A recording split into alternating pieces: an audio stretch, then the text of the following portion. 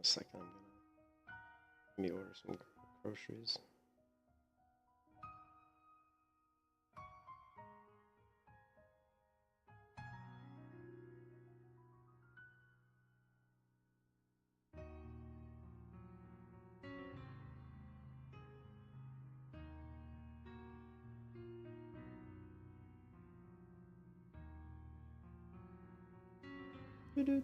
Do.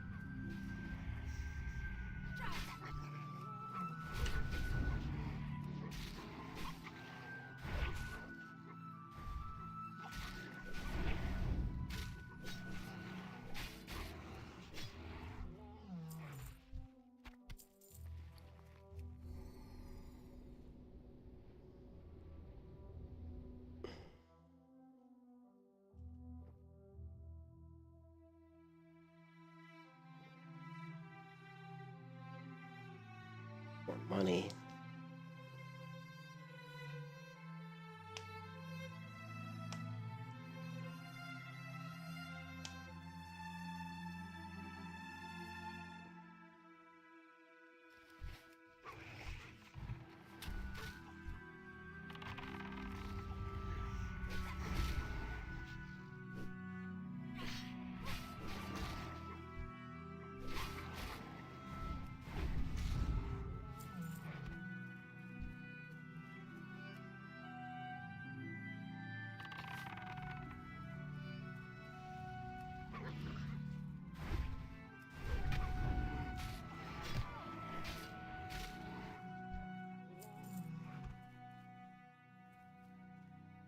Purple Lotus.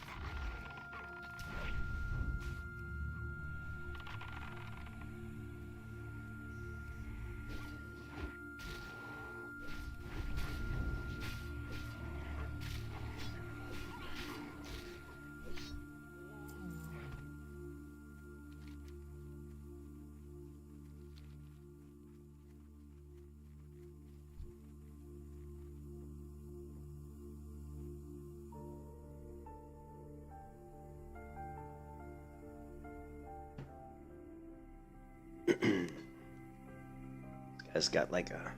Look at this guy's blade. What does he think? Does he think he's like Zorro?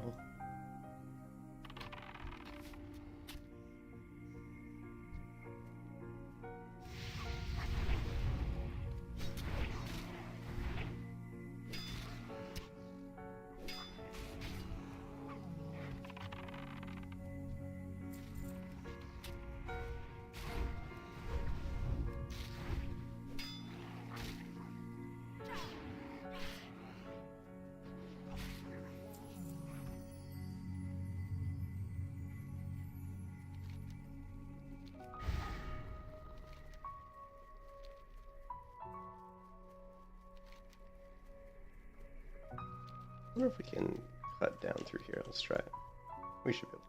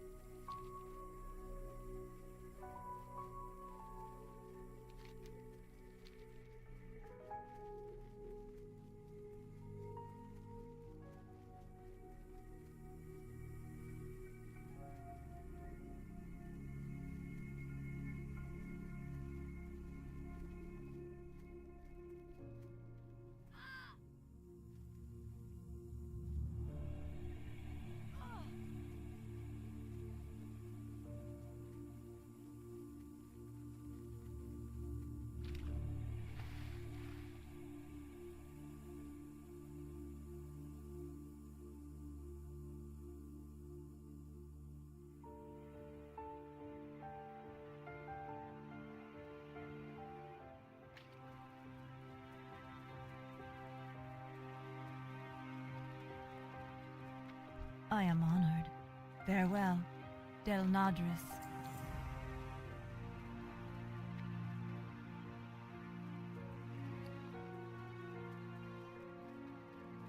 What brings you here?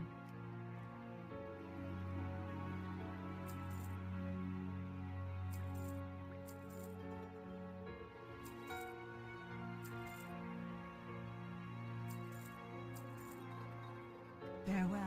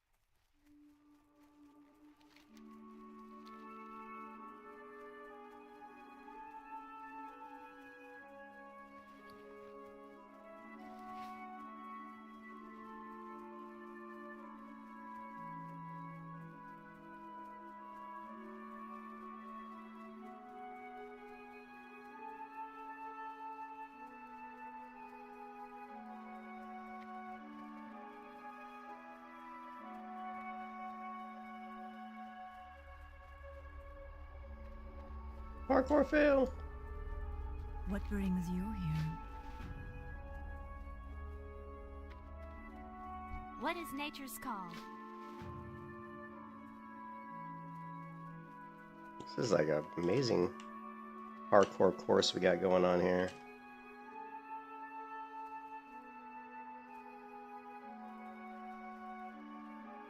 Yeah, parkour.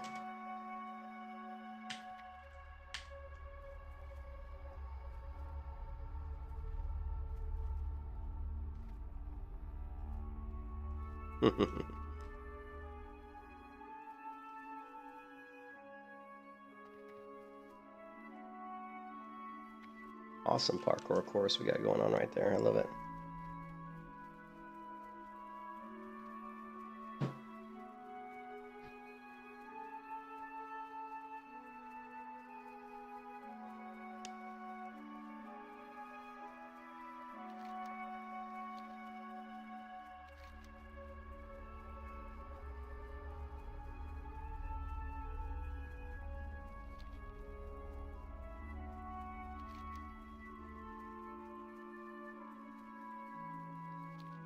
Alright, let's finish out Renee's cleansing.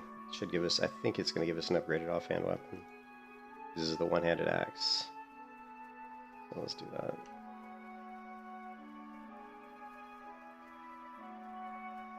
I can't even imagine trying to do this quest without like a movement speed increase, because oh my god, there's so much running on this quest.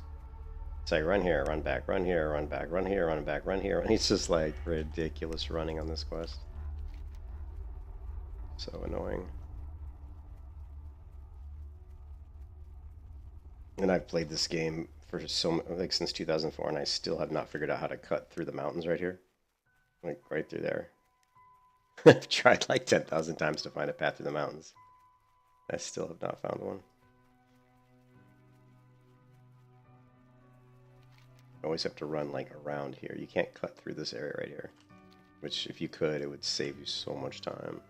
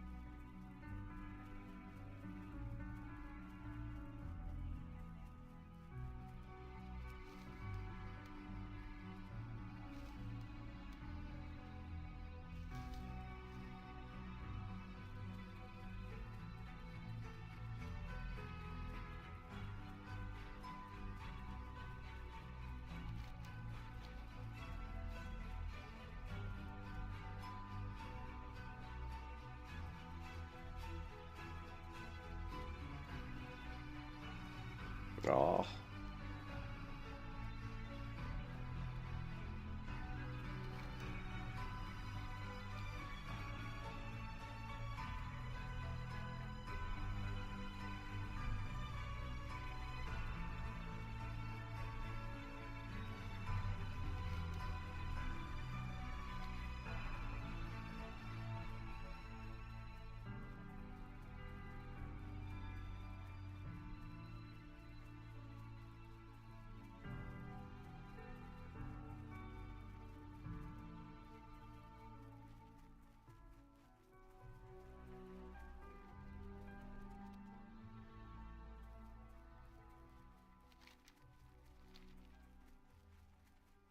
And this is what I'm talking about. If we could somehow...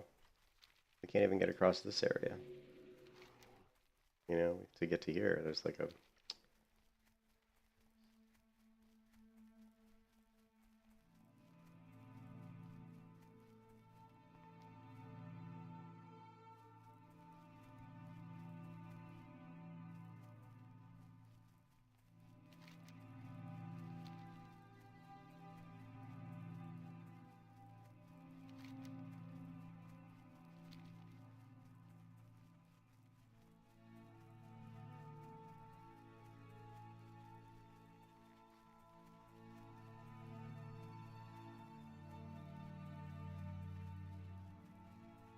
this King's Blood real quick. Just because I need it for raising my alchemy. And I mirror myself.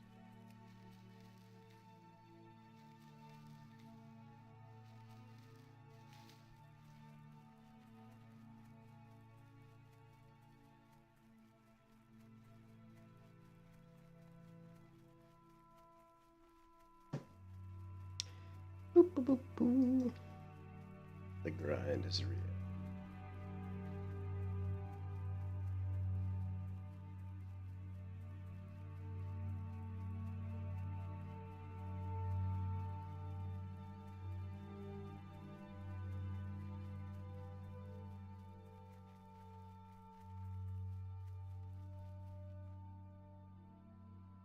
Let's put our stream link. Let's go do some self-promotion real quick. Maybe we'll get some new subscribers today. A little self-promoting.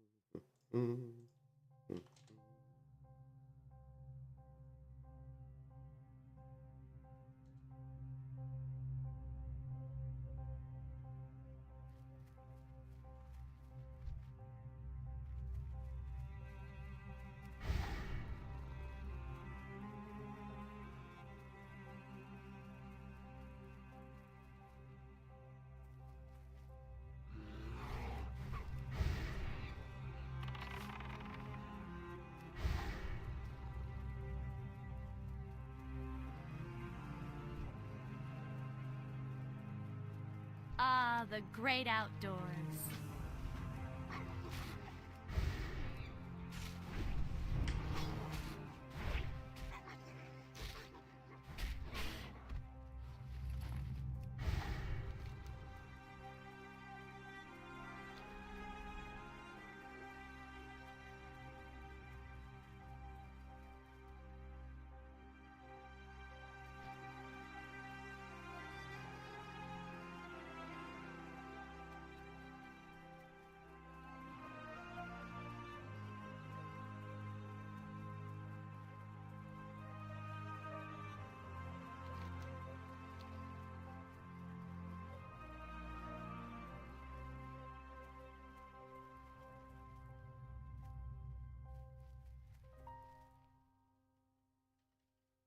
Come on, really?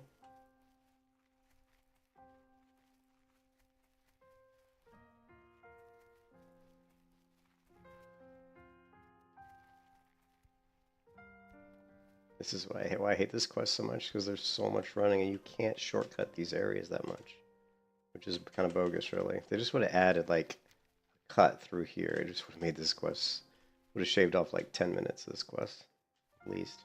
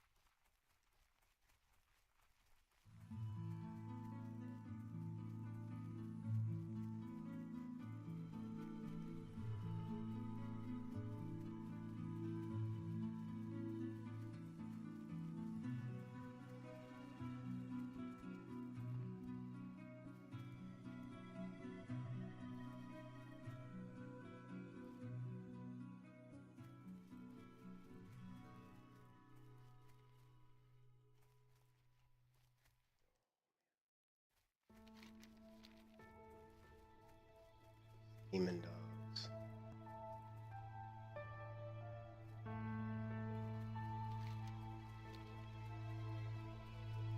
For all that effort, and you still end up going the long way.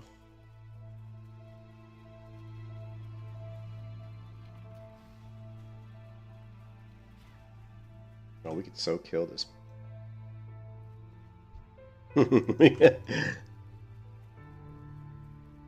Look at a PvP flag and taking out a horde. There wasn't 2 horde there.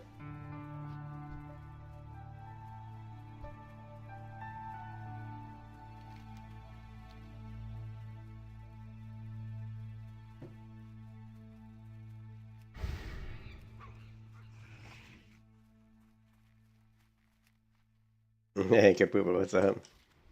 Yeah, I know. I don't know, man. I'm not a ranged at this level. You know, the melee hunter at this level is pretty weak. Unless we could get off our trap on him. We could get a trap on him. That makes all the difference. I mean, you can see my trap was ticking for...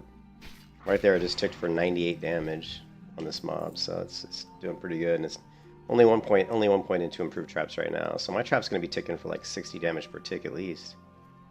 I think currently the Emo's pushing out 247 damage. I don't use two-handers. I use two-handers sometimes. I mean, I've got a two. I don't know. I'm up and down on the two-hand. You know me. I'm not a big fan of two-hand. It just feels so... It feels like shit when you miss a couple times. And you miss a lot.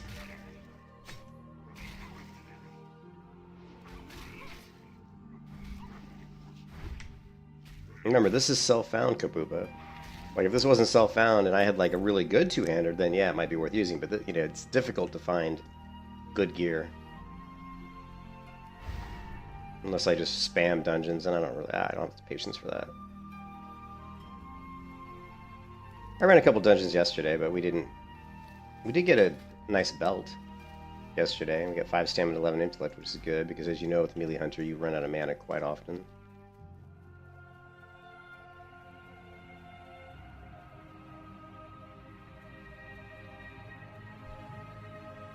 Yeah, but you're never going to get me to... I mean, two-handers is... It's debatable. I mean, I've run so many tests with two-hand versus dual-wield, and as long as you have a decent main-hand weapon when you're dual-wielding, you know, this is a 2.8 attack speed weapon, so it's still critting pretty well. You know what I mean? Well, yeah, but I mean, again, you're having to spam dungeons to get... You have to go do dungeons to get it, right? And I don't always have the patience to deal with people in dungeons. And again, it's I'm not really too concerned about it. I'm concerned about just having fun and leveling, and not worried about like optimizing at low level. Optimizing low level is not something I worry about too much. Most of my damage does not come from me hitting somebody with a weapon. Most of my damage comes from Serpent Sting and Trap at this level. Alright, you look at my damage, right? Look at my Immolation Trap. 18%. I mean, look at the 30% of my damage is just Serpent Sting and Immolation Trap. And I'm not trapping every mob. If I reset this, right? If I reset this, let's see how much damage I do if I just pop a trap and Serpent Sting. It's going to be a lot. Right? I hate two-hand weapons, dude. I fucking hate two-hand weapons. They are slow as shit. I don't get this huge dopamine from big crits. I'm not like Asmongold, right? Oh, I need to get fucking big dick damage. That's totally not me, right? Fuck, now I got this other mob fucking up my... Damn it! I was gonna look at the DPS meter, and now we got this other mob fucked it all up.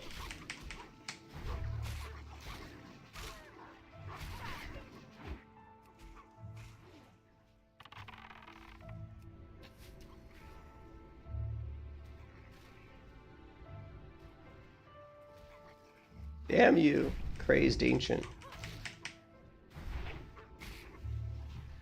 Oh, this curse is vicious too.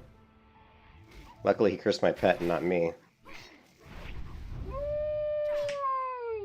Every time my pet does damage, every time my pet hit, I think he takes a shit ton of damage right now because of that curse. That curse is like so awful. Check out this curse. 80% chance to take 31 to 51 damage on attack. So every time my pet hits, he has a good chance to actually take damage. I don't care about big Raptor Strike crits. I mean, it's cool and all, but it doesn't do much for me, right? Here's the thing. You use a slow two-hand weapon, yeah, you get some big crits. Like, I've run with slow two-hand. I had a 3.5 or 3.8, the ice staff that you get from the wetlands. That's like a 3.5 or 3.8 attack speed weapon. And yeah, it's nice you get crits, but the problem is half the time you miss, right? Half the time you go hit Raptor Strike and you just whiff air. And I hate that. Fucking hate missing. And so at higher levels, maybe, when you have some hit rating, but at lower levels, you have the hit penalty with dual wield as well. So I mean, if you go dual wield, you're gonna miss even more, but you're attacking a lot faster. Anyway, so let's look at the damage meter again. I want to show you this, right? I want to show you like most of the damage isn't gonna be like your Raptor Strike. I mean, it's gonna be a lot of it. It's gonna be like maybe half of it. All right. Let's say we send this guy in. All right. You know, we queue up Raptor Strike. Nice thing with using a wolf is we got Furious Howl buffed Raptor Strike, right? So that Raptor Strike was buffed with Furious Howl, right? We throw in another Raptor Strike. Probably whiffed air there, I think. Okay, look at the damage meter, right? Okay, 38, almost 39% of my damage was my trap. My Serpent Sting was 16, so we're looking at 39, 40, 55.4% of my damage was just my Serpent Sting and my trap. Over half my damage was just my trap and Serpent Sting. So, as a melee hunter, at low level, you're much more optimized by utilizing, and I've only got improved traps 1 talent point right now. Once I get the next talent point into improved traps, it's going to be even more. It's going to be more damage with my trap. So, you're better off to optimize your trap playstyle if you're single target killing. You know, the too slow two-hand weapon, again, it's nice when it hits. It just misses so much. Fucking misses so much, dude. That's why I hate it. It's so punishing when you go up and you like wait 3.8 seconds to swing and you hit air. It's like, oh god, you know. That's why I don't like it. Do you do more damage overall? Probably, but it's not going to be much. And you have to have like a blue weapon. You have to have like a really good weapon. That's the other thing. This is self-found, so I'm not going to have really good weapons unless I spam dungeons. And you know me, I don't really like to spam dungeons. Somehow it feels less rewarding to me to like just run dungeons. I don't feel like it doesn't feel as rewarding. It doesn't feel like I accomplished as much.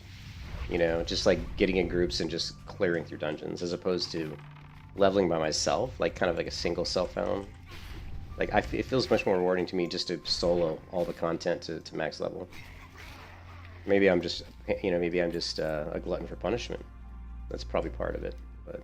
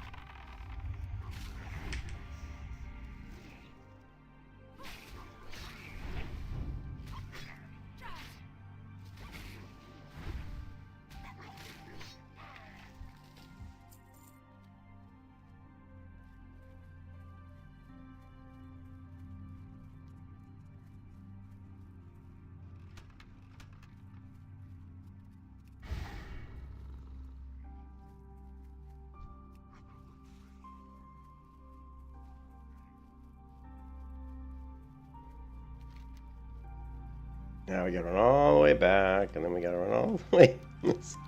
So much running on these quests. But I want to do the Renee's Cleansing, or whatever this quest chain is. Renee's Cleansing, right? Just because I'm probably going to get an upgrade. Now Kapupa, there is a weapon that you get from this quest chain that's really good, but unfortunately it's a mace. Like if you're looking for big Raptor Strike crits with a two-hand, when you get done with this quest, you get like a very slow, like 3.8 attack speed mace, like spiked mace. That would be awesome for Raptor Strikes if you could use maces. I mean, it's a pretty hefty, you know, two-hand weapon.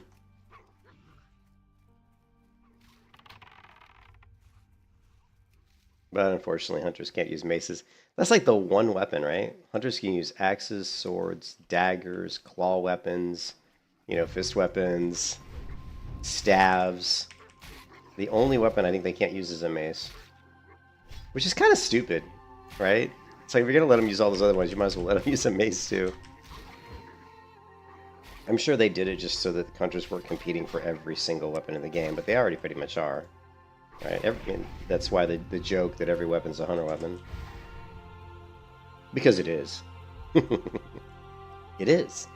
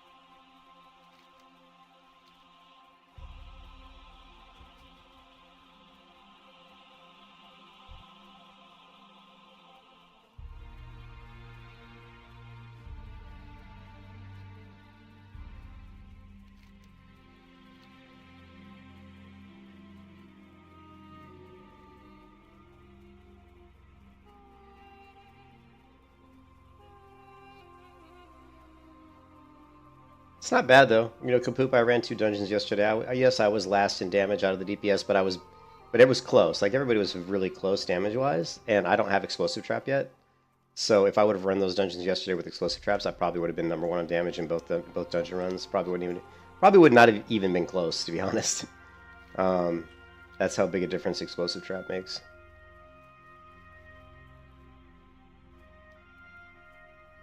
I mean, my pet's gimped right now because I can't train Furious Howl rank 2 and Bite rank 4 because I would have to lose one of my pets. I would have to dismiss a pet because I only have 1 slot in the stables, and it costs 5 gold to get the other slot, and I don't have 5 gold, so I actually haven't trained my pet up to max yet. Because the pet I have, I kind of don't want to get rid of him, the Raptor. It's kind of a pain to go pick him up out of Wailing Caverns. But I don't know, I still might dump him, I don't know. I haven't decided yet. The Raptor pet isn't the best, because the Raptor pet doesn't... the Raptor pet animations don't all work correctly, to be honest, they don't. And there's something else with the Raptor pet that doesn't work right. I think it's Dash. I don't think Dash works on Raptors for some reason. Like if you train Dash, I kind of heard that. I haven't like tested it. But I don't believe Dash works on a Raptor. But I haven't tested it, so I'm not sure about that.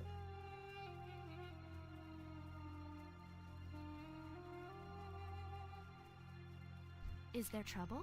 Hi! What is nature's call? Hey, what's up, boss? How's it going? The final piece. Hopefully this is over here. This is where I died. Like one time on my Melee Hunter, guys, if you remember, I died over doing this. Because I walked past the Horde encampment because I had my map zoomed in and some stupid troll Shadow Priest distracted me.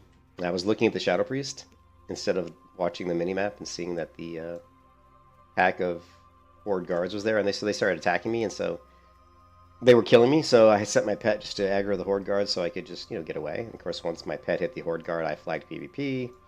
And the Troll Shadow Priest easily just dotted me up and killed me. Which really sucked. I think I was like level 28 too at the time. So that was one of my least favorite deaths. I was not happy about that. And I'll never forget that stupid Troll Priest's name. His name was Third Leg, I think. Third Leg. Like, what a stupid name. He's proud of his PP, right? Long Third Leg, I think it was. Was that it? Wow, character name is going to be 12 characters in length. What does long third name come up to? What is that? Long 4, third 5. What is that? 9 leg? 9, 10, 11, 12. It's 12 characters perfectly. Just barely fits.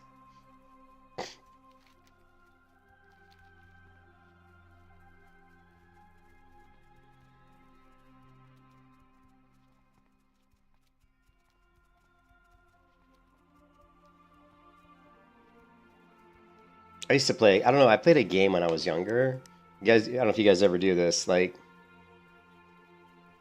I used to always look at books and pick out sentences and try to guess how many letters were in the sentence. And they got really good at getting within like one like character. You know, it'd be like 68 letters or something. I just look at the phrase really quick and say how many letters, and like guess. It was some stupid game I did when I was a kid. I don't know why. I think I was a weird kid, man. I don't almost want to say I was an introverted kid, but I definitely had a big imagination. I did a lot of stuff in my head. I was always up in my head doing things, always fantasizing or thinking about crazy stuff. I used to have the most unbelievably weird dreams when I was a kid. I used to keep a notebook under my bed, and I'd have these like intricate, like movie type storylines going on in my dreams, I had one dream, and I still never forget it. It was so cool.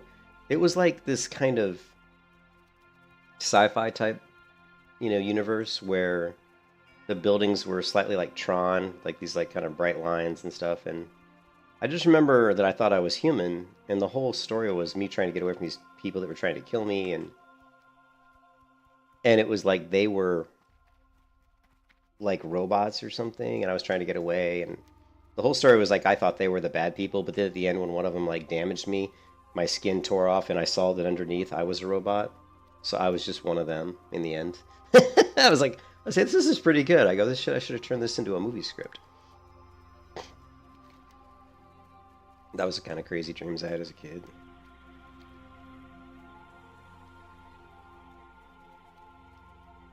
I used to dream about walking, like, if you guys ever live in cold climates where the first snow, like, it builds up like a foot of snow on the ground, and then in the morning, the sun comes up, and it's just warm enough that the sun causes the top layer of that fresh foot of snow to melt.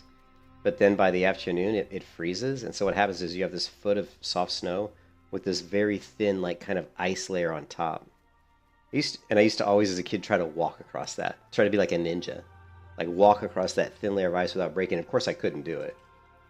I always dreamed I could do it. And I'd always have these dreams about me walking across this ice without breaking it, Like I said, I always lived in my head a lot when I was a kid. But things were different back then. Back when dinosaurs roamed the earth, there was no internet. There was no cell phones, right? Rod? Give me the rod. Give me the rod. One and done. One and done. One and done. Boom. Oh, yeah. Blessed run. Blessed run. Oh, yeah. Blessed run. Alright, we're out of here.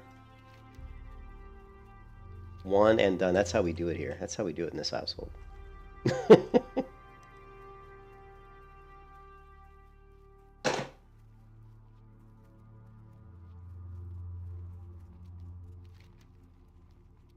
Oh shit. You know what? There's another quest over here I forgot about. The Fallen Sky Lake. Nice. Let's do this one too. I think this one gives me some shoulders. I don't think they're an upgrade anymore. Oh, we do get this. No, that's not. These shoulders are nice though. Like, these are cloth shoulders, but as a melee hunter, these are actually quite nice. 6 stamina, 4 spirit, 4 intellect, 2 spirit. That's actually not bad, Although the shoulders I have right now are 60 agility, 5 stamina, so they're probably better. But still, those are not bad shoulders.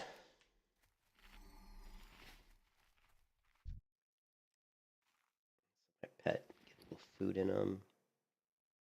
Get some food ourselves.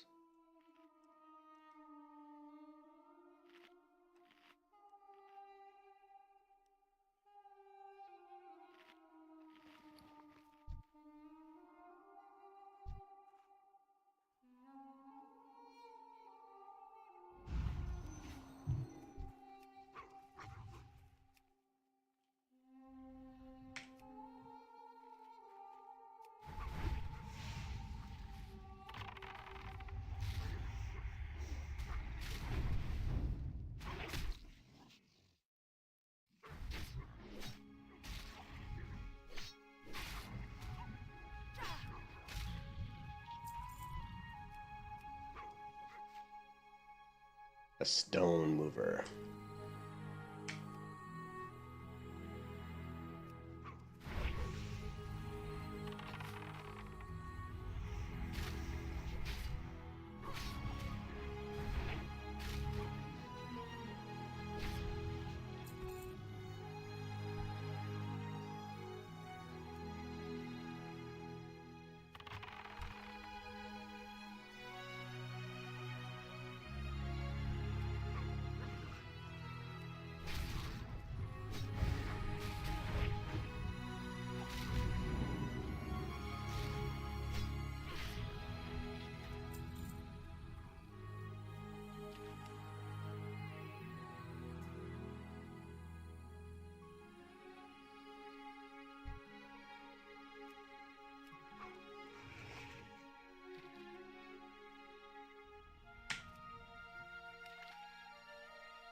Force 2 of them.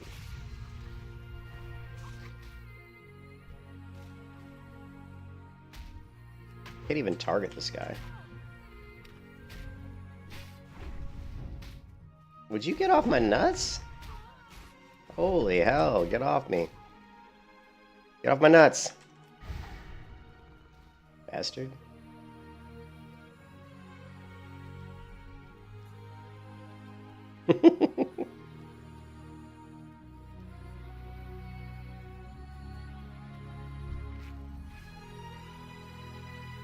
I knew there was probably 2 on that island.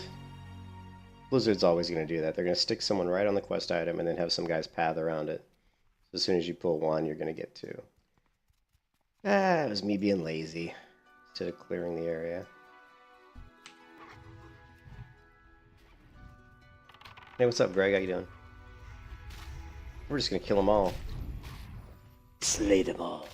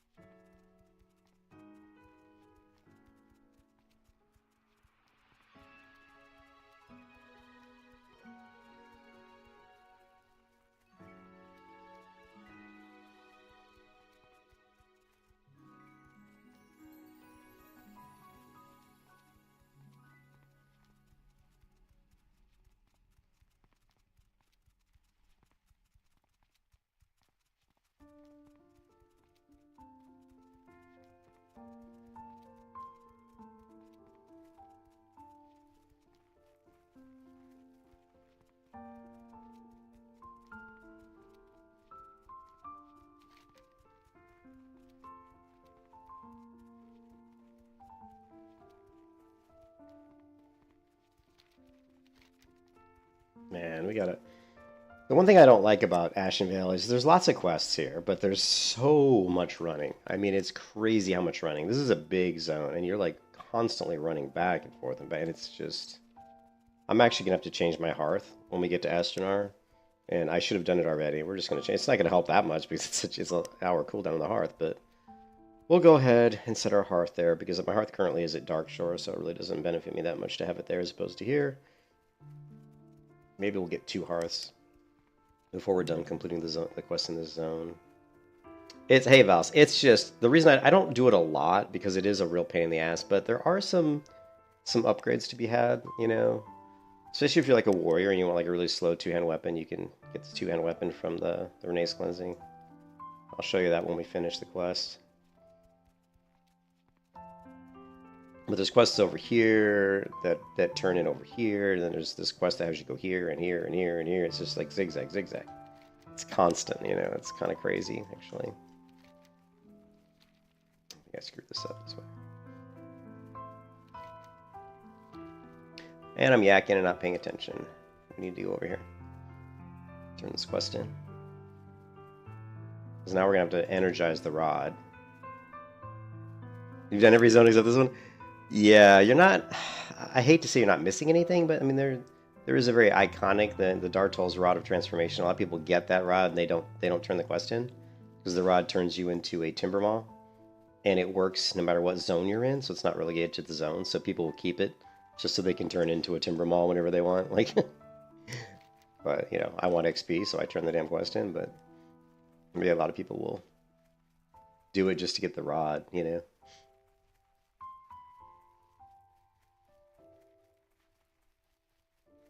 But there is a one-hand axe.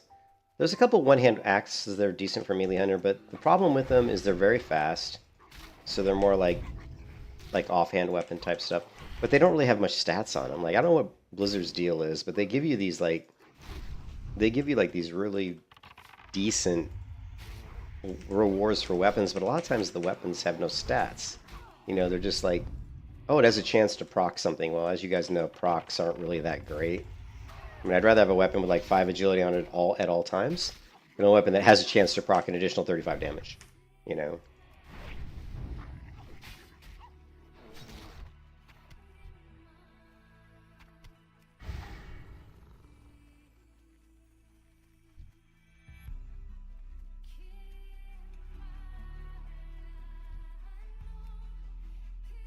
Two bears. Which one of you would like to die first? Okay, I guess neither of you, huh? Alright. Woo-hoo.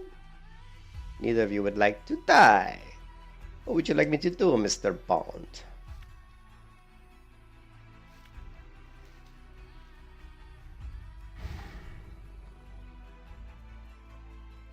Tear spells your fave?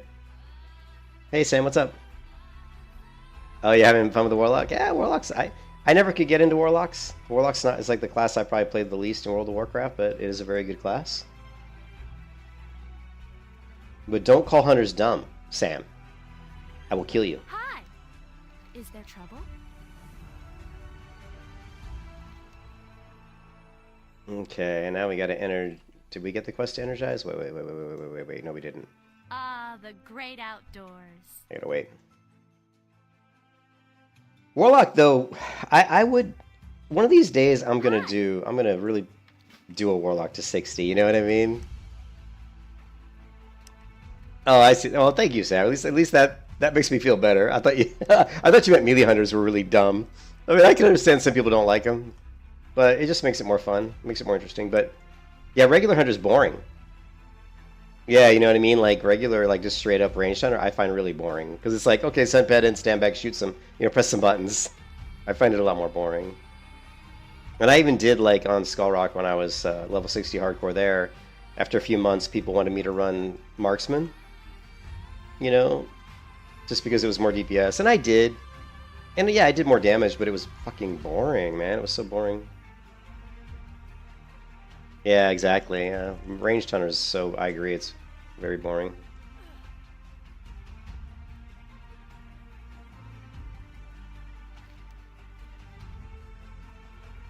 See, melee warlock. Yeah, melee warlock.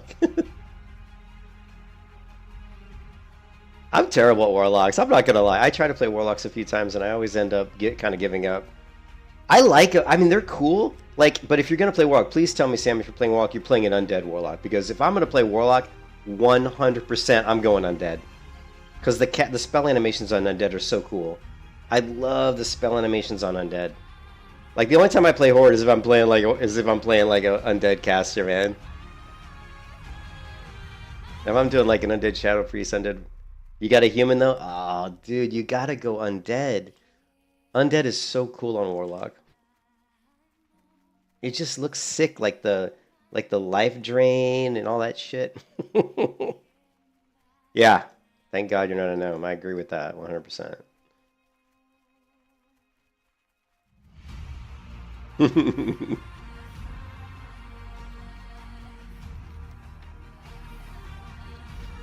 Alright, let's do some more running. The walking simulator engaged.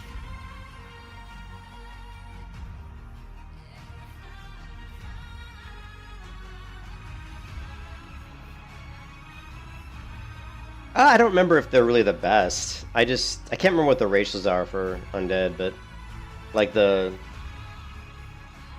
you know how like on a priest, like you have like what is it, star shards on priest, which is awesome. Oh my god, I like night elf star shards. Oh, I love it. Love it. If I'm doing like shadow priest leveling, I like night elf priest for the star shards, which is so cool. Star shards is actually quite mana efficient. It doesn't scale super well, but you can actually buff it too. I mean, you can put in arcane plus arcane damage and build like an arcane kind of priest, and it doesn't. It's not great, but it's not bad. I mean, if you get enough arcane, it's the problem is trying to find the arcane gear, but there's quite a few arcane plus arcane. But it's interesting. It's one of those things. That's what makes vanilla WoW so good. This is why vanilla World of Warcraft is the best MMO ever made, and the reason is because there's so many little things you can tweak. There's so many little bizarre builds, so many bizarre trinkets and bizarre like gearing that you can implement that make things that seem like they wouldn't work actually work. And that's why vanilla WoW is so good, right? Like being able to play melee hunter and actually out DPS people. Like I've run UBRS, I've run LBRS, and I've been #1 DPS as a melee hunter. Like out DPS, I've out DPS mages, I've out DPSed rogues, and people would never think you could do that. They'd be like, melee hunter out DPS a rogue, out DPS a mage, but I've done it. I've actually done it. So that's what makes it so cool. That's what makes vanilla WoW so cool, is you can do all these unique little things that people just don't even know about, Yeah, for sure. For PvP. Yep, for PvP, for sure, it's the best. The great I was thinking more like PvE, though, Finally, we can go back to Astronaut. Oh my god, are we done? We still have to run over here for these other quests, but those are a little bit higher level. So...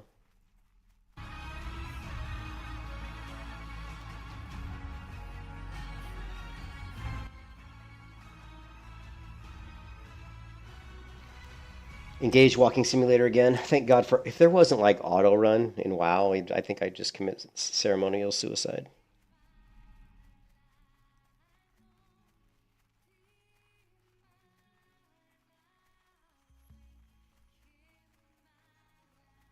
Yeah, I mean, like I wouldn't even. I mean, honestly, if I didn't have like Cheetah, I don't think I would do Ashen Veil.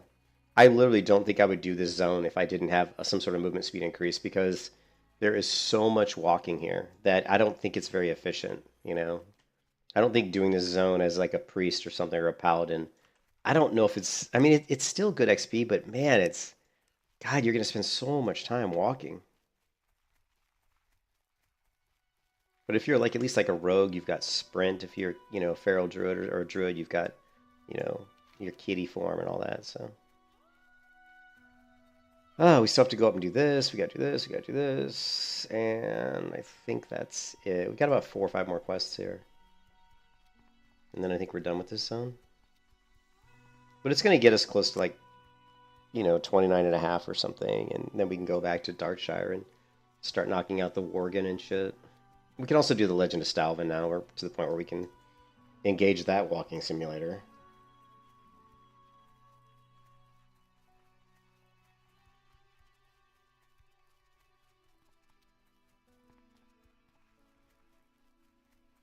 I'm hungry. And I want something healthy.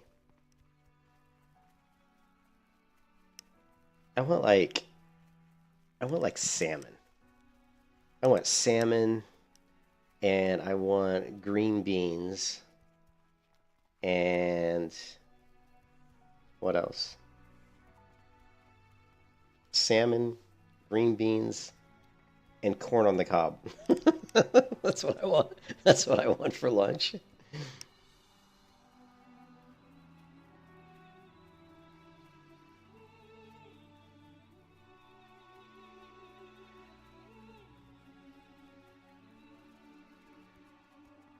I think it's hilarious that at level, like I'm almost level 30, and look at my UI. Like you look at my UI, almost level 30, and all you see is a few buttons down here.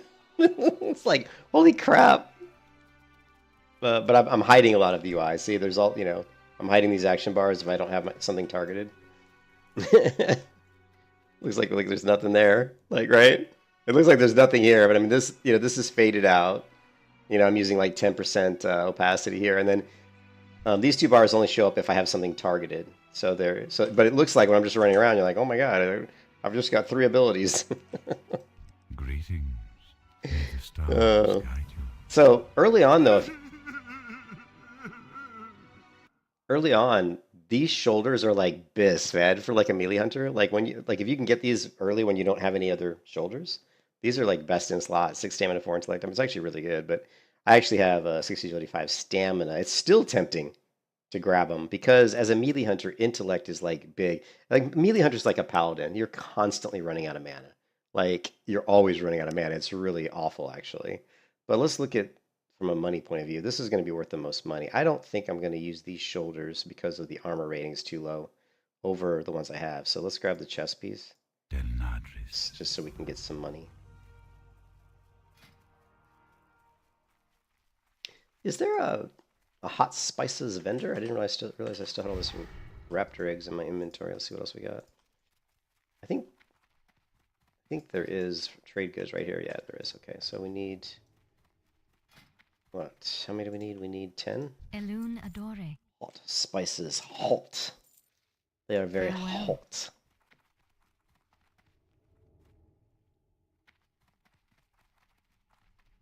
Did I make it? Yes. Jump sideways through the little thing, man. Parkour. I just noticed this fire here. Somebody built this campfire right here. Let's just use it. Although there should be a campfire right there behind me.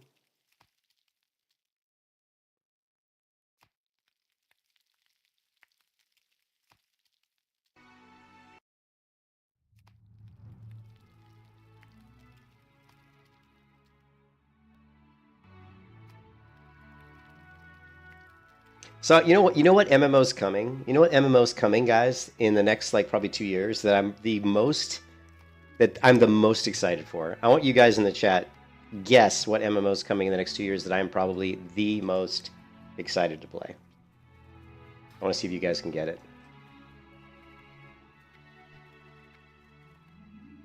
Oh, Paul! How did you know, dude? You've been watching too many of my streams, man. That's not fair. Goddess watch over That is you. not fair. You've been watching too many of my streams. Good luck, friend. Oh, you know me too well. Did I tell you? Oh man, that's not fair. What do we got here? What is this? What is this? The rod. What is this? I think we can safely get rid of this armor. Goddess watch over you. Let's get some more arrows if we can, real quick. If I can find any. I don't think a trade good vendor. I think general goods. I am listening. Go in peace.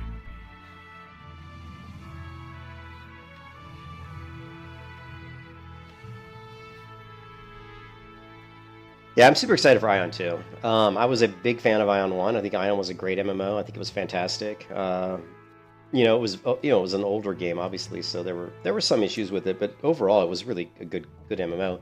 And they're gonna extend the flight in Ion, because in Ion you had flying, but you can only fly for a certain amount of time. You can only stay up in the air for a certain amount of time with your wings. But they're actually gonna extend that and make it so that I think you can fly a lot more. And I think there's going to be a lot more kind of aerial combat. I'm looking forward to it. I mean, Ion's the only one. I'd say Ion. Oh, the other one that I'm excited for is the Horizon Dawn. You know, the Horizon Zero Dawn. Because I like that universe. The Horizon Zero Dawn games are... Actually, it's one of the only games I played that hasn't been an MMO in the past, like, 10 years that I really enjoyed. And I still didn't even complete it. Because it's hard to pull me out of MMOs to play some other stuff. But I did play it and really liked it. Like, there...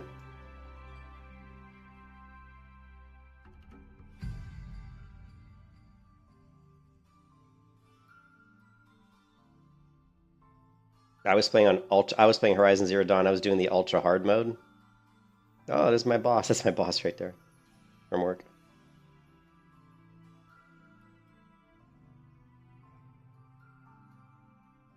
But yeah, the ultra hard mode was fun. Like, try to do Horizon Zero Dawn in ultra hard mode.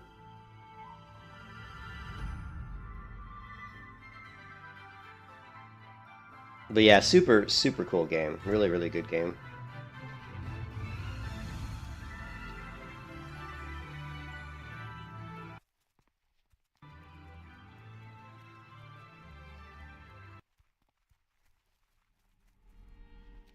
Alright.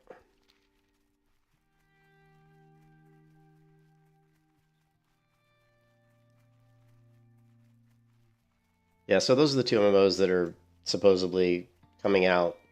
Probably both. I bet both of those are targeted for the next 2 years. Like, I think Ion should be out within the next 2 years, Ion 2.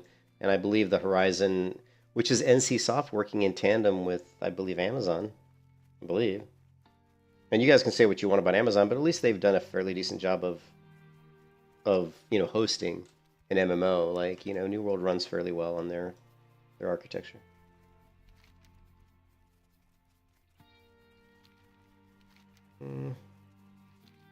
We want to cut through here.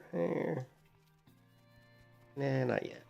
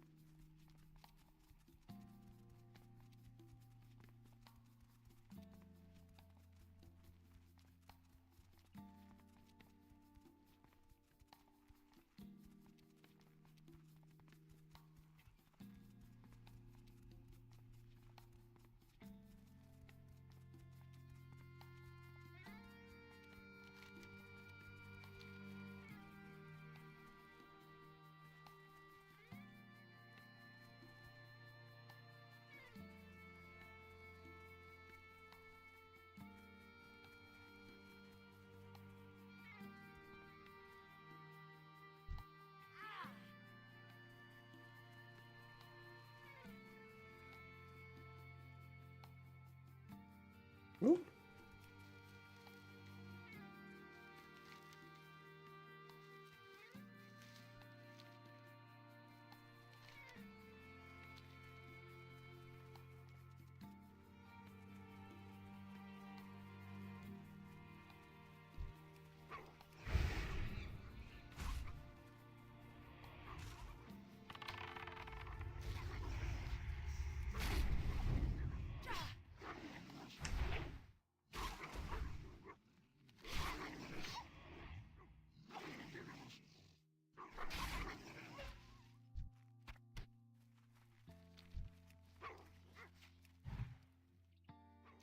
I'm just gonna kill a few wolves to get some more lean wolf, whatever meat for my pet, because he's gonna be hungry.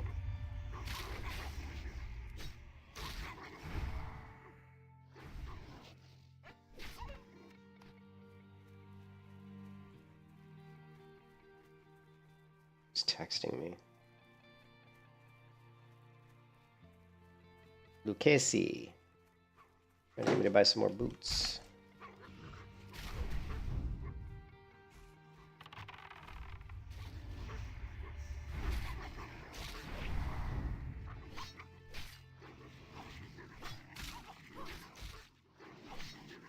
So this ghost paw has an ability he casts called Bloodhowl. Physical damage is increased. That would be, why can't I tame a pet and actually get that ability? That'd be kind of a neat little ability to have on your pet, wouldn't it? Bloodhowl. Kind of like it.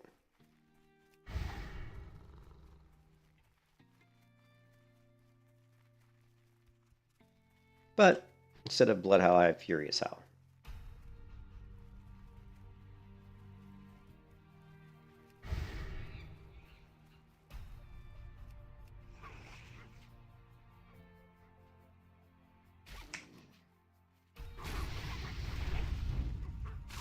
I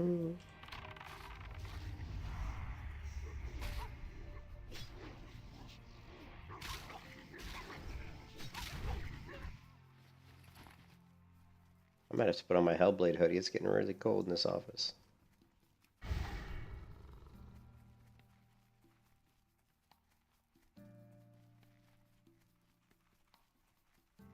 I'll never forget on one hardcore run, one thing I did, which almost got me killed, right? I actually climbed out, where was it? I climbed out onto, I think this branch, one of these branches I climbed out onto, and I jumped off. And I just missed hitting like one of these rocks. And if I would have hit one of them, it probably would have killed me. I can't remember. I think it was this branch over here, maybe. Oh no, parkour fail.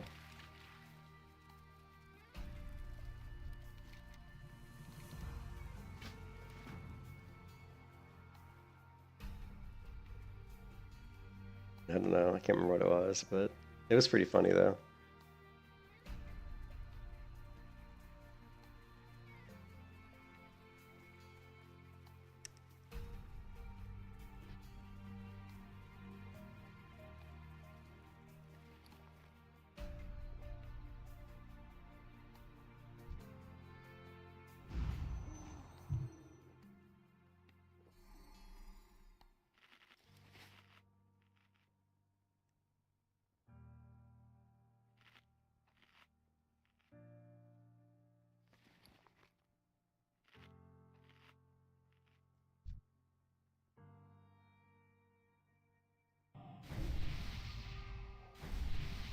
Did I? Oh shit. I think I already had agility up. Oops.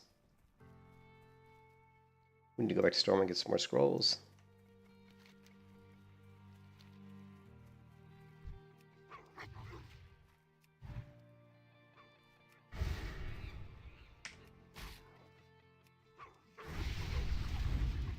I'm a big... I don't know what I am.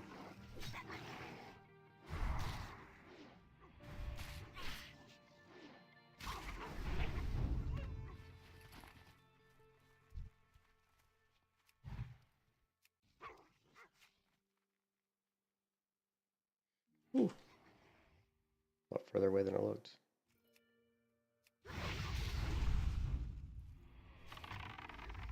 Yeah, I'm gonna have to put my hoodie on. Hold on a second. It's too cold in here.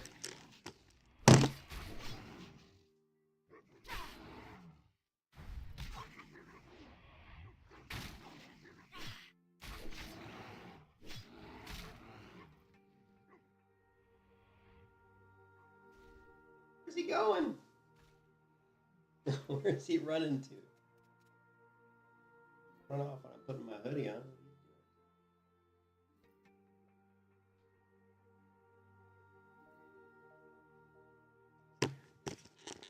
Damn mob is running around like a crazy man. Alright, Hellblade hoodie engaged.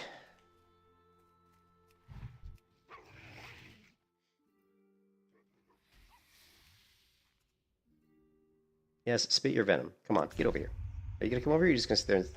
Alright. You suck.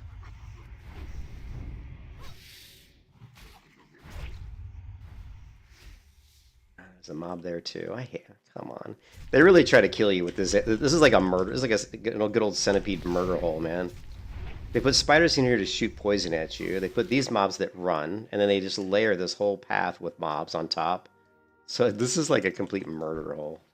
Like, if you aren't careful, you could easily die in this area.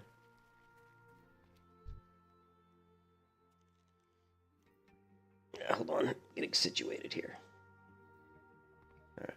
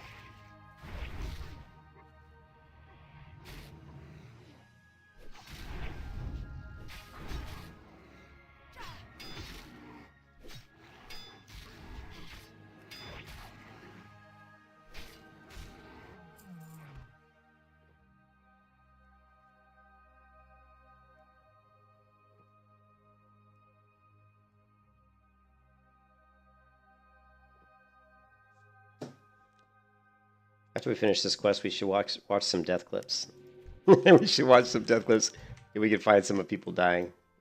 Just for some laughs, for some shits and giggles, right? Oh, not this stupid guy. Just sit back here. Go spit at me. You want to spit on me, do you?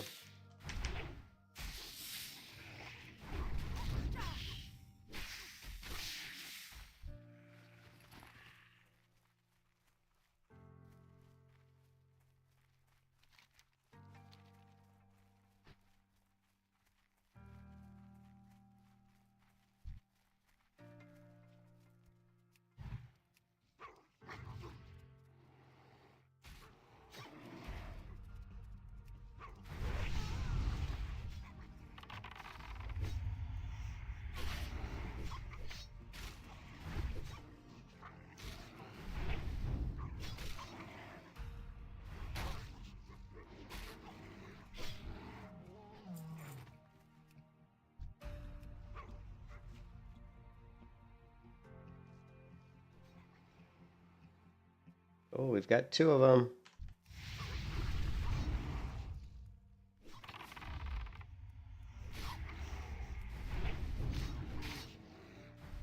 And they're level 28.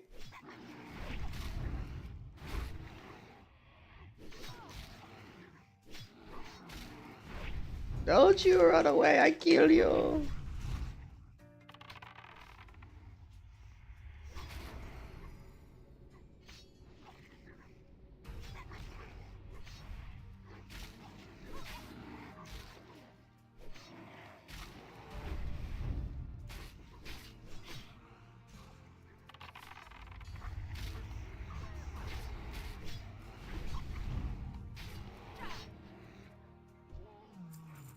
You thought you could kill me?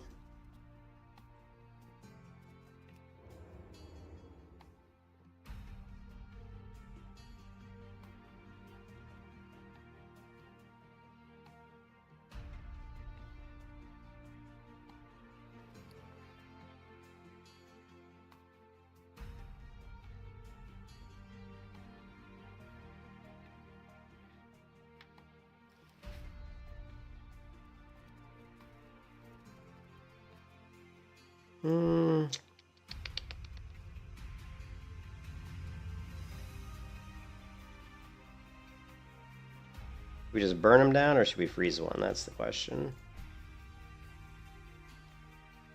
Let's just try to burn them down.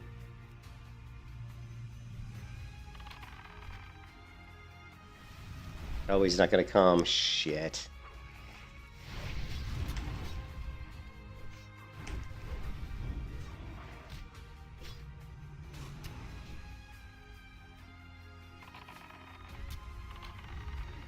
And now I don't want to. No. We don't want to do that. No.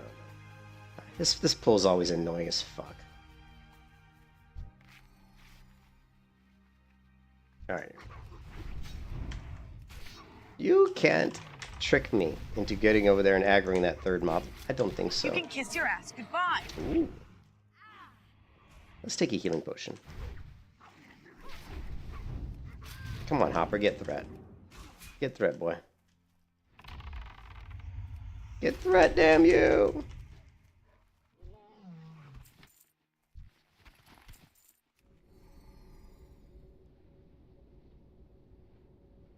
Alright, we're good. We're out of here. We're out of here like a fart in a windstorm.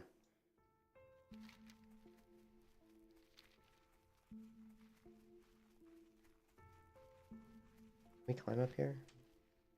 Let's try it. Yes. Super sneaky. Super sneaky.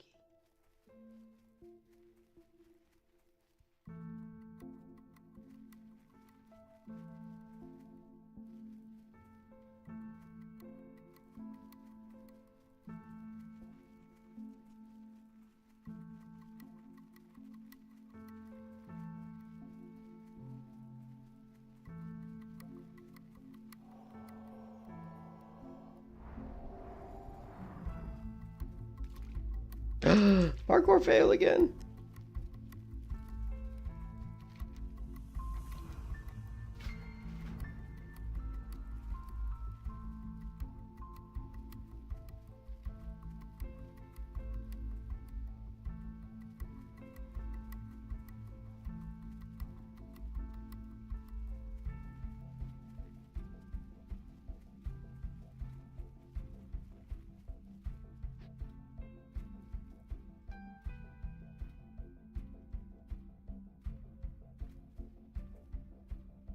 Ooh, sagefish. Nice. I've been wanting to get me some sagefish, actually.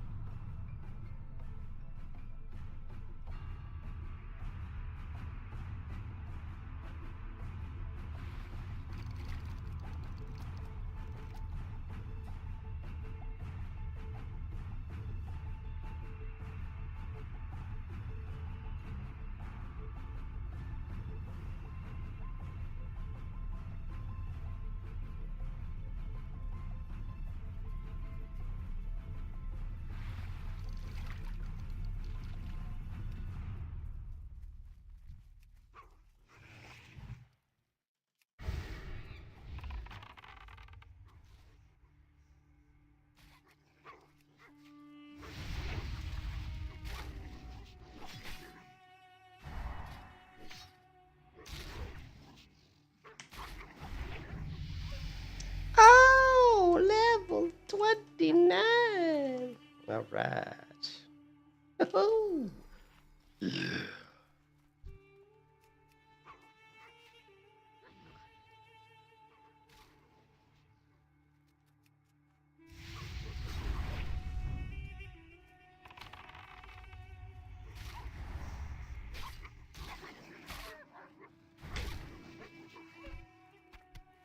All right.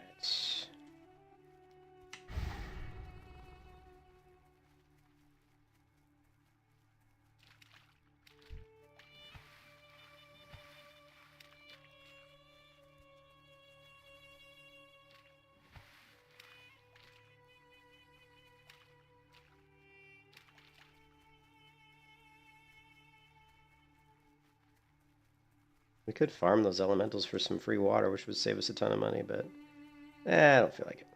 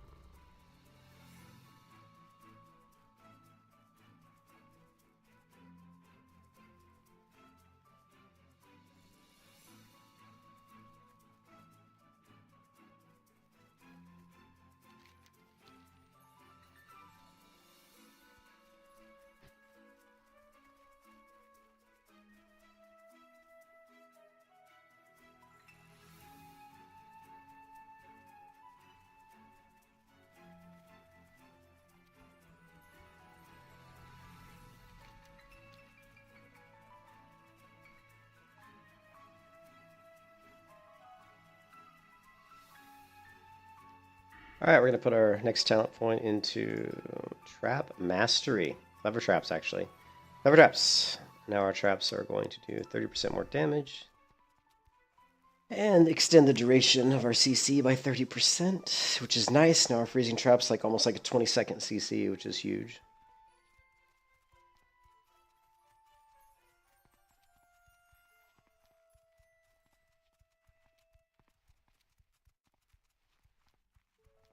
Now we just need explosive trap, which I think is level 30?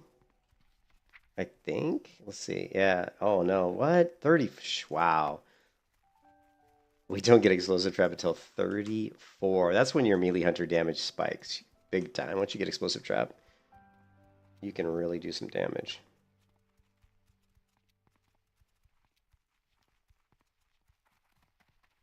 Of course, we do get feign death at 30 though, so that'll help because we'll be able to fit. We'll be able to trap pretty much whatever we want at that point. You know, we can feign death and trap. So 30 is definitely a big level for us for a lot of reasons.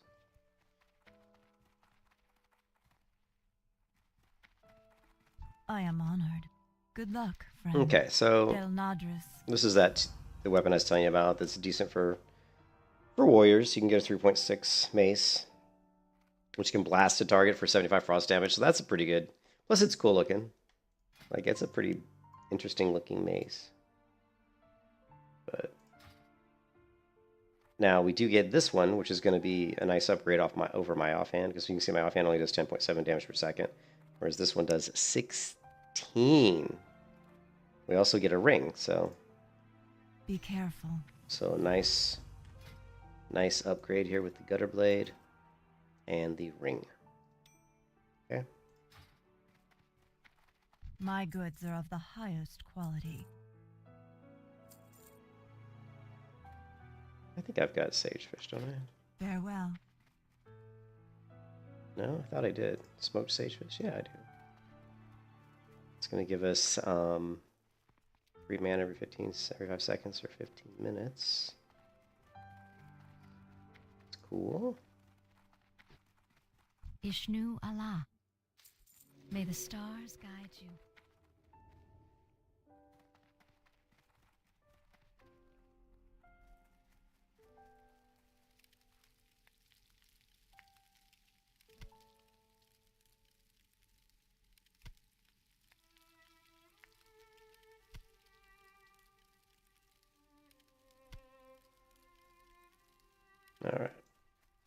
All right, so our options now are to do the quests here, which are really too high level. They're like level 29. I wouldn't recommend doing these now because they're pretty rough. I mean, demons are...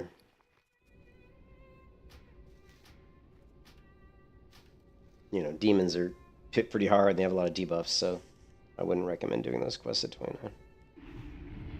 So we're going to go back to Darkshore. We have a much easier path.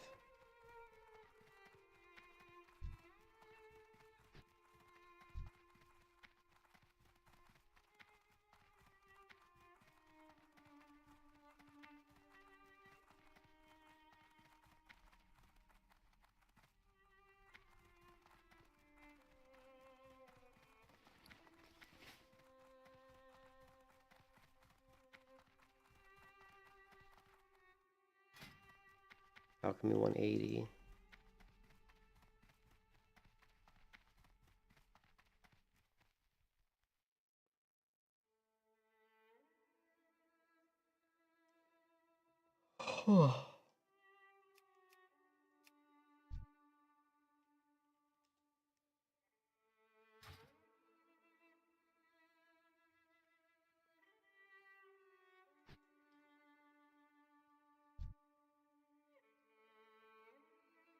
I've got a very bizarre gear. I mean, look at these.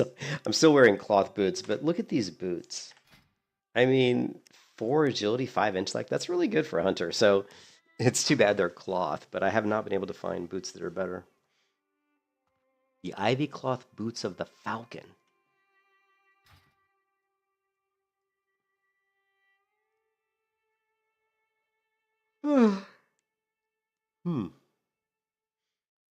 Yeah, I'm super excited for the Horizon Zero Dawn MMO. It could be really, really good. And I don't think it's going to be a hardcore MMO like, you know, like a World like a World of Warcraft. I mean, I don't know if it's going to have all the same type of systems. I'm hoping it's very open world and that it's not in any way like kind of instance based or, you know, with kind of a limited world. I'm hoping it's a world where you can just look at the out into the horizon and just go, like go anywhere, like Skyrim. I mean, that's the thing that I think what MMO makers don't really understand is that's why Skyrim, a game like Skyrim, is so successful, because you can just point your character in any direction and just start walking, and you're gonna find stuff that's fun to do, whether it's killing bandits or, you know, taking on an ogre, or maybe, who knows, maybe a dragon will try to kill you, you know, or you can just, you know, there's lots of things you can do. You can go collect, you know, herbs and find like caverns to explore. And there's always like alchemy tables here and there where you can kind of craft potions.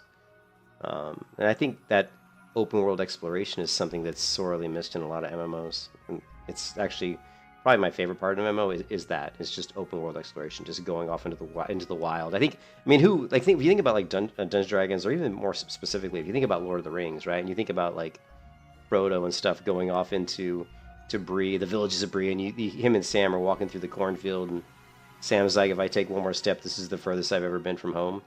That's what the emotions you want to elicit in an MMO, is that you're walking out into this wild and this unknown. You're going to places you've never been before.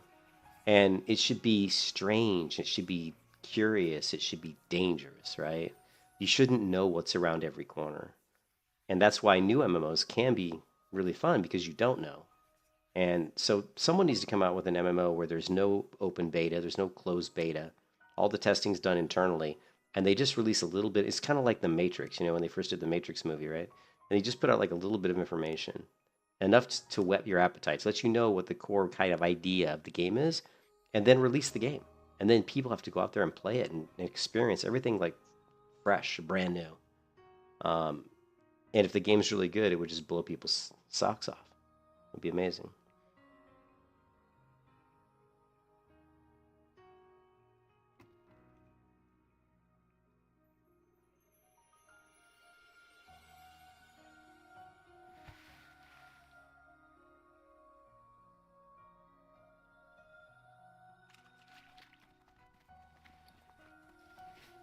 Always keep an eye out for fishing nodes in case there's any floating wreckages or anything.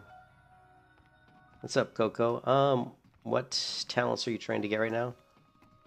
Yeah, I mean, I'm kind of jumping around. Every time I do a melee hunter, I kind of play around with the talents a little bit, but the talents mostly for me on melee hunter are going to be survival. They're going to be survival. See you around. You know, survival BM. So like normally on melee hunter, I'm going to go 5 out of 5 on deflection. And I'm going to immediately grab 2 out of 2 on Savage Strikes. And then I have a decision to make. Do I want to keep going down the survival tree? Or do I want to go ahead and jump over into the Beastmaster tree and start strengthening my pet? Because remember, this is a self-found hardcore server. So you have to some way build your melee hunter in a way that you have some survivability. And one of the best ways to survive is to have a pet that can actually tank well. That can basically take a lot of damage. So what I normally do is I'm going to go 5 out of 5 on deflection to get that parry. I'm going to go 2 out of 2 on Savage Strikes, and then usually I'm going to jump right into... I mean, what I did this time is I jumped right into the Beast Mastery tree. Grabbed 5 out of 5 Endurance Trainings for my pet, and I grabbed 3 out of 3 on Thick Hide. So this makes my pet way stronger, way tankier. Then I jumped right back into Survival Tree, and we basically want to rush Clever Traps. Because Clever Traps increases our trap damage by 30%, and I use traps extensively. Like, I use traps on almost every single pull, right? So what you're going to do is you're going to drop your trap, send your pet, aggro the mob, pull the mob back over your trap, hit the mob, run away, shoot Serpent Sting onto the mob, apply Serpent Sting. You're going to, like, half my damage on a pull is basically Serpent Sting and trap damage. That's why this is a hybrid melee hunter, where I allow the hunter to use Serpent Sting and Viper Sting. Other than that, that's it. Like, I don't use Arcane Shot, I don't use Multi-Shot, I don't use any Concussive Shot, I don't use Aspect of the Hawk, I don't use Hunter's Mark, I don't use any of that shit. It's just melee plus traps plus Serpent Sting. That's about it. But the build, so the rest of the build is going to go here. It might be easier if I just pull up the talent calculator.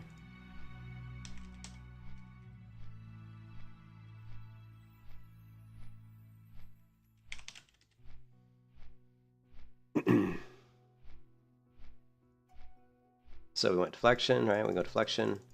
We grab Savage Strikes, because that's our main damage. It really is well, it's one of our main sources of damage is Raptor Strike. Then we strengthen my pet, which aids my survivability in pretty much every aspect. Then we go back here. We're going to grab Humanoid Slamming 3 out of 3 because we're going to end up killing a lot of humans. Getting that extra damage is good. And then we're going to go right down into Clever Traps, which is going to increase the duration of my Freezing Trap, Frost Trap effects, but it's also going to increase my damage by 30%, which is huge. Then you're going to grab Deterrence, obviously, for, you know, just survivability. And then, again, do you want to flesh out Survival? Because there's not too many more things we're going to get in Survival, to be honest. Or do you want to focus on, you know, strengthening the damage of your pet? So it's kind of, that's an interesting choice at this point. Like, what I'm probably going to do is I'm probably actually going to grab Deterrence, and then I'm going to bounce back into here and go ahead and grab 5 out of 5 on Monkey. This allows me to basically off-tank mobs really effectively. It's going to increase my defense and my mitigation like a shit ton.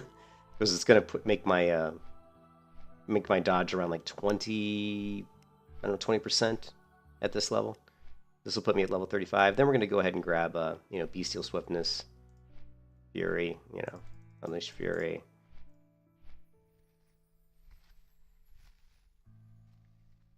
And we got 7 points. We're going to go 1, 2, boom, 1, 2, and boom. And we got 1 point here. So, again, you got to keep in mind that early hunter, before you get like any kind of hit rating, you're probably going to need 3 out of 3 on sure footed just because, you know, your hit rating is not going to be good. So I would so you're going to get 3 out of 3 here now, but once you start getting hit gear from doing dungeons and stuff, you can kind of talent out of sure footed. But I would recommend for hardcore, doing hardcore dungeons, I would recommend doing this. All right, this is the build I would recommend, it like a fresh 60 build. You need the trap mastery, and I would recommend getting 1 point into improved feign death, because you're trying to make it so that your feign death doesn't get resisted, not only for survivability purposes, but also to set up your traps, because you feign death trap constantly. That's where your biggest source of damage comes from. Or one of your biggest sources is going to be your explosive trap, so you need to feign death into trap. You don't want feign death to be resisted because you can't drop your trap, and once you feign death, you don't want your trap to be resisted. So these are really important. And then once you get more hit rating, what can happen is you can pull points out of here. And then I would end up going probably with 1 more point here, and then I would go into 1 more point into Frenzy. And then even if you get enough hit rating, you can even pull that point out and put it somewhere else. Maybe, do you want 2 out of 2 feign death? I don't really know if that's required. I mean, for hardcore it's nice, but you're always going to have petrification potions, so it's up to you whether you want to put it here or go into more survivalist or whatever. Again, you know, your hit cap I think is like 9% or something, so you need quite a bit of hit gear. But anyways, that's usually the builds I play around with.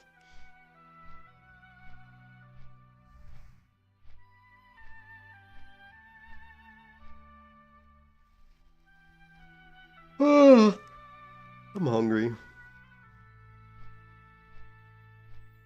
That's not hungry.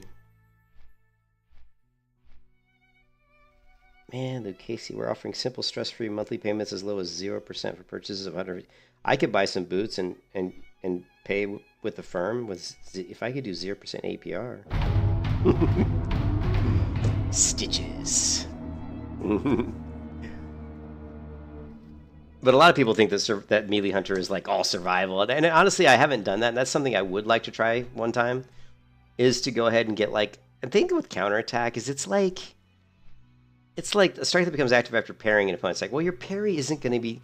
Counterattack would be a much better ability if this became active after a parry or a dodge. Because you dodge way more than you're ever going to parry. Your parry is only going to be like 10%. Now, there is gear you can get that gives you plus parry. So that's the one cool thing about Vanilla WoW, and that's probably the best thing about Vanilla WoW is there's lots of really cool gear you can get to specialize on various stats. So you could build a parry set if you wanted, but I don't. Interesting. Come on, give me a bronze tube. Ah. Daylight's burning. Oh, they're clowning on you. That's okay. Everybody clowns on you. Everybody's going to clown on you. But I can tell you, I've run UBRS and LBRS and finished like #1 on DPS, and nobody was clowning on me then. But you need good gear to do that. I mean, you have to have some good gear. You're going to need double Crusader enchant. You're going to need some pretty good gear. You can't just roll in there with shitty gear and expect to do. I mean, you'll do okay damage, but if you don't have like really good gear, you're not gonna top the meter. But I've topped the meter because I had really good gear.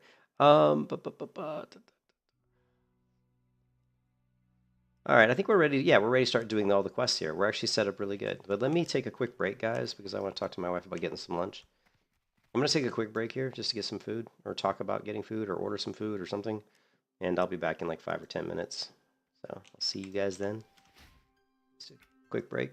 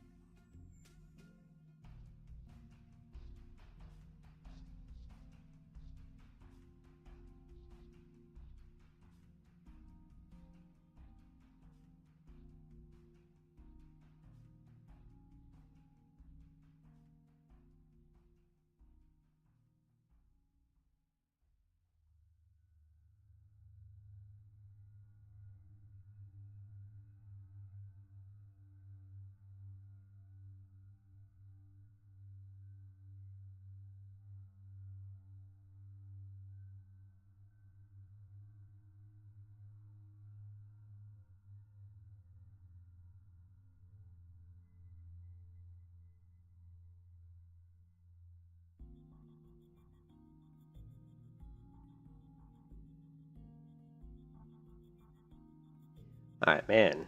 It is so cold here in Florida. I actually just had to put some jeans on, which is the first time I've put actual pants on in a while. Usually just wearing my jean shorts.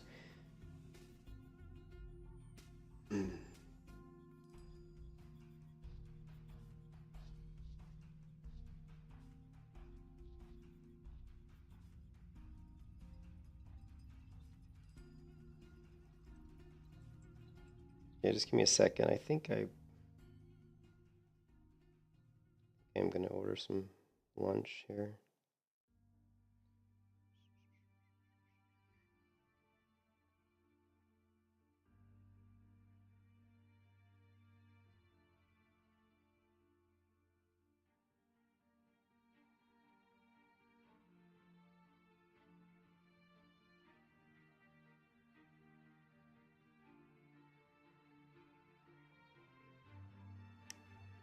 Let me just put it AFK while I order my food here, guys. Sorry.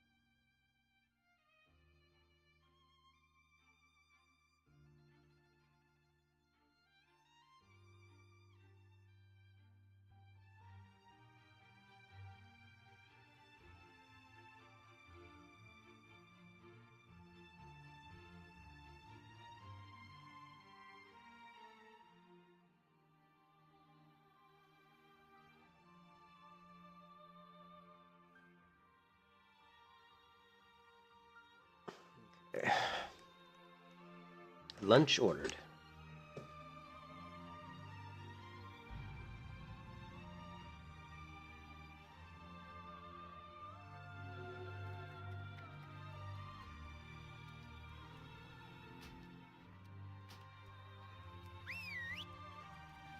We still don't have enough. We still don't have enough money to open Can up. I help you? Do we want to keep Goldeneye? He's level 19. At this point, it's going to be kind of a pain to level him up. So I think we should just dump Goldeneye. I think I'm going to get rid of Goldeneye. He's a super cool pet, but... He's a super cool pet, but... The only way I'm going to be able to keep him is if I pay 5 gold to buy another slot so that I can, you know, tame pets to train my abilities on my wolf to level up his abilities. This is one of the things in Vanilla WoW that really sucks is that you don't have more slots in your stable. I mean, it's... I don't understand why they only had... I mean, 2 slots is like, oh my god, with all the pets you can tame in the game, it's really limiting, you know? See you around. Let's see, let's go... we could sell... Let's see, we've got... I know a way that we can make money. Really easily, actually. Just debating on whether I want to do it or not. Let's knock out a few more quests first. We can do the Worgen quest. And then we can... Yeah, let's knock out some of these quests. And then we might go farm the stuff for making some more money.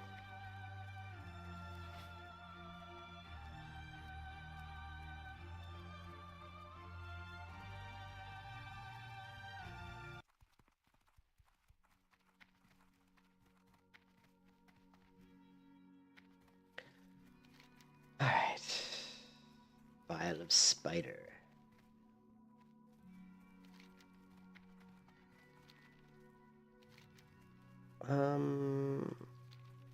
Let's go over here, because you should always... There's always like a chest here behind the outhouse. The chest spawns on either side of this building or behind the outhouse, and I think most people, for whatever reason, don't seem to see it behind the outhouse because it's kind of sneakily placed. So... We still need... No, we're done with the fingers and stuff.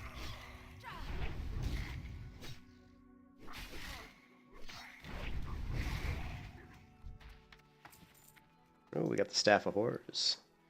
That is 15.1 DPS per second. I don't know. It's so-so. And the chest. See how it's sneakily hidden behind the outhouse? I've actually gotten a blue item. I got Gargoyle's Bite out of this chest one time, so always worth grabbing this chest. And here we got a ring, so that's pretty awesome actually. And I think it might be. Is it better than this one? 6 spirit, 1 stamina versus 3 intellect, 2 stamina. Actually, I think 3 intellect, 2 stamina is better. So I'm gonna call that an upgrade. And we need to. Yeah, let's just.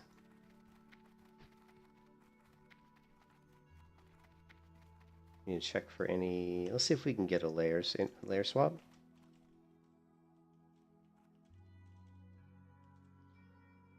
The reason I want the layer swap is I'm hoping to get some grave moss here.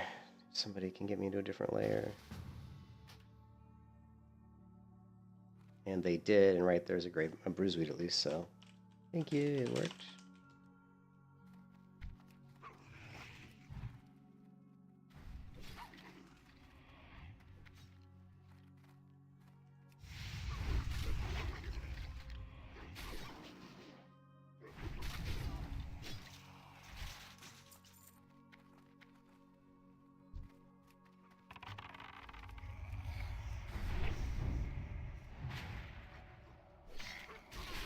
Check my phone. Your order is confirmed. Alright, I gotta send a text to this person in a second. Man, these guys are only level 22. What?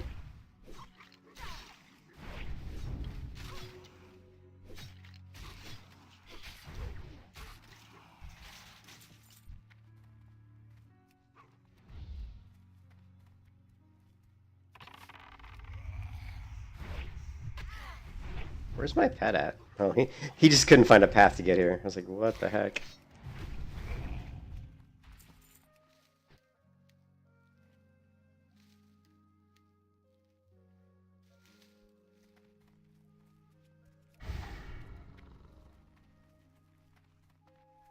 Alright.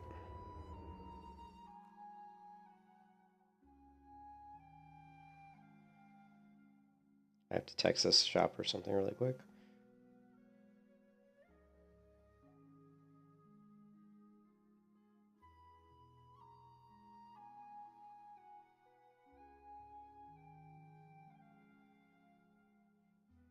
Let me just go AFK real quick.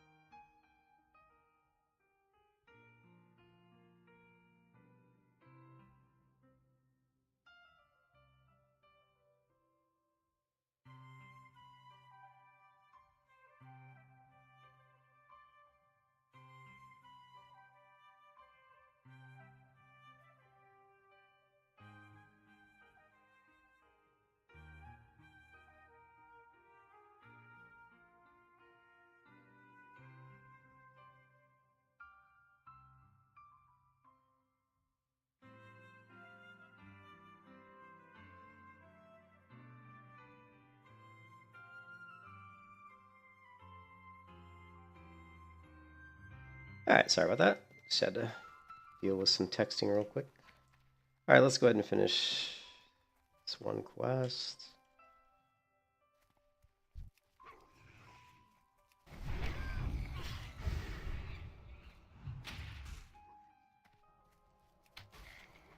Whiff.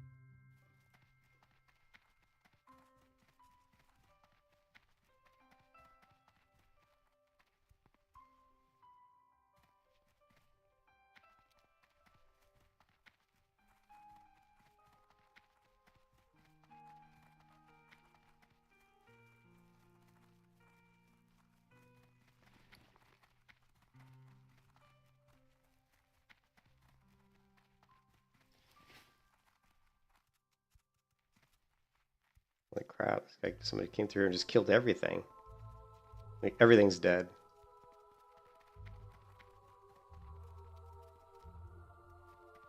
Get a layer swap.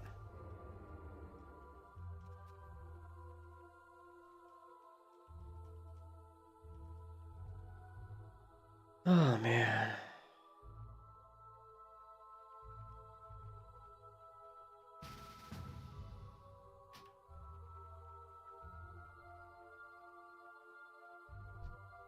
Still on layer 4.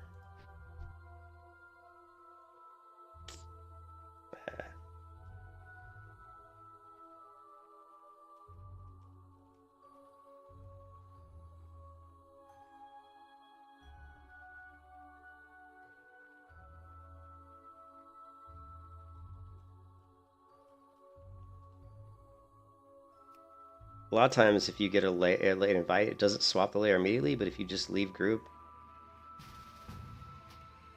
Thank you.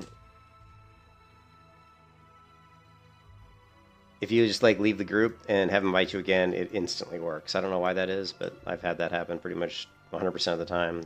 If someone invites me to a group and it doesn't immediately swap my layer out, I just drop group and have them re-invite me, and it works every time. So.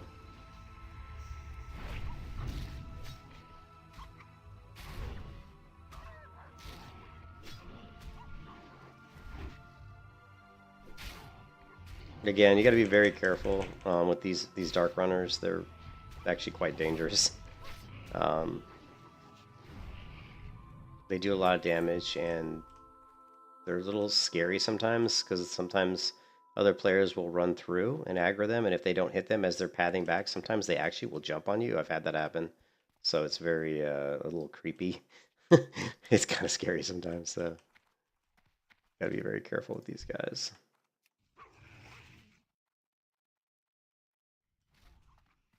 This guy back. My trap, hopefully.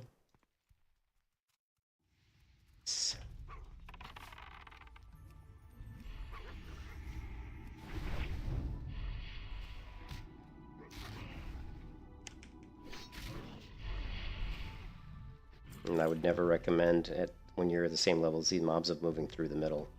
Yeah, don't do that. Just skirt the edges. That's kind of a good hardcore tip in general. Is when there's an area that has a lot of has a highly dense mob population, you're better off just to skirt the edges of that population.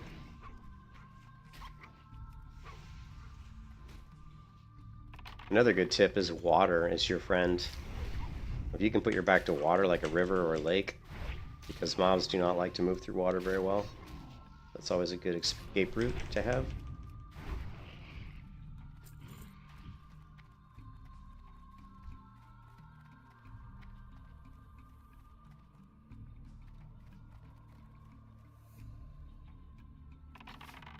Just gonna clear these mobs out to get them out of the way.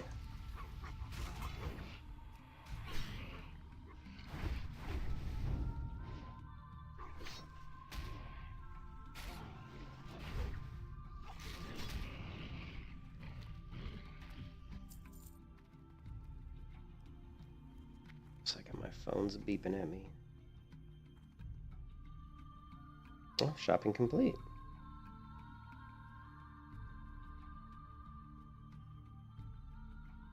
Wow, that girl was fast. And they had every single thing I wanted. Perfect. Alright, well, we got another weed. Oh, Shadow Weaver, nice.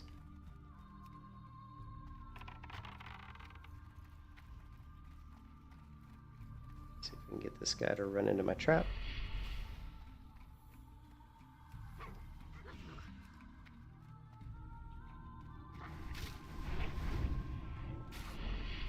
You can go ahead and use deterrence. Or not deterrence, but disengage. Didn't work, but sometimes it'll work. You pull quite a bit of aggro with your trap and your Serpent Sting, so at that point it's going to be difficult to swap that threat back. Your pet.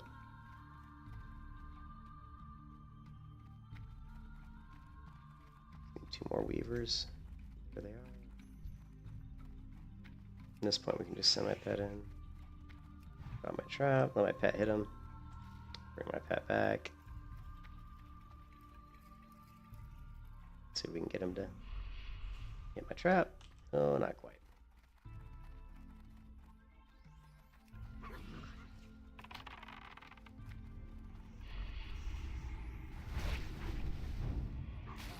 Well, my trap does so much damage. I mean, you can see there, it just did over 100 damage to him. You know, it does a lot of damage, so you definitely want to try to get your traps on pretty much every pull if you can.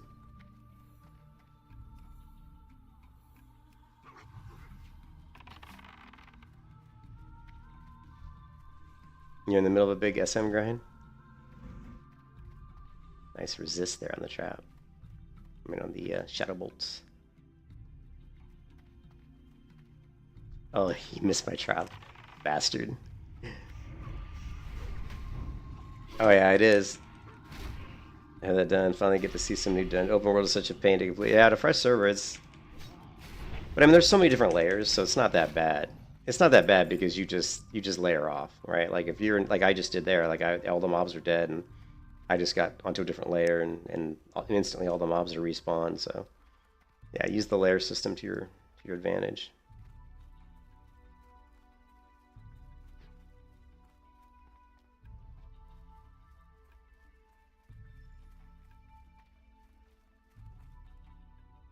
Leave this party. I should be in layer 3. Get this person maybe. Let's try getting the... We'll check to see if the bronze tube is up. I keep checking and I haven't been able to get it. You can layer every single time. You just have to do it twice, right? So what you do is like, you can do it. Like I just layered twice within a pretty short amount of time. So here's what you do, Kaboop, is you switch to a different layer and it usually works right away. And then if you try to layer again, it doesn't work. But if you have that person drop group and invite you again, usually it works. In fact, almost every single time for me it has worked. So, but yeah, like if you get layered, then you try to layer again instantly, it won't work. But if you get layer again instantly, and it doesn't work, just drop group and do it one more time, and it usually and it usually works. Where the fuck is Stitches? Is he right here? He's right there. Let's grab, we got enough time to grab this before he comes and kills me, I hope.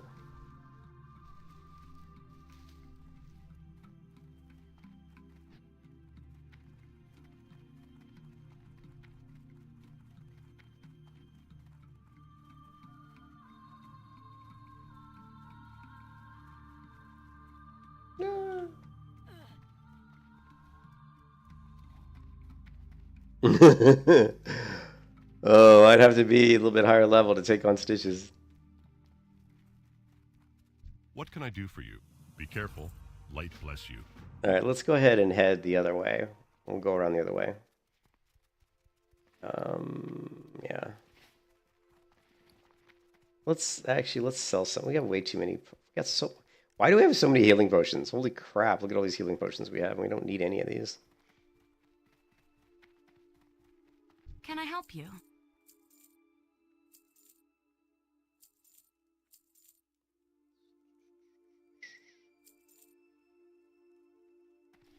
Alright, we're over 5 gold now, so. Here's the question. Do we want to dump 5 gold? Or I'll think about it. I'm still thinking about that. I mean, we're gonna have, it's not like we're wasting the 5 gold. We're going to have the extra slot in our pet, in our stable eventually anyway.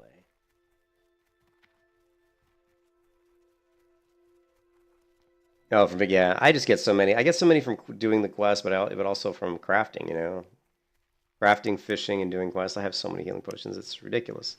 But I can craft the greater healing now, so I don't need, I don't need those lesser noob pots.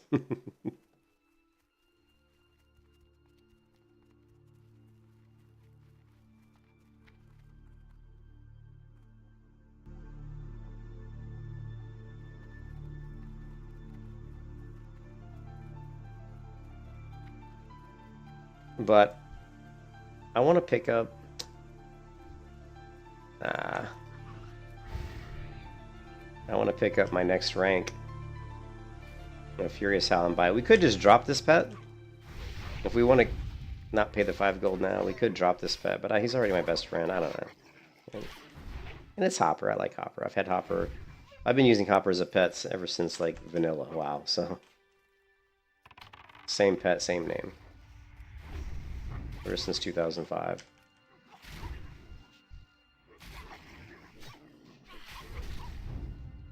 I love how in the middle of combat he stops to scratch his head, Like in the middle of combat, my wolf will just, he'll just sit and start scratching. Like right in the middle of combat. I don't know, it always makes me laugh. I'm like, yeah, dude, you just do your thing. You scratch your ear, whatever. We don't need to worry about this wolf trying to tear your head off.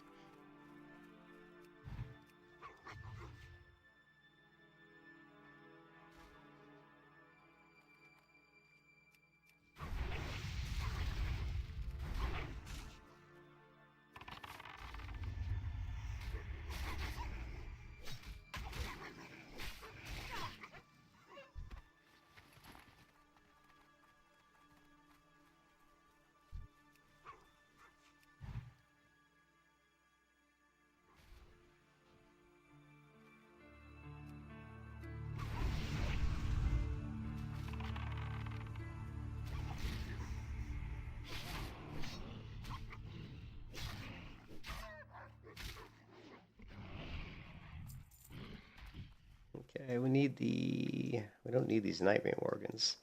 We don't need the Shadow Weavers. We need the Dark Runners, but that's okay, we'll kill these too, just because I like killing shit and I like getting the XP. I like killing shit.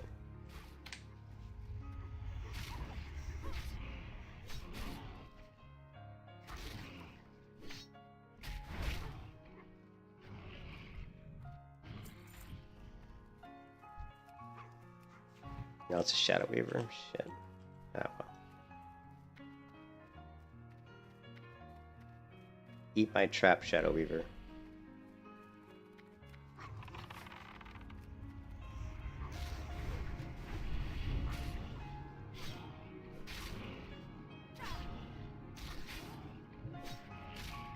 If I have a Serpent Sting on a mob and my Immolation Trap on a mob, I can just sit back and just auto attack and watch him die, because he will die.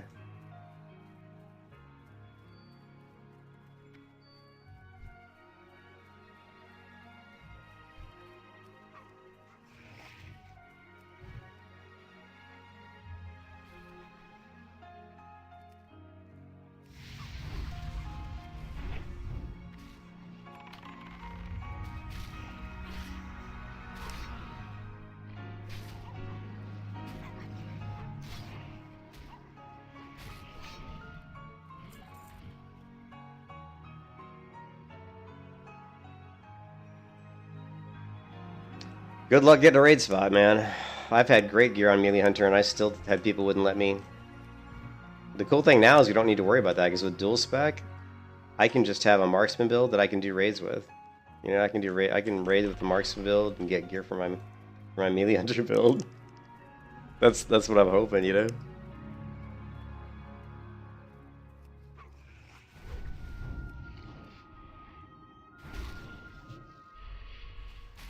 How did he miss my trap? I don't know. But he did.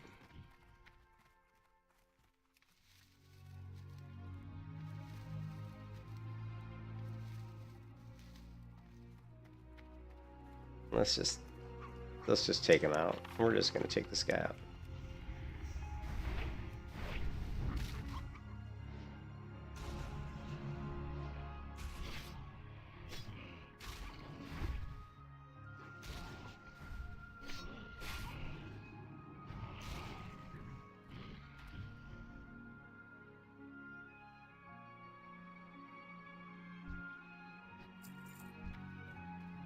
Ooh, Dark Runner, that's what we need.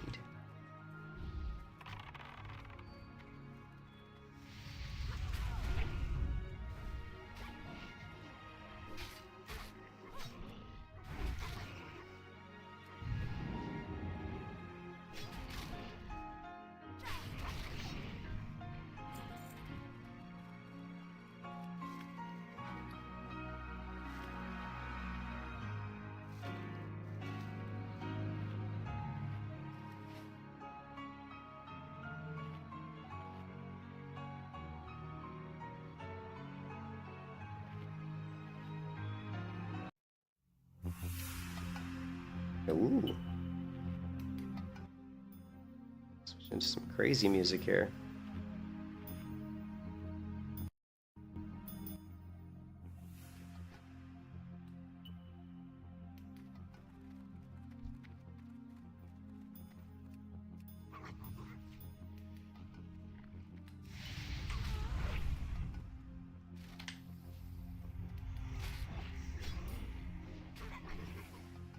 No, that's cool. I mean, that's cool, Kaput, but we'll see. And the guild I was in before, the problem was we didn't, you know, we had to partner with other guilds to do, like, raids, because there just wasn't enough people. You know, because by the time people were doing raids on Skull Rock, a lot of people left because of Season of Discovery. So you had to, like, partner with other guilds. Like, my guild leader had no problem with me running raids as Melee Hunter. The problem is we had to get more people to fill the raid spots. We had to join with another guild, or, like, run with another guild. And that guild is the one, because they were, like, one of those douchebaggy min-max guilds. It's like, we gotta have the best classes and the best gear, the best consumables, and all this bullshit. And I'm like, who gives a fuck, you know? Like, it's nice to have the best of everything, but, you know, just chill, right? Just fucking chill. This game ain't that hard, right? This is a game, we solved this game, you know, 20 years ago. It ain't that difficult, you know? So, but maybe because this server probably should have a much better player base for raiding, I think. So we'll see how it goes. See how it goes.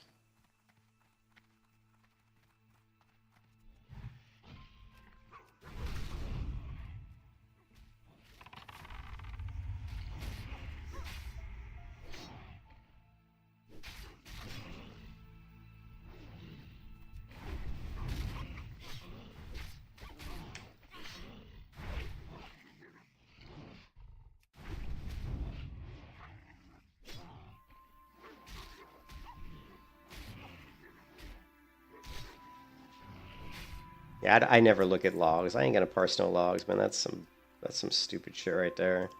People trying to flex their E-Beans, man. Get a fucking life, dude. I can't stand that crap. I really can't stand that shit. Look at my logs, look at my parse, look how awesome I am. I'm like, give it a rest, man. You know the funny part is you see people that parse the logs, like most of those people, when the shit hits the fan and the raid's dying, those are the people that probably don't have no idea what to do. Because all they know how to do is do their rotation. They don't know how to, again, when the shit hits the fan, like how to play in a way that helps the team survive. You know what I mean? They don't even know how to fucking do that.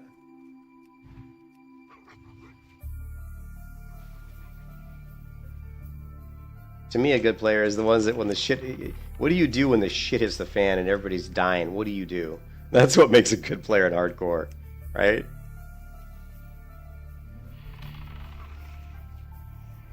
Like, we had this guild leader in my guild on Skull Rock, right? And he wasn't like he wasn't a very good warrior. Like, I mean, I don't want to say he was a bad warrior. He was okay. He was the guild leader. He was okay as a warrior, but the thing, because he didn't like keybind everything, which kind of annoyed me. Like, he had stuff that he was clicking, which kind of annoys me. But that's fine, you know, whatever. But he was good. I mean, he knew how to play his class, and he knew how to aggro and all that. He knew how to get threat and hold threat.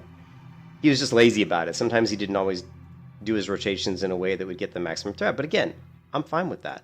And the reason I'm fine with all of that is because when the shit hit the fan, he was the first person to put himself between death and his party. Like, he was the guild leader, he was a warrior, he was the tank. He would put himself in the direct firing line to save other people's lives, you know? So that was why I was like, man, he's the person you want in your group, because he's there to help people stay alive, you know? Not only to hold threat and do what the tank is supposed to do, but he also was the meat shield, man. He was saving lives, and that you can't ask for anything more than that from your tank, you know? And he also was really good at calling out when it was time to get the hell out. When it was like, run. You know, run. Get the fuck out, you know? He was very quick to say, okay, run. Go. Petri, run. You know, there was no hesitation. You know, there was no hesitation. And that's why I really liked him, right, running dungeons with him because of that, you know, because he, you know, there was no, like, fucking around, man. You know? You see a lot of hardcore raids and stuff where people are like, should we Petri? Should we Petri? Should we run? What are we doing? You know, you need to be very decisive in hardcore because things can go bad really quickly.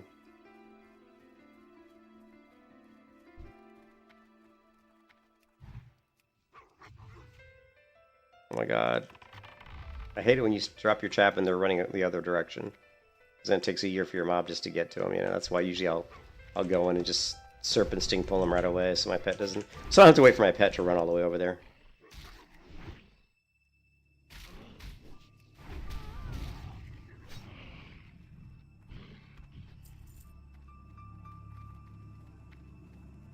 Home. Oh. Well... Definitely have been here a lot.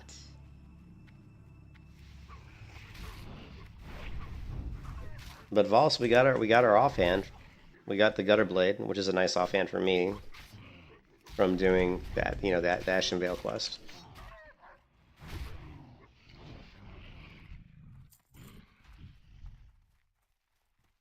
Yeah. And that's really one of the primary reasons I go to Ashen Veil, is just to get that weapon for my melee hunter. And it's a nice little filler. You can get like a level and a half, maybe, you know. And if you guys watch me play, like, you'll see I do not skip killing mobs. Like, I will, as I'm moving towards objectives of quests, I will constantly be killing mobs that are not the objectives of the quest. Because I just like getting XP.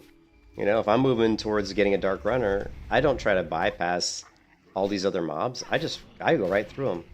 I go right through them. I just kill them all. You know, because it's all XP, you know? It's all XP. I'm not going to try to bypass all this shit, you know? Ooh, man, this girl delivered my grocery order super fast. So I got to log out here real quick. Get my groceries.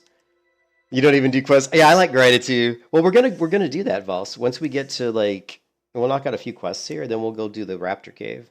Because we can easily get a level. He's going to attack me, isn't he?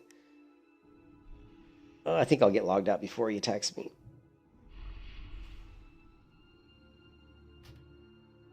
Okay, I got to get my groceries. They're at the door, so I'll be right back.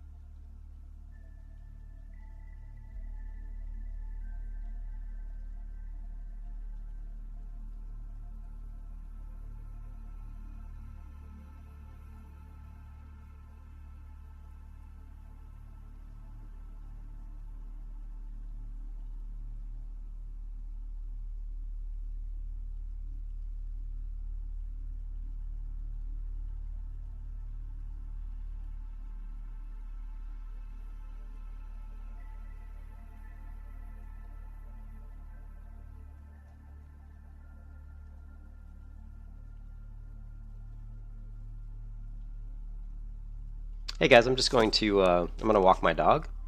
So I'll be back in a couple minutes. I had to get some groceries and I had to cook my wife something for her lunch. And I am now going to walk the dog. So I'll just put a post here. Gonna walk the dog. Be back in 10 minutes, probably.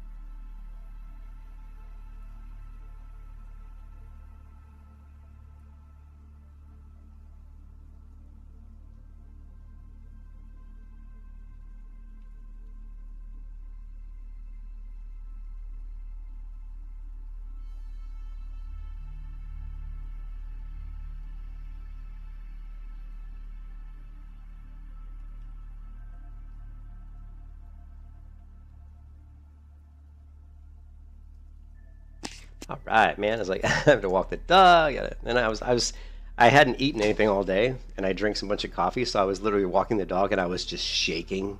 Like I was having like the caffeine, like too much caffeine in my system. I was like shaking. I was like, God, I gotta eat something. So I had to make myself a little something to eat. A little English muffin.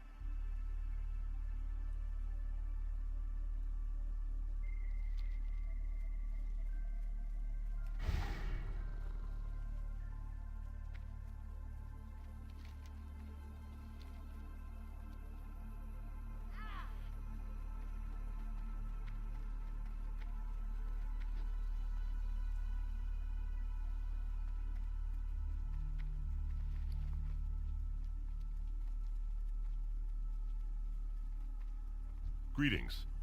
For the Alliance. Go with honor, friend. How are you?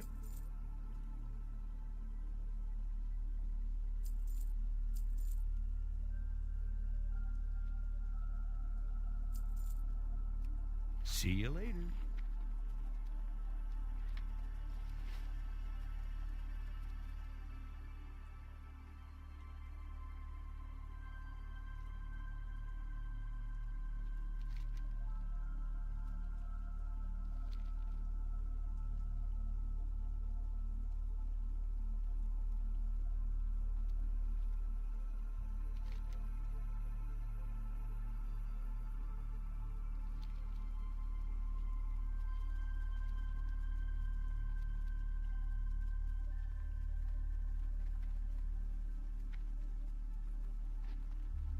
Making a special purchase? Be seeing you.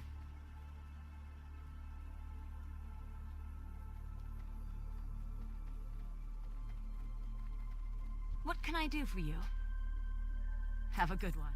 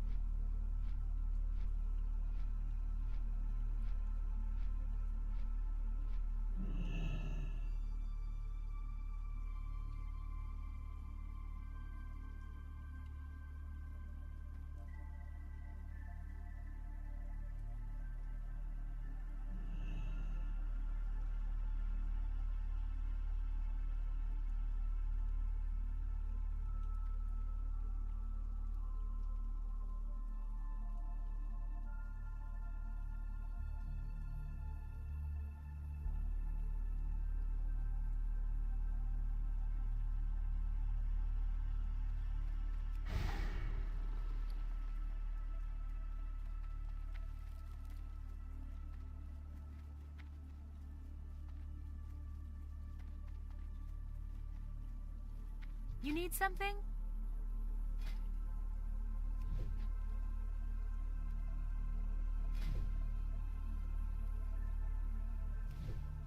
Have a good one.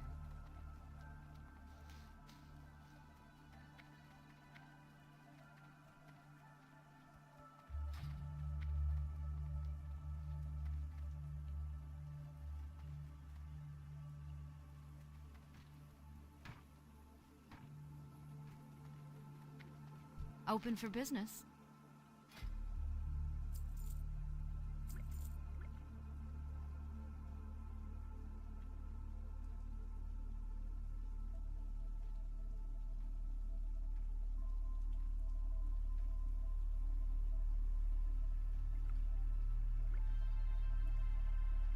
Be careful.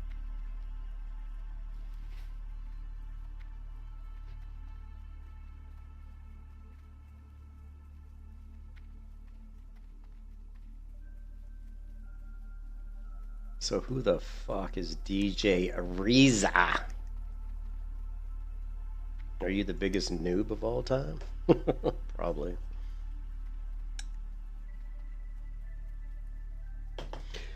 Yes. So. Jeez.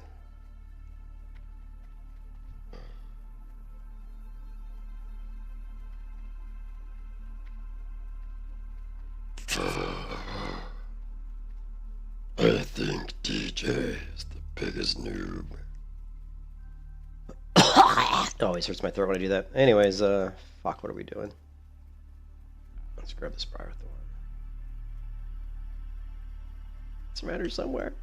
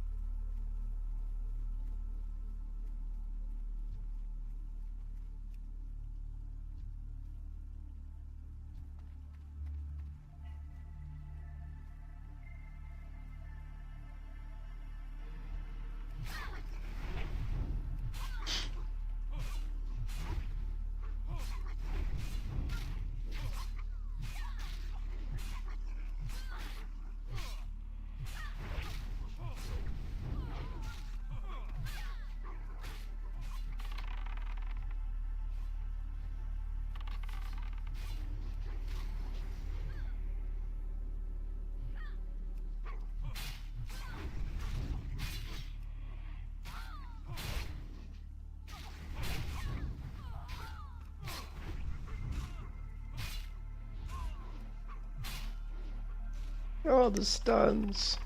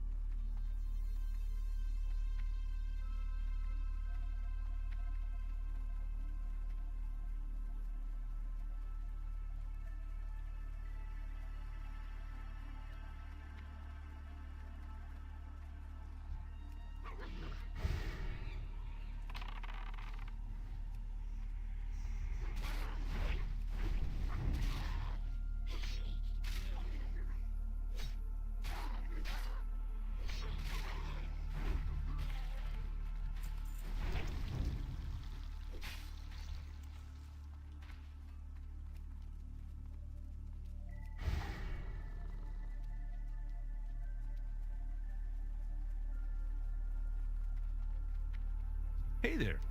Have a good one. See you around.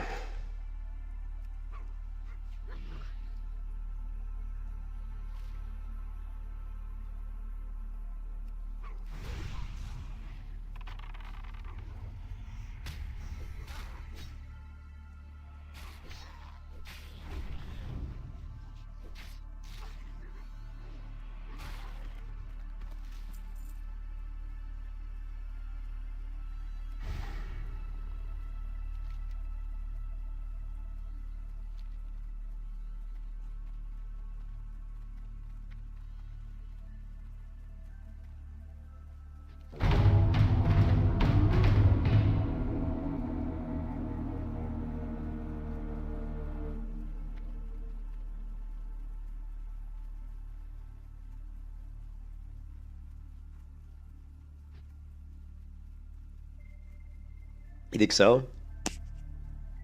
Ah, there's quite a few people here. How many layers are there? I mean, there's 9 layers.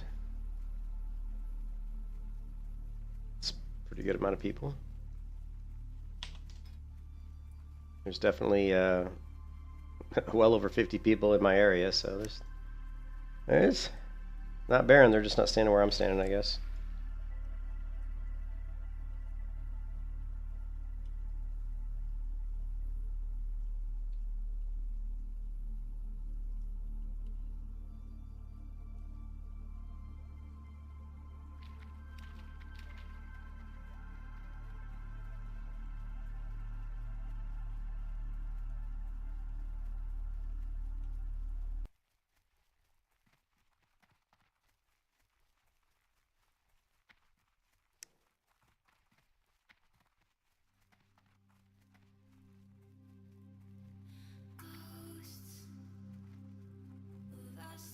Wait a second, let's not do that. I think we're actually doing like are we doing monetized streams today? Is this a monetized stream? I think it is.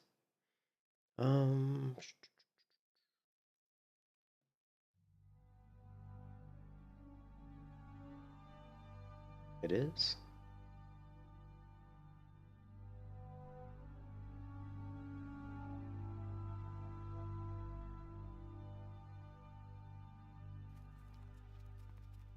I never really try to make money on YouTube too much.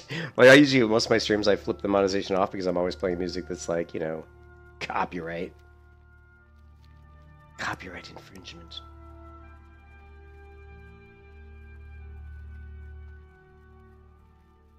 I never really, I mean, sometimes, I don't know. I think hardcore, you don't see it as much. Boss monetized. Thank you, man. I appreciate it, dude. $4.11. I appreciate it. Hello. Yeah, I don't usually try to make too much money on my... around. You know me. I'm not really trying to make money. If I was trying to make money, I'd be some douchebag streamer like, I'm going to do OnlyFans, and we're going to do a big event. We're going to come up with all these different stupid rules. Safe travel.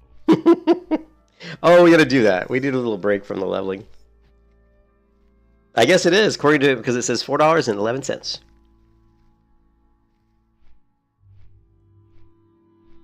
I only accept Bitcoin.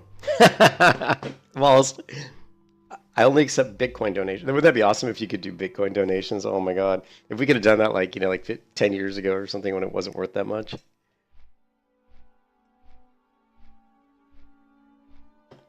Leaf Bucks is down. What is Leaf Bucks?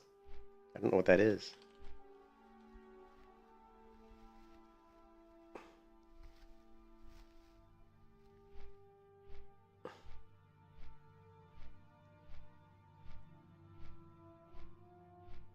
And this person was amazing. I never seen anybody deliver groceries faster than this girl.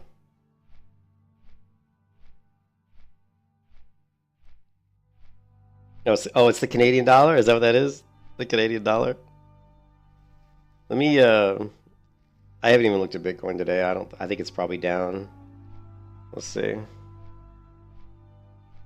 It is, oh, no, it's okay. It's sitting at 90, almost 97,000, right around 97,000. It's fine. As long as it stays there for a while, I'm happy. Still would like it to hit 100,000 before the end of the year so I could win my bet with my coworker, but oh well.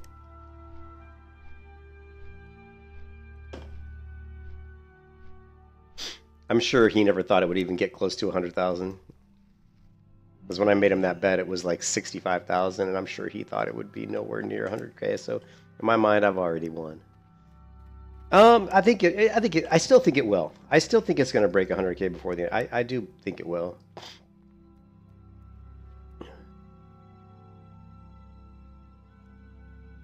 I think it can. I think the biggest thing that people need to understand, what people don't understand, is that the scarcity of it is becoming scarce. I mean, there's not much Bitcoin to be had, and there's people buying so much of it that if you want to own Bitcoin and you're not buying it, you're going to miss the boat, man. You're just going to miss the boat because pretty soon there isn't going to be that much around. And when it's going to be the point where you can't buy Bitcoin. Need help? I mean, you'll always be able to buy it, Safe but the travel. problem is as it gets more and more scarce, the price is just going to skyrocket. I cannot believe I cannot find. Come on, somebody say like some sort of prayer or something because I need a bronze tube. I'm sick of not getting this damn bronze tube, and I've tried so many times to get it. And I'm just kind of, just can't get it. I can't get this damn bronze tube. Come on, bronze tube, bronze tube. Greetings. Bronze tube. Nope. Right.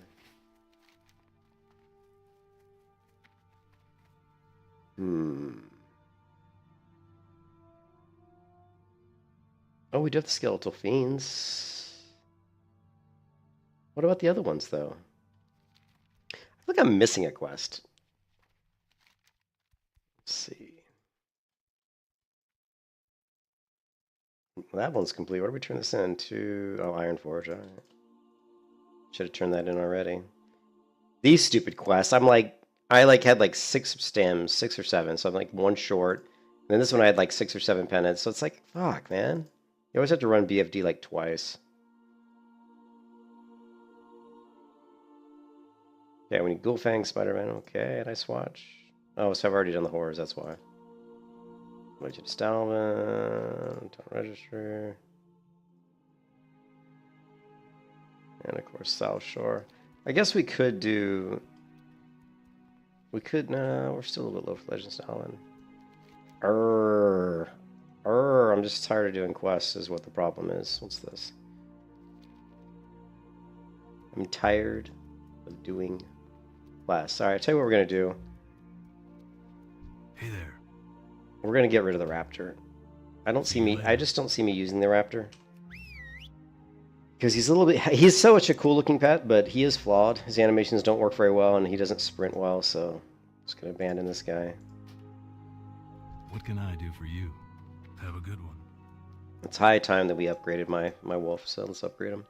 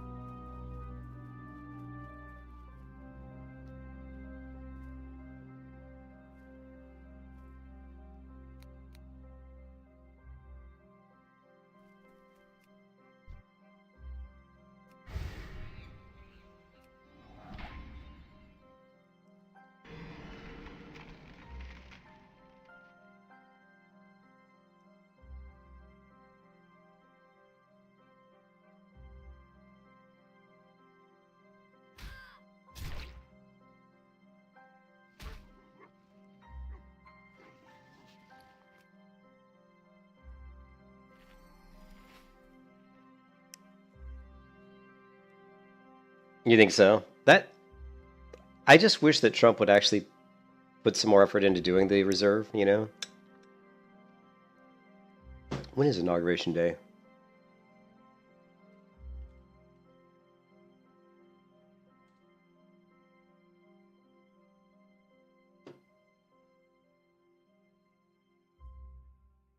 See, it's 2025? So it's January 21st or January 20th if it falls onto a Sunday. So it's next year. So that doesn't really help us, does it? It doesn't help us. Will you then? No.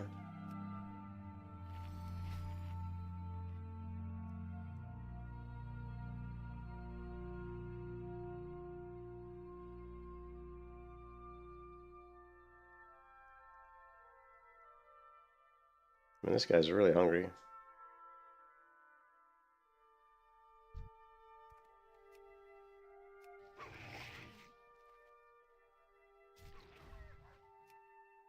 There we go. Well, Furious Owl rank 2.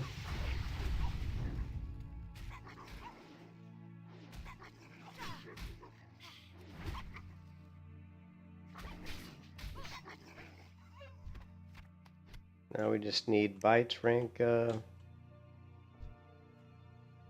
Bite rank 4.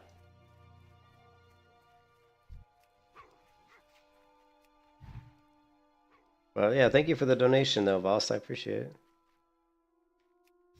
Some state cities are making a strategic reserve. Yeah, I know. I think, I believe Pennsylvania was. Yeah, there's a couple that are talking about it. You know, I think the biggest thing that could happen, though, is really Microsoft. So, you know, Michael Saylor did a 15-minute is going to do a 15-minute presentation for Microsoft's board of directors about Bitcoin, and if he can persuade them, because some of the people on the board of directors, some of the investors want Microsoft to start adding Bitcoin as a strategic reserve, just like MicroStrategy has done, and it's been obviously insanely successful for MicroStrategy. So they want Microsoft to do it. Well, Microsoft, apparently the CEO or whatever, doesn't want to do it because he's a fucking idiot.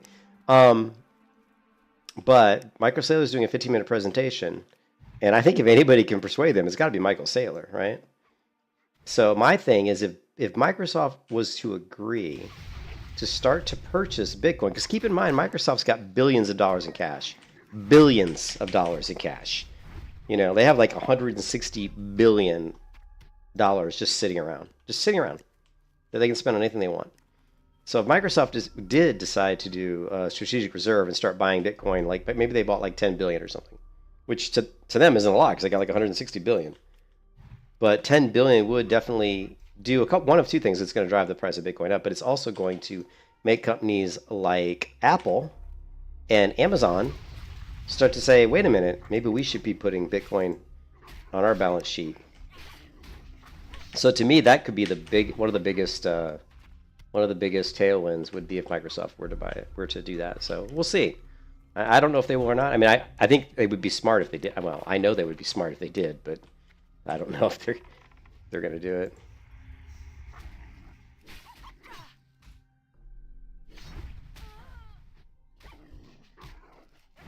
I don't know why you would. This guy actually got Arena Grandmaster? Of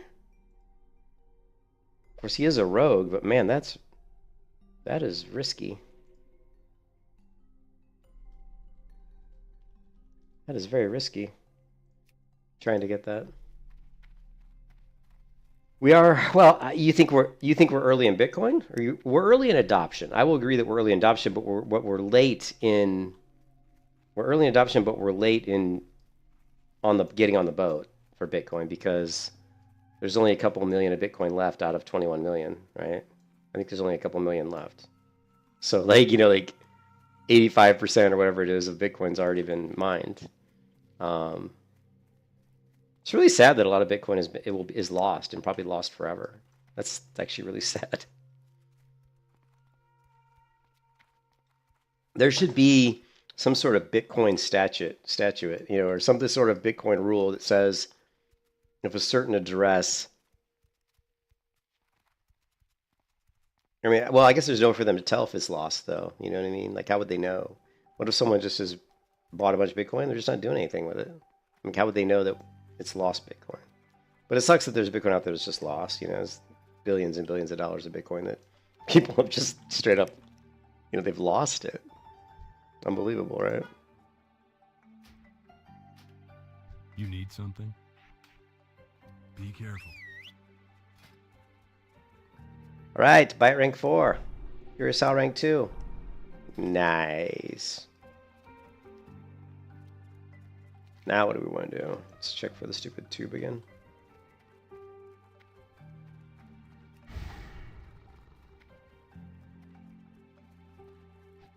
Salutations! You have a great day. Fuck now. you and your bronze tube.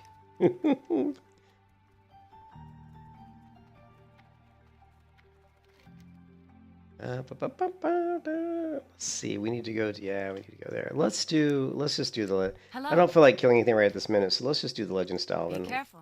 get that ready for completion.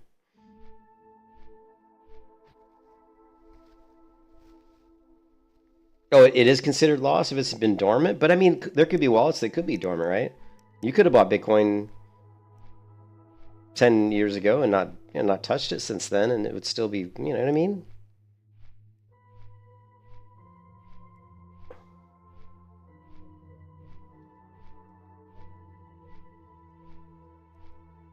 But I mean, it doesn't mean it's lost, though.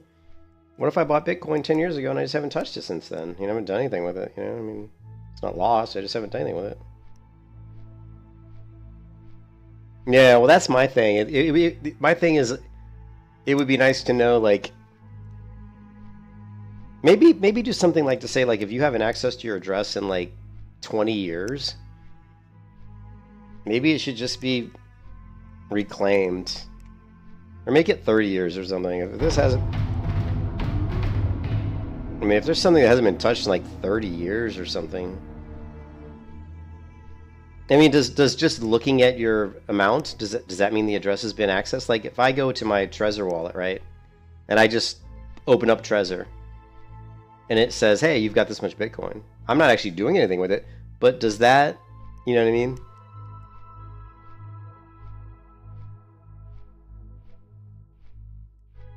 $1,000 Bitcoin, jeez.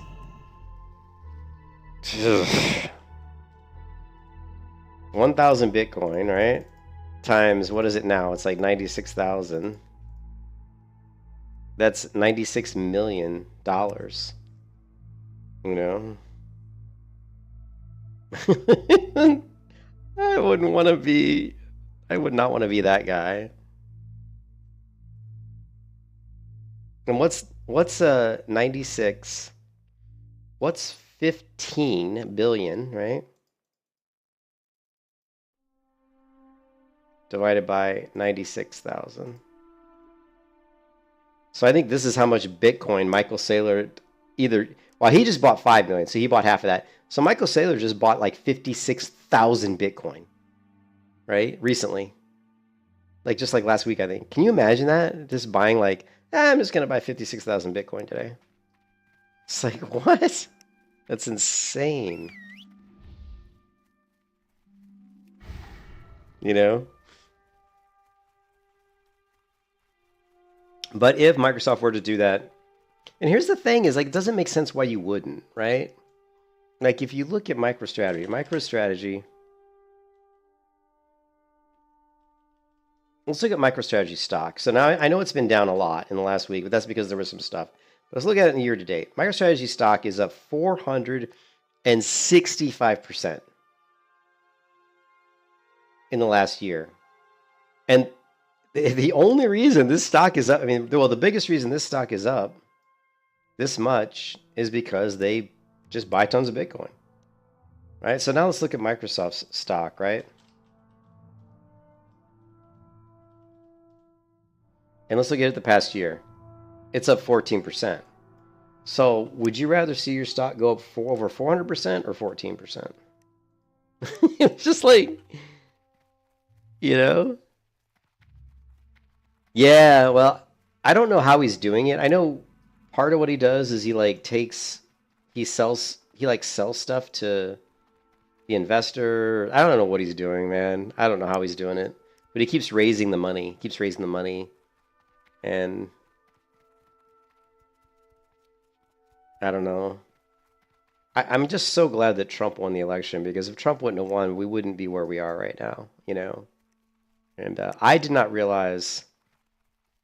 I mean, I knew Trump would have a very positive effect on Bitcoin, but I don't think in my mind I really knew what type of negative effect Kamala would have had on Bitcoin. And we still don't know because she never won, but I'm glad we never got to find out. So, God, I would have hated having her. I did not want her to win. Oh, God.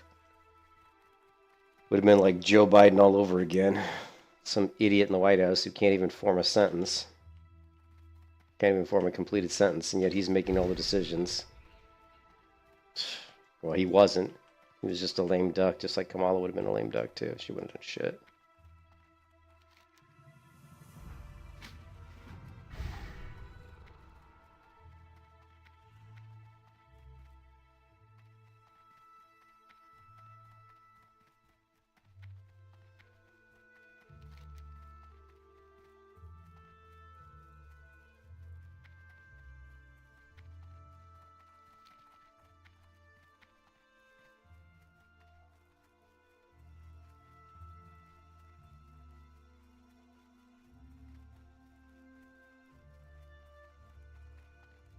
I just don't understand. You know, here's the thing, Vols, and I'm kind of glad. You know, I'm glad that not everybody's adopting Bitcoin right now, because that means I can still buy some of it, right?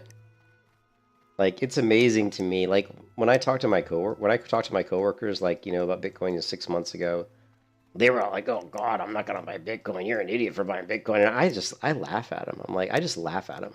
I'm like, you have no idea how stupid you are right now. You have no idea how dumb you're being, right? I mean, you were throwing money away. Like, I've made thousands of dollars on Bitcoin, thousands and thousands, and I haven't put that much money in it. I put very little money in Bitcoin, yet I've made thousands and thousands of dollars in Bitcoin. And I'm like, you're sitting there making fun of me, and I'm the one who's laughing on my way to the bank, man. Like what? What can I do for you? Have a good one.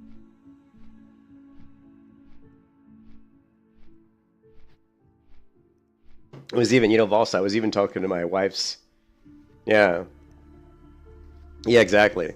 I was even talking to my wife's father one time, and I think I mentioned Bitcoin, and boy, it was almost like someone stabbed him in the back with a sword. He was like, "Oh God, I gotta invest my money in that scam." And I was like, okay, I won't ever mention Bitcoin to him again.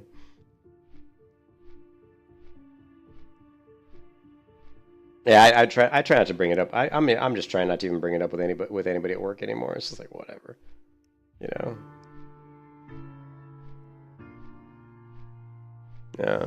And the thing that gets me too is when people talk about how volatile. Oh my God, it's too volatile. I'm like, yeah, but every asset was volatile in the beginning. Microsoft stock was probably volatile in the beginning. It's still kind of volatile to some degree, but I'm sure gold was probably volatile at one point. When everything's like not mature, that's the thing, it's not mature. I mean, Bitcoin's only been around for like 15 years, right? So it's not mature, And the thing that makes me laugh though is if you look at the volatility, it gets less and less volatile as it becomes more adopted. The more adoption it gets, the less volatile it's going to be. So, Intende este se mali. But do you see me? Do you intend to? Do you want to? How do I translate that? Am I? Let's find out.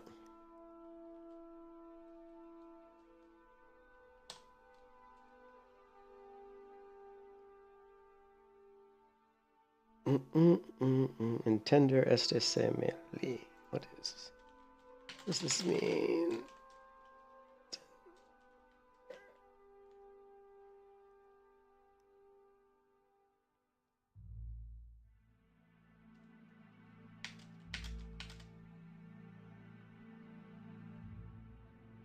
Este se me, I did it wrong. Se me.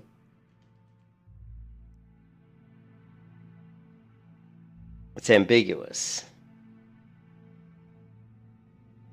It's Greek to me, maybe? Does it mean it's Greek to me, maybe? Maybe it's like a slang term, or it's Greek to me, maybe?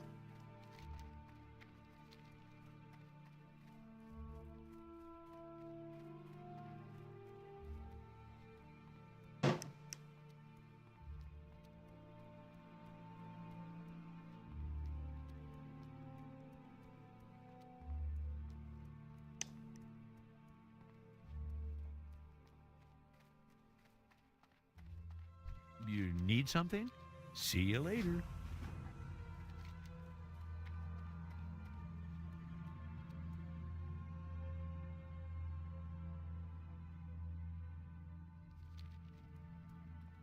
He's laughing. Maybe that's not it, right? Actually, that's a pretty good amount of XP, 1700 for that stupid Legend of Stalin. Come on, give me a bronze tube. How many times do I have to ask you, buddy? Pleased to meet you. Bronze tube. Fuck you. Off and away. Fuck you. Fuck you in the ass. Well met. Farewell.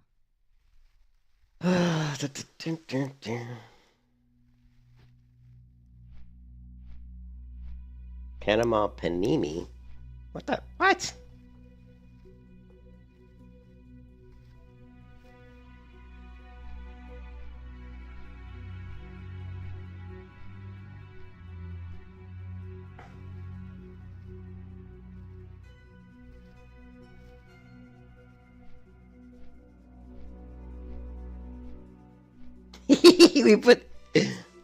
we put Larry Roth and Afterwrath in timeout because we don't know what he's saying. Speak English. Yo no sé. Mis padres no están en casa.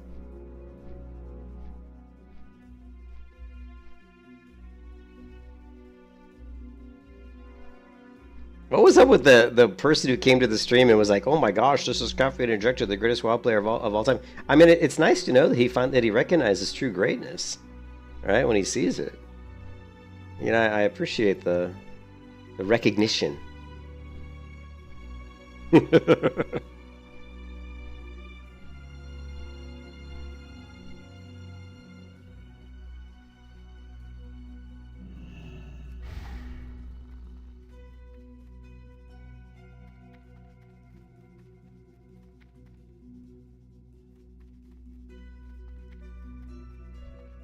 Look at those short dwarf legs. Yeah.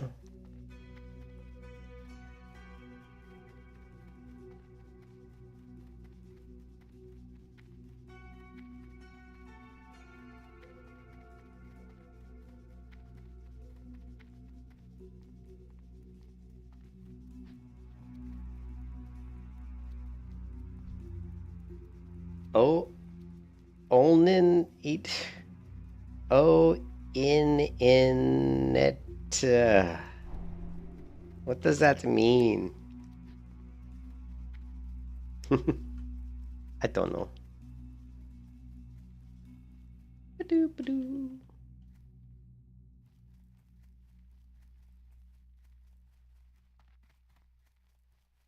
Were they really? Actually, I think that's a good idea. I think shorter races should be slower, pre-long. I think so. I think like, and we've had that. I think other MMOs have that. You know, other MMOs have like Dragon's Dogma, for example. Like the bigger you are, the more you can carry. So it would make sense that if you have longer legs, you could probably walk faster. You know, I mean, I have no problem with that. I think it's adds to the flavors of the game, right? It adds to the race, making the races interesting. It makes the decision of picking a race more impactful, right? It's like there's a reason for that. So, what am I doing? Who am I? I thought that was... Wait.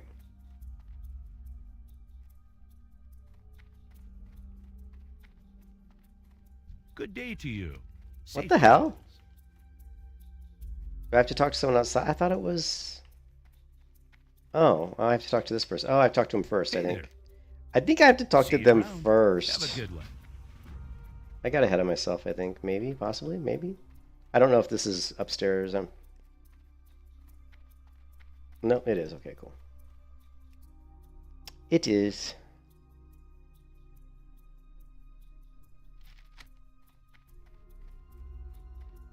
I was getting ahead of myself.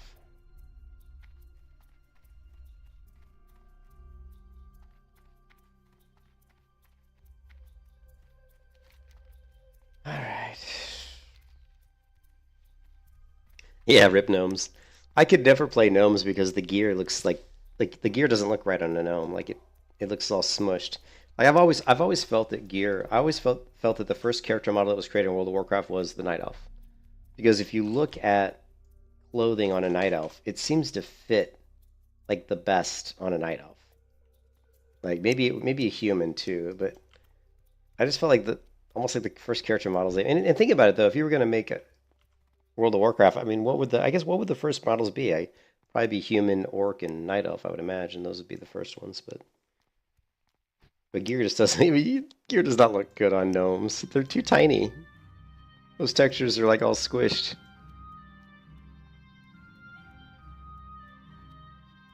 Was it the first to be finished? Okay, that doesn't surprise me. And they have the best walk cycle too, right? Like if you look at the way they walk, it feels like the most. It looks the best, right?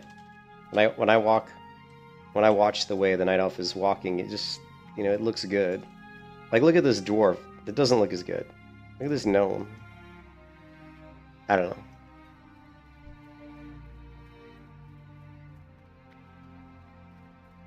You know, that this running cycle here for this Night Elf just looks really good. And let's go ahead and do here.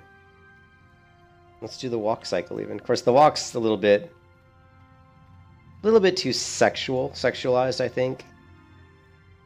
The way they're kind of swaying the hips. I mean, it's clear that this game was made by men, right? You know? Remember that one video?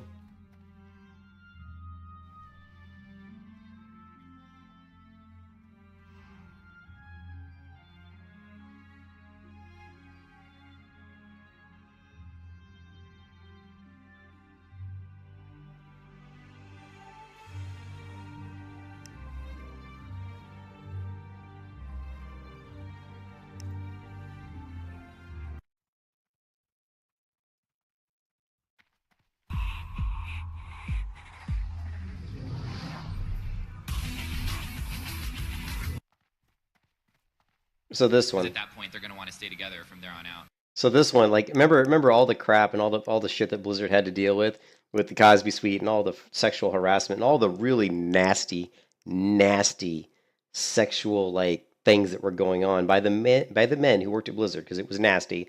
This video right here shows you the attitude, and this does not date well either. Yeah, thank you. Hi there, Xantia from Kieran Tor. I love what you guys done with Little Crest. I love the fact that you have a lot of very strong female characters. However, I was wondering if we could have some that don't look like they've stepped out of a Victoria's Secrets catalog.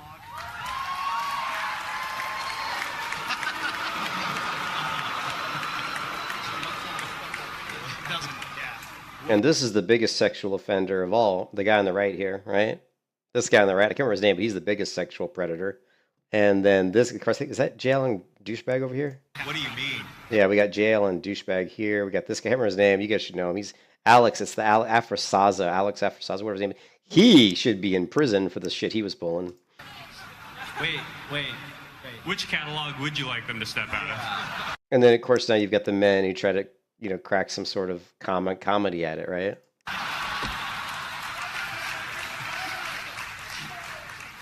Could you see Sylvanas looking any other way? Yeah, well, yeah. Could you see Sylvanas looking any other way? What, like half naked? Right. So, this is the guy who was like doing the Cosby Suite, who was like basically getting women drunk at BlizzCon and like taking sexual advantage of them. Ophelia, and we want to vary our female characters, absolutely. So yeah, we'll pick different catalogs. Yeah, what a total douchebag, right? Total douchebag.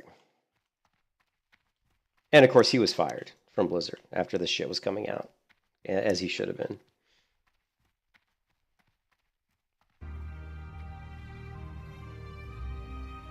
But yeah, when you look at the, this is pretty sexualized, the way her hips are like moving. And then of course the dance is, I mean, that's pretty sexualized. And you know what that is? That's, what's her name? This is after that, Alec, what's her name? What's that one singer? The singer who does this dance? Like, Alize. It's the Alize dance, right? So I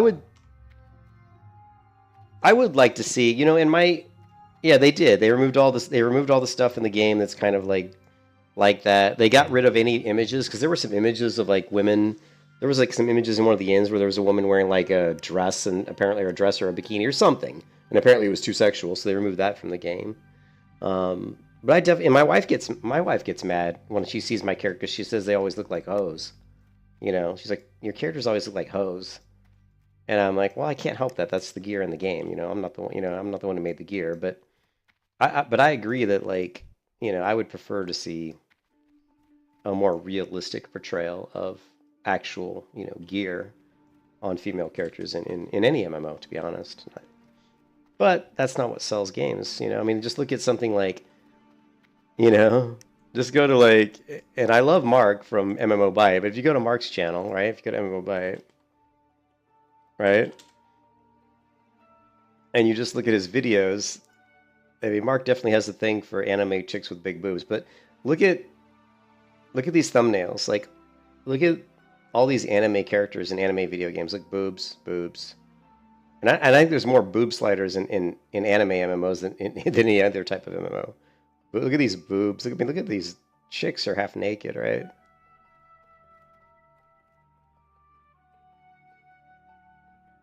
Boobs.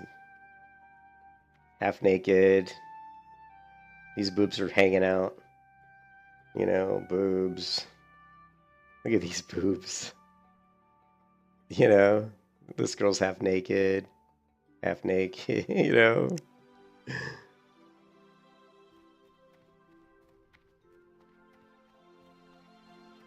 Yeah, I don't have a problem with them being sexy, but I just would like to. I would like to see them wearing clothing that's a little more realistic for what they're doing. If you're a female warrior, you shouldn't be wearing like a lingerie or something. You know, you shouldn't be like, you know, put some plate armor on. You know, and there's plenty of armor in the game that looks good. You know, that has that kind of look to it. There's lots of like plate armor that looks really good in WoW, but then there's some that's a little bit ridiculous. So, Light be with you.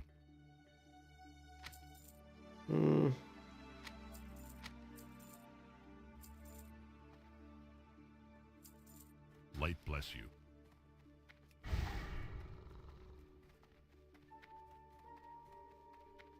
Lost corpse maker to a non-SF hunter, self-found hunter.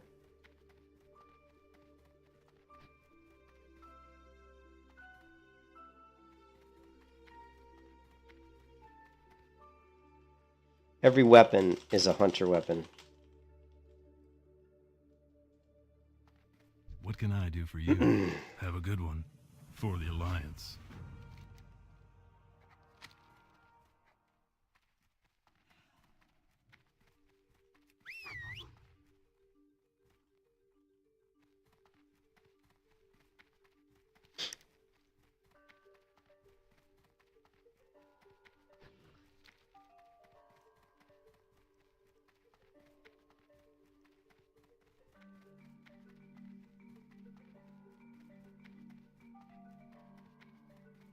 Yeah, like my armor's not too bad. I mean, this is just, you know, like a leather chest piece with some weird leather leggings, I guess.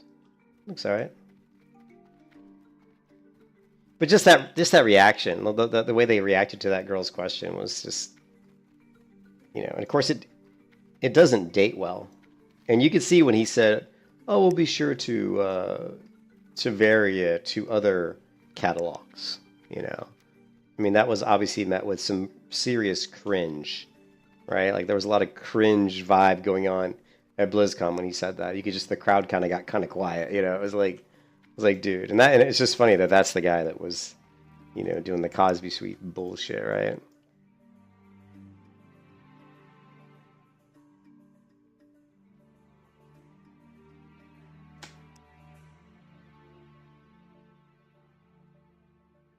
And there it is.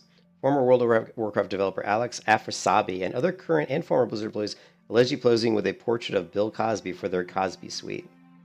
Since news broke last week of widespread allegations of sexual harassment and discrimination in Blizzard, it was so bad at Blizzard that they would actually, these guys would sit in their office and play video games and make like their female interns do their work for them, right?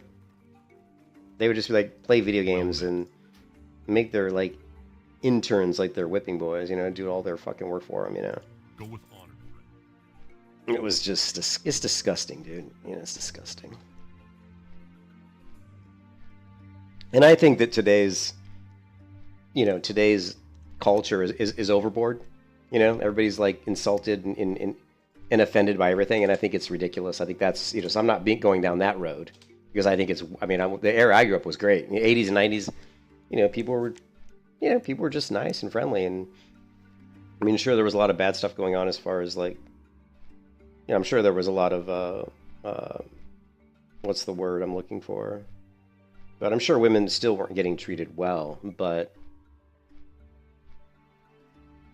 it was like, there's a lot of situations today where women complain about things that I don't think are valid. But then there was hundreds of years of them being treated poorly, so you know it just feels like today everybody's offended by everything. You know, you can't say anything without somebody being offended. You know, which is, you know, everybody's fucking, it's ridiculous. You know, That's why me and my wife like to we just like to go where there's nobody.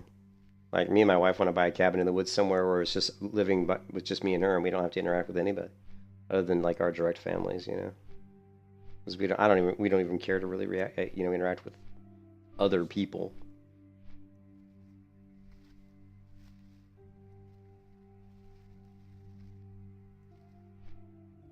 But it was interesting though, Vols. I jumped on the Discord for this guild, and I jumped in the Discord, and there were like four or five people in this channel on Discord. And I jumped in there and was talking to them, and of course they were just kids compared to me, right? They're like 20, between 20 and 30, which to me is like a kid almost.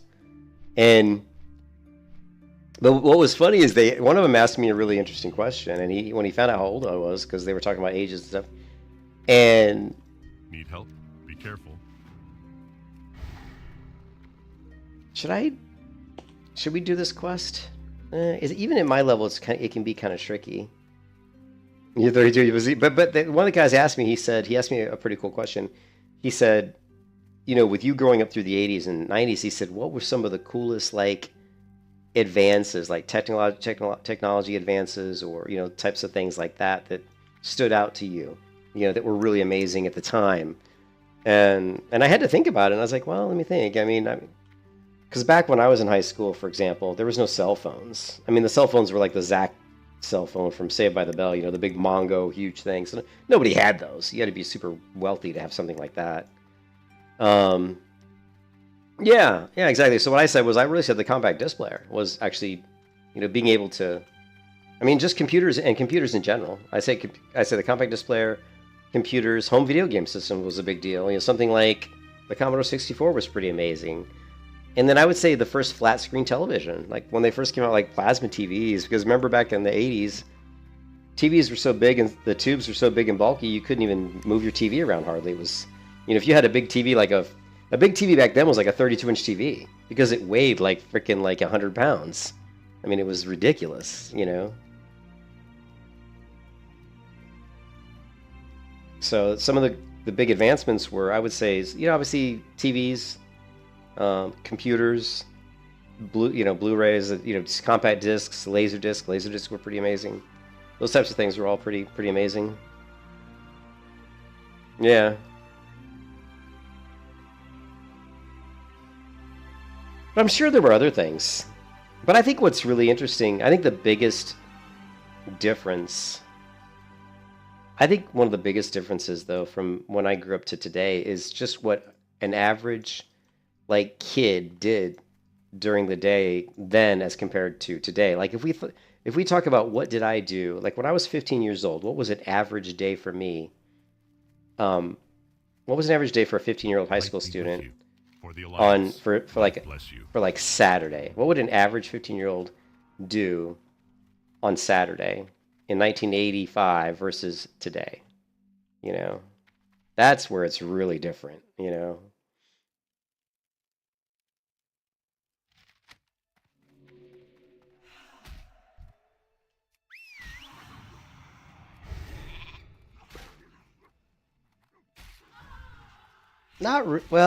Not really. I can tell you honestly that all the kids that I hung out with, is this shit gonna continue to just poly me? I can tell you honestly, when I was 15, I never sat around and watched TV. I never sat around and watched TV. That was not my thing, and I think most of my friends too. We weren't. TV wasn't that big. I don't know what. In the 80s, TV was. There was TV, of course, but think about the 80s. There was like 3 television channels, maybe 4. What can I do for you? So Go with honor. Keep in mind, if there's like 3 television channels or whatever, there aren't going to be that. There's going to be that much on TV, right? If there's 4 shows on TV you can possibly watch, what is the chance that one of those is even something you want to watch, right? So there was usually a few shows on during the week you would want to see. Like for me, like Battlestar Galactica was like no miss TV. I waited with bated breath. I waited anxiously every week just so I could see the new episode of Battlestar Galactica. That was like the shit. And even today, I still can go back and watch those old Battlestar Galactica episodes, and it was amazing.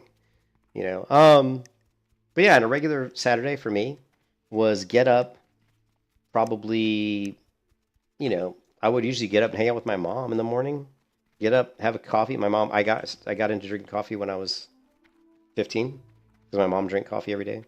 So I would get up in the morning, I would have a cup of coffee with my mom, might talk to my mom a little bit, and then for me, because I was a big tennis player, it was off to the tennis court. I went and played tennis for 2-3 hours with my friend. Then I came home. I ate like a gondola from Avani's restaurant. I watched taped tennis matches on beta tapes that my friend would tape so we could study technique. And then after about an hour of eating lunch and watching tennis, we'd go back out and play another 3 hours of tennis. And then I'd come back from that, and then at night, I'd either, draw. I like to draw a lot, or I'd read books. I like to read. I'd read like fantasy novels. Or sometimes on the weekend, I would get together with my friends. We'd play Dungeons and Dragons. Or I might just go out for a walk. I might go out for a walk in the neighborhood and with my brother, or maybe ride my bike. Ride my bike around the neighborhood or something. And of course, there was times when you go to the mall and hit the arcade because of course I loved video games, right? Need help? So there was always going to Aladdin's Castle, which was obviously the shit back in the 80s. I mean, Aladdin's Castle was amazing, right? That was the place to go if you wanted to play video games.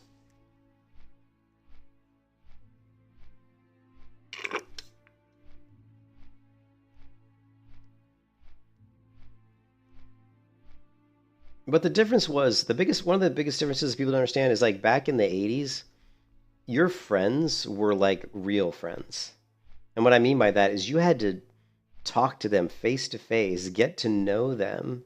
And typically when you made a friend in the 80s, it was because you had things in common. You were like, maybe you saw them playing the same sport that you played, or maybe they were reading the same comic book that you read, or, you physically saw something about them that intrigued you. And I don't even know how people make friends today. Like, who knows? I don't even know. You know what I mean? Yeah, like when you wanted to go somewhere, you had the pay phones, the house phone. Like if I wanted to go to the mall with my friends, I had to take quarters so I could call my mom on the pay phone to come pick me up when I wanted to go home, because none of us had driver's licenses because we were all too young, right? Yeah. Yeah, you'd ask your mom if you're home. You'd ride your bicycle over to their house. Can I but help you? Actually, see you later. See you around. For the Alliance. That one that one TV show really nailed it. Like really nails it. Like what's that TV show with the TV show where they played Dungeons and Dragons in the beginning? What was that show called? It was Stranger Things. Was it Stranger Things, right?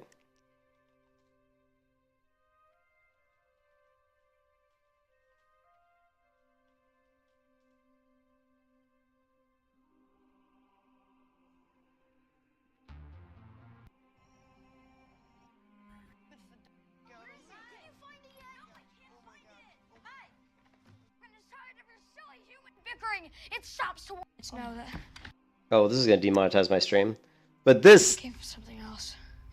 But this episode of them playing D&D is so accurate. Like in the way they rode around on bicycles, and I mean, it was very.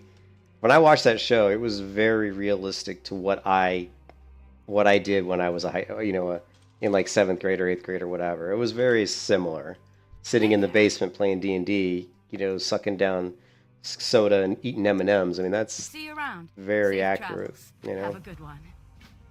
What wasn't accurate though was those kids riding their bikes all over in the middle of the night. That's What can I do for my mom never would let me See get you away with around. that shit. You weren't. See you later. Parents we thought it was before. Parents would let you go out and do stuff. They'd be like, go play with your friends. Go play with your friends. Just be home before dark, right? That was it. Be home before dark. Safe travels. So Well met. Be careful. Safe travels. kill Stalvin Mismantle. He's probably a little bit tough for me at this point. Although I probably could take him out, but we'll wait. Maybe get a level or two. Alright, let's check for the stupid bronze tube for the 10,000th time.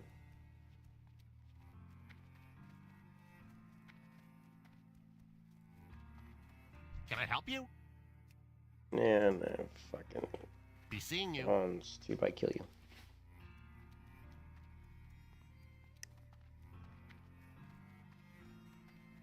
Well, it was weird. It was like weird because there's so much more violence in the world today, and it's hard to put a finger on like Farewell. like why that is. Like everything's, you know, like there's so much more violence on TV. There's so much more shows about murderers, about the lives of, you know, and there's so much social presence and so much, you know, it's so easy to get your 15 minutes of fame. So I think it promotes people doing really bad things because they know they can get fame for it. Where, you know, back in the 80s, if you went out and killed somebody, most people never knew you did it. You know, maybe people in your town did. You know, who knows? You know, it wasn't like nationally. There wasn't all this like hubbub. In fact, most like kind of things like that were, they tried to downplay it and they didn't want it to hit the news. You know, they would try to cover it up. You say Christianity? Why does Christianity have anything to do with violence? I'm not sure where you're going with that one.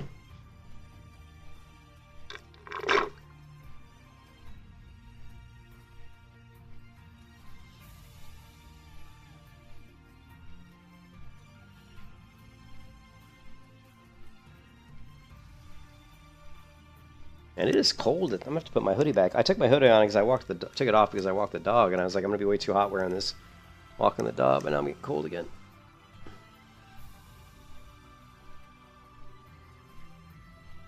So you're saying which would be a good thing, right? Which was a good thing, right? Is that what you're saying? And now that Christianity's kind of looked down upon almost in a way. My wife is like that. Like she always thinks that because I'm Catholic, right? Like I was raised Roman Catholic. My mother was Catholic, right? And I was baptized Catholic. And my wife actually, she kind of doesn't like the Catholic Church, because the Catholic, let's face it, the Catholic Church has had a lot of really bad news, and there's been a lot of black eyes on the Catholic Church, and for sure there's bad actors, there's bad people, there's bad actors in everything. I'm sure every church has bad actors. I mean, just look at the Hillsong United Church, had all kinds of weird shit going on. I mean, so you can say that about any organization, whether it doesn't even have to be church, it could be any organization, you know. It could be a freaking yacht club. You know, there's always bad people. Look at Blizzard. There were bad actors at Blizzard. So I just don't think it's fair to say that the Catholic Church is a bad church just because there were some bad people in it. You know, I don't think that's fair. You know, I had a minister growing up who was amazing pastor, right? Amazing, super nice guy. You know, was incredibly like friendly. Never, not too friendly, of course, because I was an altar boy. You know, I was an altar boy. Like I helped the pastor. You know, I used to be the boy who stood there with holding the plate with the wafers. You know, the body of Christ. You know, and you put it in your mouth and you drink the wine. I was like, you know, 8 years old holding the plate with the wafers on it. You know what I mean? And I was the one who helped fill up the goblets with wine. You know, and I was in Sunday school every Sunday. You know, learning about, you know, God and everything. So, you know, I don't want to get into religion as far as like whether or not I believe in God or don't believe in God or anything like that. But I do think that the Ten Commandments are certainly a good thing to follow. You know, don't kill people. You know, don't covet what other people have. You know, let's face it, the Ten Commandments, like the rules. If people follow those rules, it's a good thing, right? It's not a bad thing. So.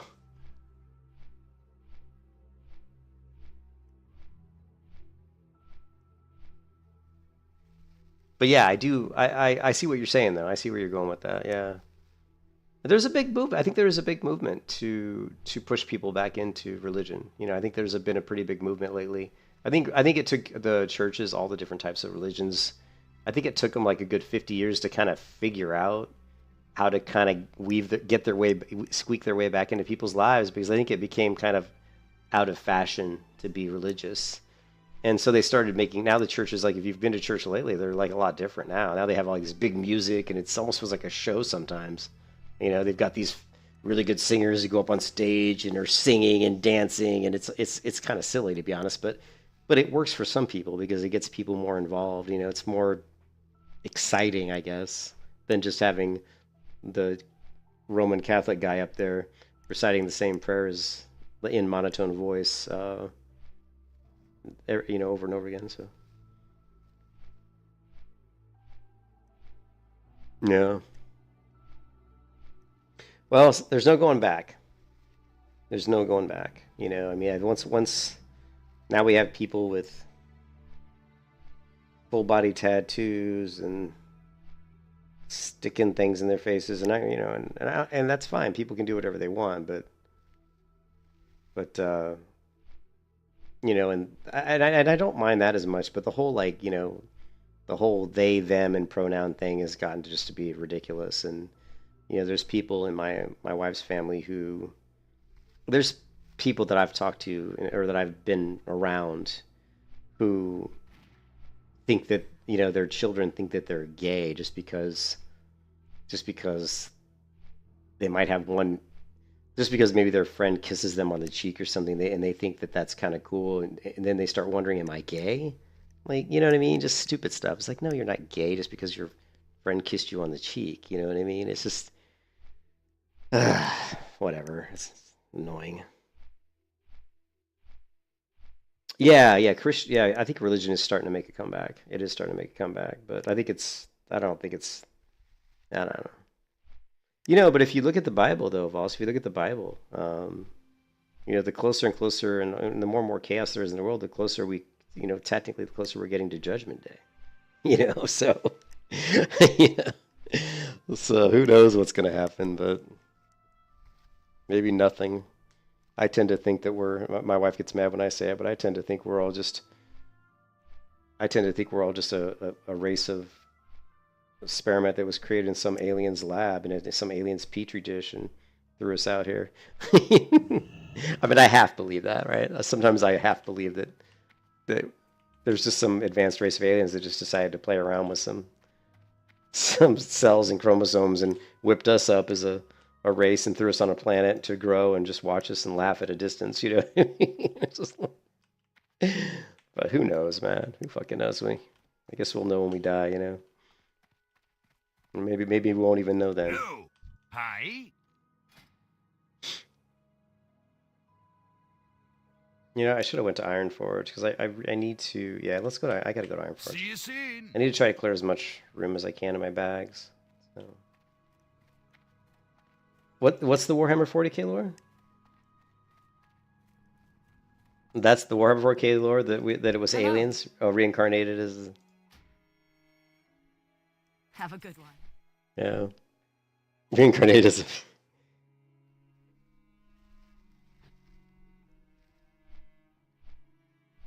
That alien seeding. I mean, there's days when I think that that's how we were created. That aliens just seeded us here. I mean, when you think about all the UFO sightings and all the aliens, I mean, I'm always a firm believer in where there's smoke, there's fire. You know, there's no freaking way with all the spaceship sightings and all the craziness that's gone on for the last you know, hundreds of years that there's definitely aliens. I'm 100% certain that there's aliens. You know, we're not the only people. The universe is far too big for us to be the only living, you know, humanoid type, you know, creatures in the universe. I mean, that would just be incredibly stupid to not believe that. You'd have to be very short-sighted or to think that the human beings are the only, like, race in the universe. That would just be stupid. You know what's interesting, though, is the church. I think even the Catholic Church has taken a stance on the fact that they believe there might be aliens and that's okay. And that, you know, but that's kind of that's a little bit of a change to the whole, like, because, you know, originally it was like God created everything. They created the universe, created everything. So, of course, there were no aliens because God created everything. But now they're saying, well, they kind of backtracked on that one a little bit, actually.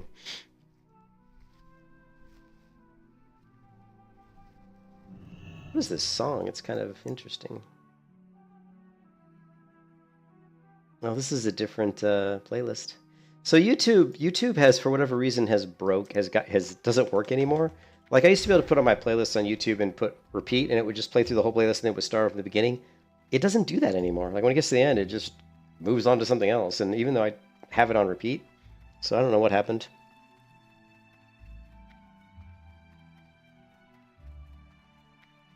Have I seen deep sea creatures? I don't know. I've seen some of them, I guess. Are you talking about the ones like, in our planet? Yeah, I've seen some. No, I don't believe there's one God that created everything in the universe. Yeah, I 100% don't believe that. What's on your Sorry, mind? yeah, you're not gonna get me to believe that one. There's one person that created everything. Just, I don't buy that one. Is there one person who maybe created everybody on our planet? Man, possibly, maybe.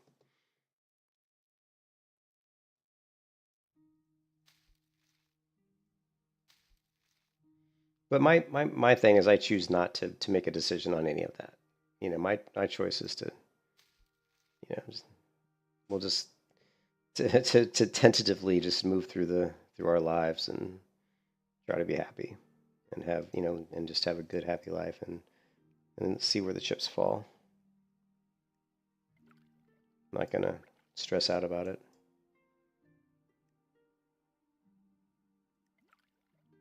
Wonder if I have any decent regions. I don't think I have any Steel Bloom. I know where to get Steel Bloom. Wrathy Highlands is a good place. Well, there's a few other places, but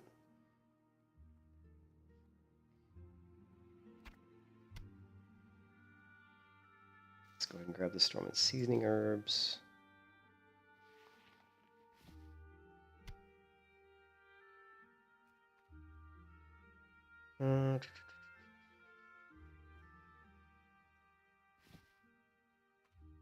Watch your back.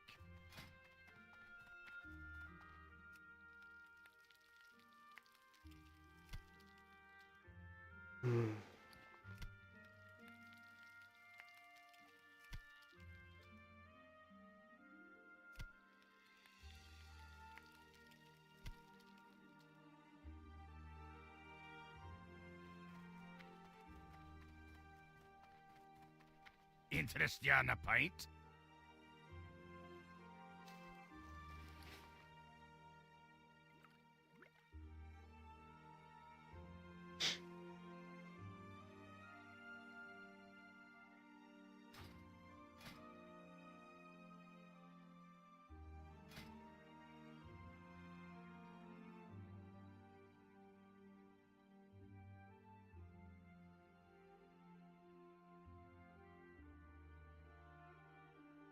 We got lots of bruise weed.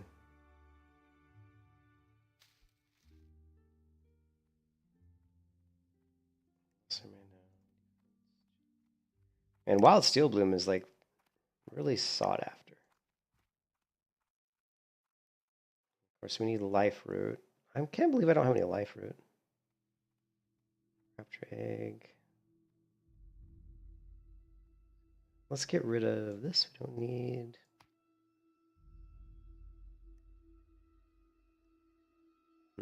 We don't need this. We don't need this Mage Rose taking up a slot.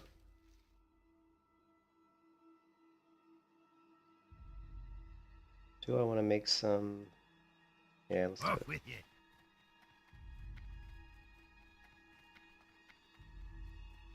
Oh, they think Zimmers think ray tracing was 2020's biggest innovation. I mean AI. I mean, there's no question as to what the biggest innovations have been, and really, it's artificial intelligence. Artificial intelligence is by far probably the greatest.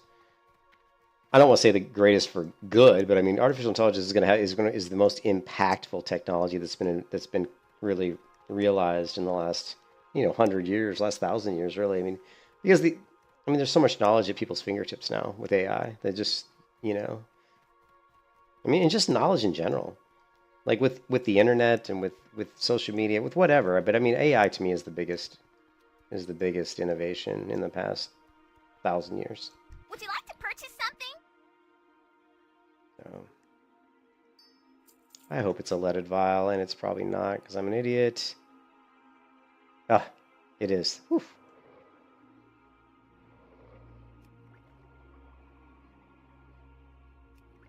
$180.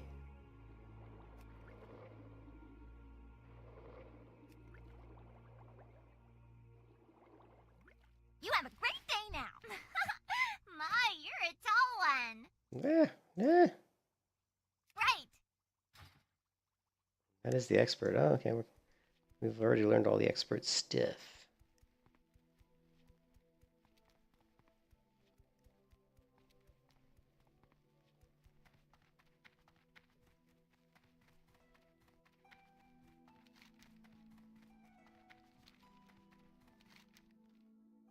Ooh, yeah, I forgot. There is a possibility that there could be a bronze tube here. I keep hitting vendors for bronze tube, and I've been doing it for days, and I still can't get one. Cannot get a bronze tube.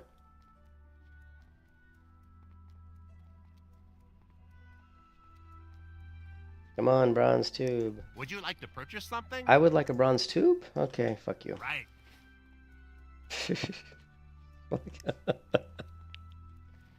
Oh, man.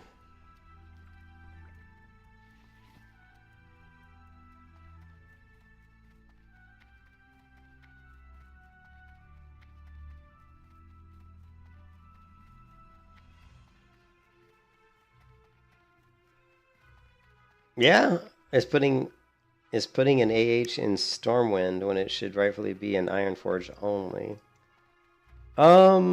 I would disagree with that. I don't know why do you say that? Because why would you say that? Why would you pigeonhole a place? Yeah, I don't agree with that. I don't understand I would like to, what's the logic behind that?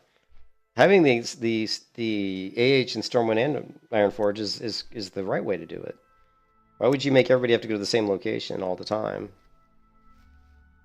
Oh, okay. I agree with that. I agree with that. I do think it's the cozier and superior city. I like Ironforge a lot, but I don't like Stormwind as a city. I find it kind of annoying. It's like wasted space. Like they have, like, the thing, like, Ironforge is so much more better laid out, you know? It makes a lot more sense. Stormwind is like, there's all this room for nothing, right? Like, if you go to Stormwind, like the trade district, like, there's not a whole lot here. You've got a few shops here, a few shops here, that's it. I mean, you have this water, but it's really, like, so much wasted space.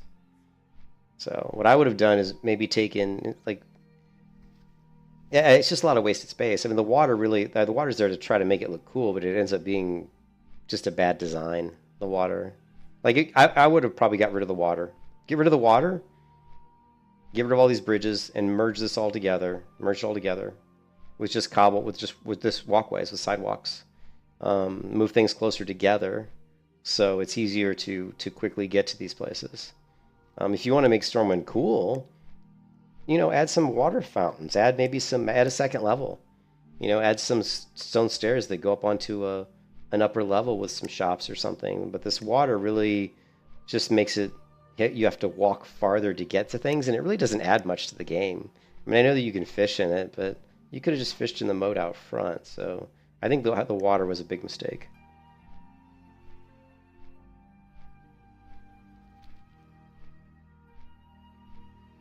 You still remember the Horde Siege and IF every other day? You auto walk in the water every time? I don't think I've ever auto walked. Oh, maybe once. I don't do a lot of auto walking. When I do, not in a city anyway. Maybe I do. I don't know. I haven't walked in the water in Stormwind auto walking. At least not in recent memory. I mean, I'm sure I have at some point, but.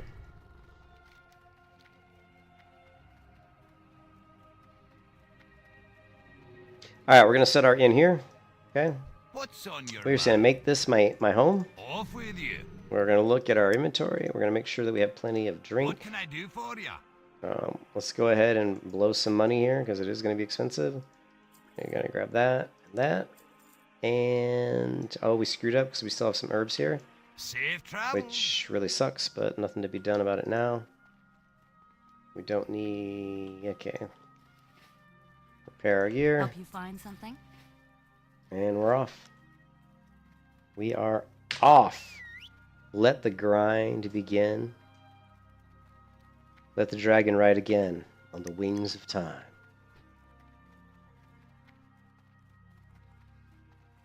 Boot barn. Everybody's doing their damn sales, man. Everybody wants my money, but they don't realize I just bought a car and I bought a new computer. I'm broke. Damn you. My wife's like, oh, you want to go to Boot Barn? I'm like, no, I don't want to spend any money. And then she was like, oh, you want to go to We're right down by Spencer's Western World. You want to go to Spencer's Western World? I'm like, nah, I don't want to go to Spencer's Western World. I'll see some $1,000 pair of boots I want to buy. I don't want to spend any money. I'm so broke right now.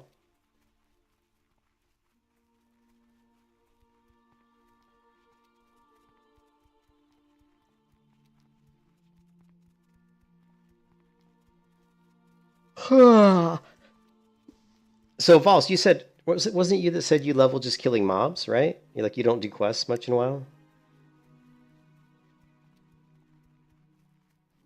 The problem is my character, because I'm self-found, I don't have very good gear.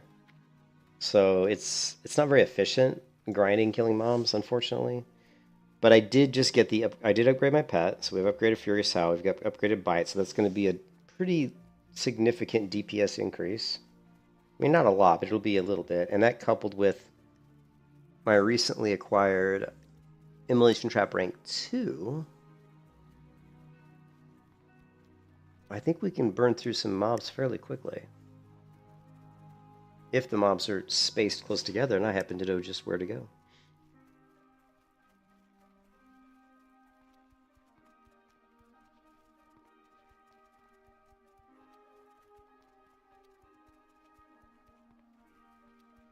My wolf's got this little purple looking...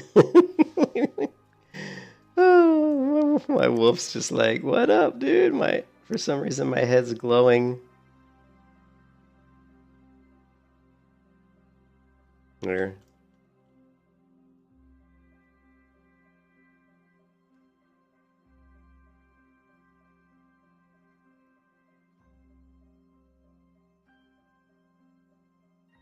I'll put this in the Discord.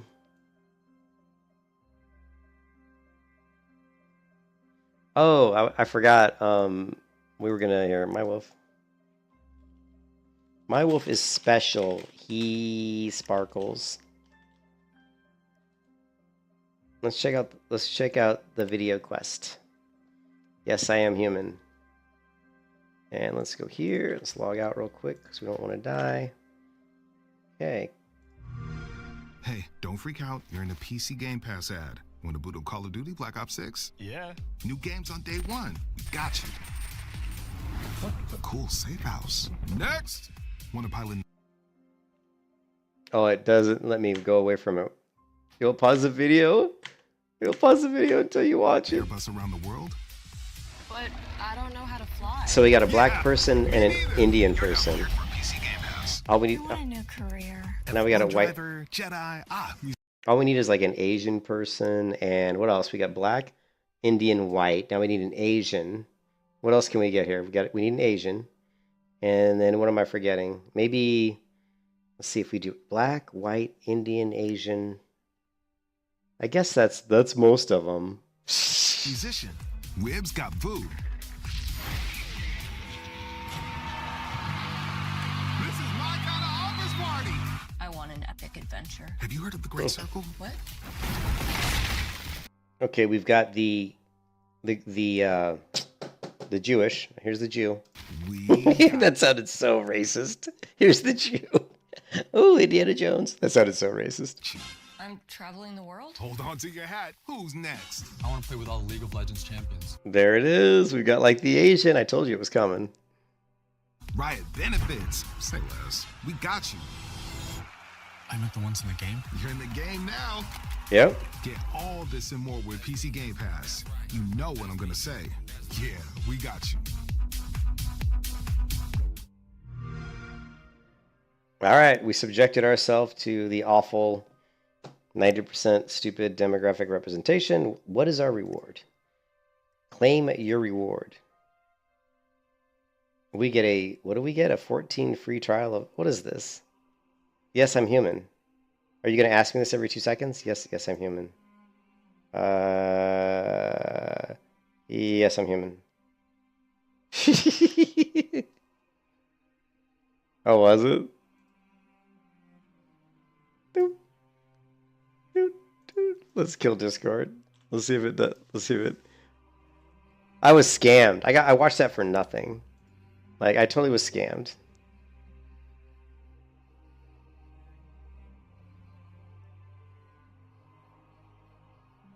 Level 49 Elf Druid.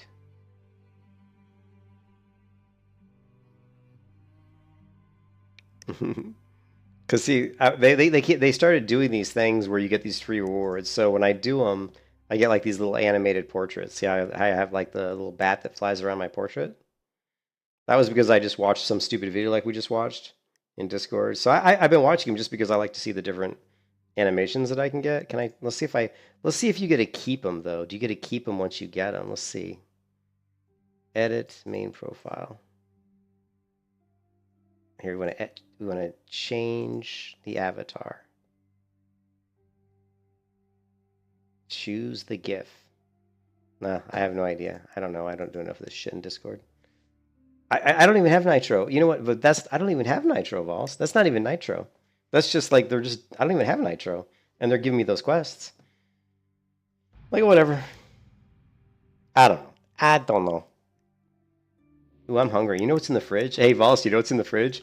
This is my favorite time of year. And the reason it's my favorite time of year is because I love cold weather. One, I love cold weather. Two, I love Christmas. I love Christmas because, I don't know. Because when I was a little kid, I loved Christmas, and I still love Christmas. And I think that people during the holidays, good guess though, I do like eggnog, good guess. But I don't have eggnog in the fridge.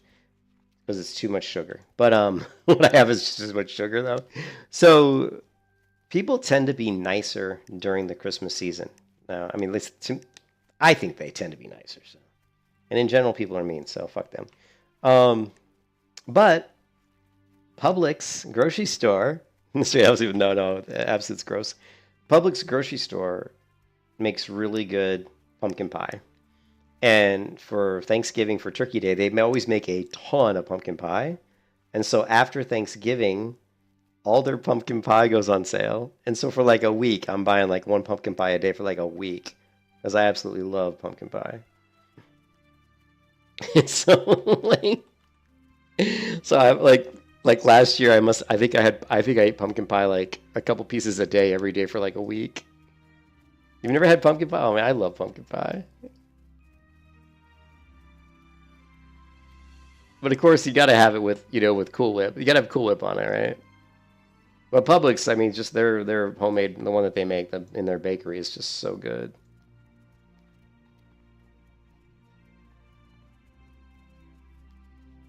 How could you not have had pumpkin pie? I mean, I'm telling you that you need to go tell your mom that she failed you. Okay, Volst, I want you to find your mother wherever she is. Hopefully she's still alive. I don't want to tell you to find your mom if she's not around anymore, because then I'm going to feel really bad. Find your mother. You tell her that Julian said you have failed. You have failed. She has failed you. If a mother doesn't either make pumpkin pie for her kids or at least buy pumpkin pie, then she has failed. Let's see if we can get a pet. Maybe we'll get a pet. Let's kill some of these guys. Maybe we'll get lucky and get the pet. Right? Oh, you still live with your parents? No way. Oh, come on, buddy. Come on over here. Let's see if fire can hurt the fire-breathing dragon.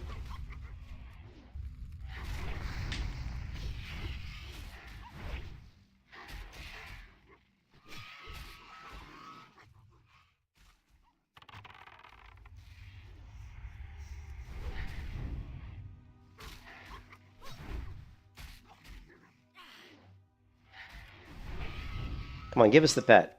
We can't get a bronze 2, but we can at least get a pet, right? I would be super happy if I got the pet off these guys.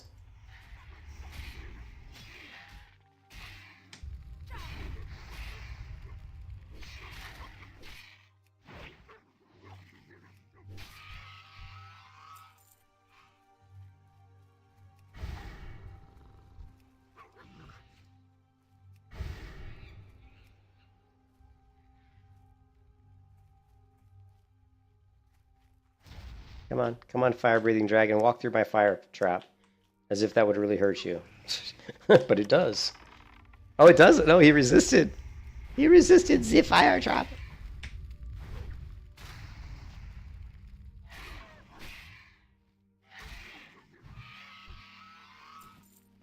Oh, ruined dragon pelt. What? What?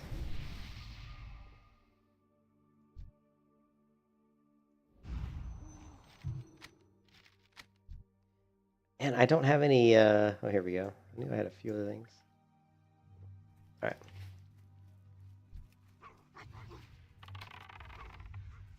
Run away! Run away! Oh no, they're everywhere.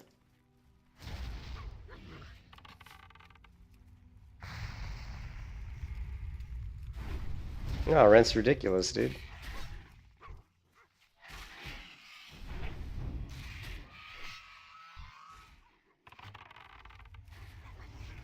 Oh yeah, my rent is. You can kiss your ass goodbye. Let me not die here. Ooh, ding-a-ling. The fortuitous pet ding.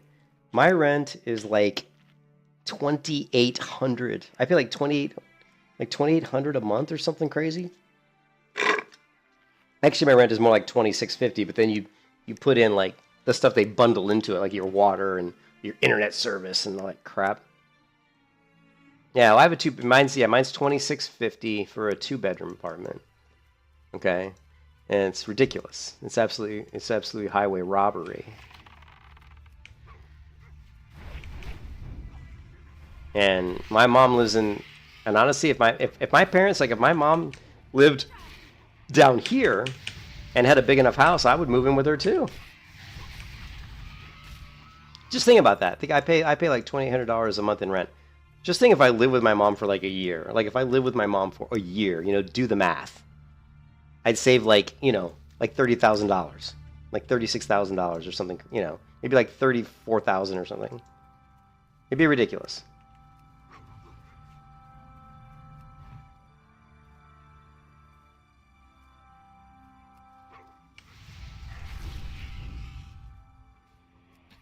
Yeah, well, yeah, that's what I would do too. I mean, my mom's. I would just pay her.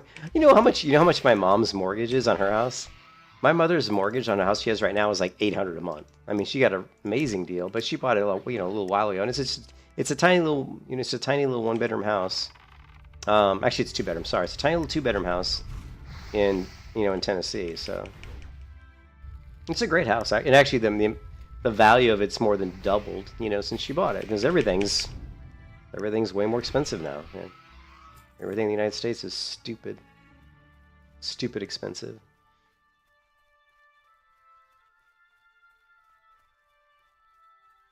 Where's my pet?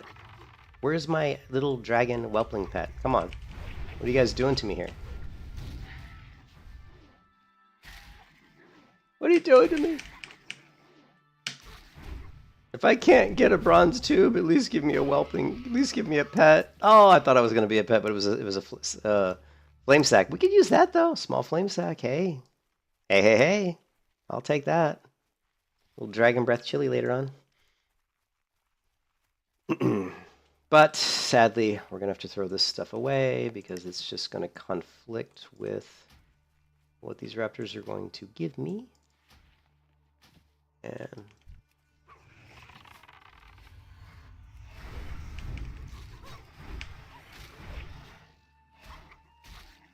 had to design vendor trash. Well, it wouldn't be that difficult though. What's a small dragon whelpling going to drop? Oh, he's going to have some broken wings and maybe some claws. Maybe he'll have like, I don't know, maybe some like a flame sack. I mean, you figure if you hit him with your sword and he bursts open, blood and guts come out, what might be valuable? Well, maybe a dragon tooth, Maybe a dragon's eyeball is used for alchemy. Oh, maybe you can get this dragon's eyeball. I don't know, man. Who knows? Only the shadow knows. Holy crap, I've been streaming for almost 5 hours. That seems kind of hard to believe. Mostly because I usually can't stream that much without being interrupted. But we have been interrupted. I've had to walk, get the groceries, walk the dog.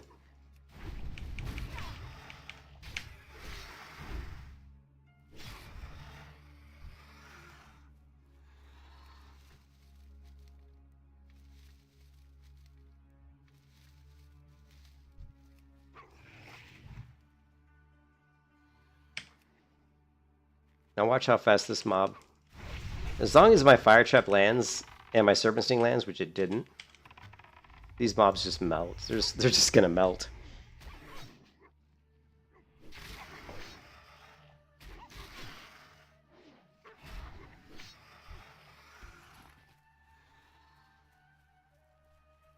What is this music? It's interesting.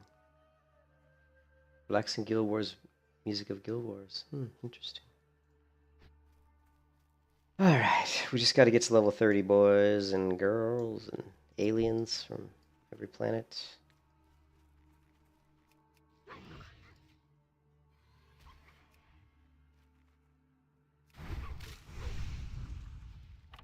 You know what's funny? Hey, you know what's funny, Vols? And I think about this sometimes. Like, there's streamers out there. Like when I first started streaming, right? Like, I was poorer than poor, and I'm still pretty poor. I don't have a lot of money, right?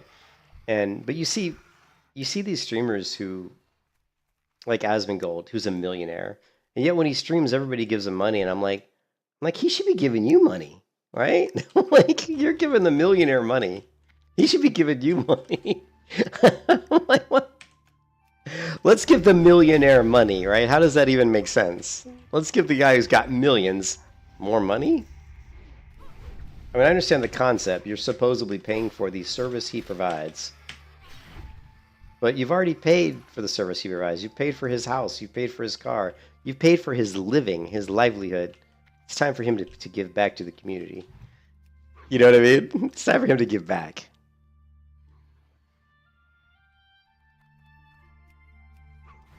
Oh yeah, I hate it. Yeah, streamers, I hate it when they do that. You know, like they don't even like acknowledge it. Yeah, I hate that shit. Yeah, he does. I don't know what his... He's a weird dude. He's a weird dude, man. He's a strange bird.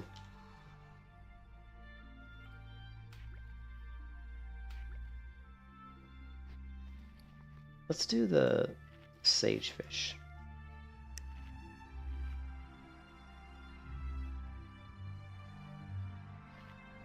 All right, I gotta start paying attention because this actually is a slightly dangerous area here.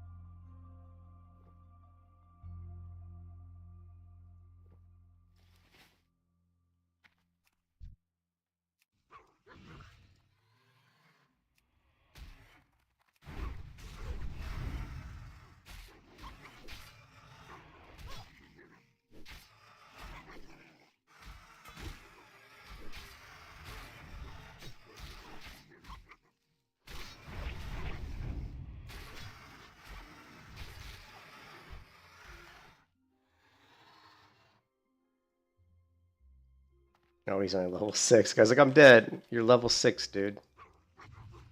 You're level 6. Wait a minute. How are you fighting Murlocs at level 6? Not good decision making. I'm a level 6 paladin and I'm fighting Murlocs. That's not a good idea.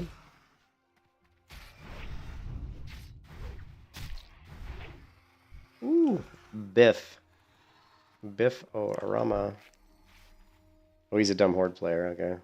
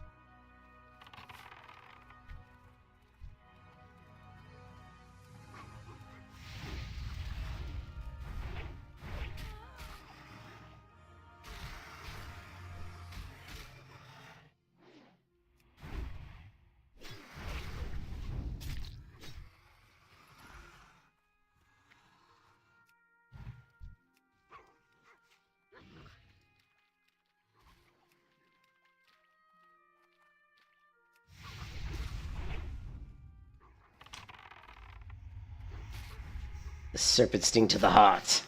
Looked like it hit him right in the heart.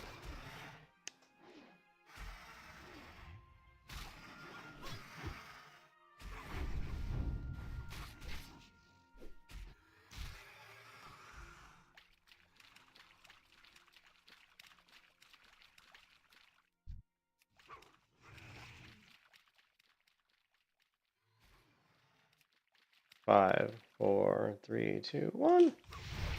Boom! Crit, baby. Crit!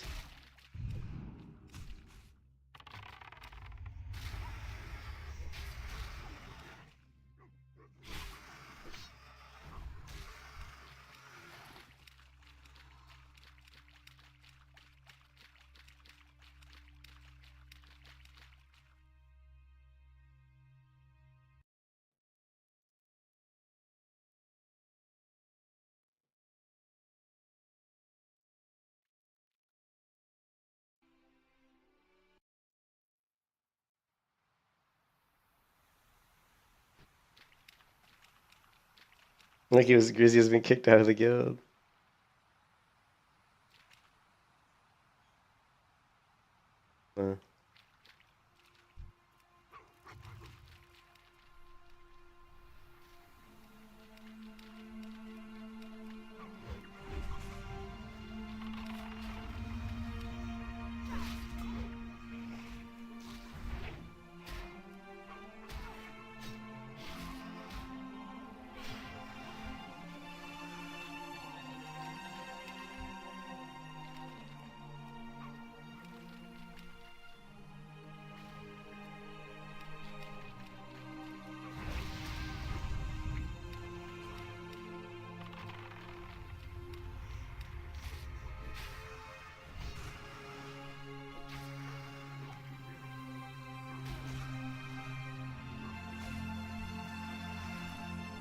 Just trying to. There's a rare. There's actually a rare in here, so I'm trying to make sure we don't accidentally walk into the rare.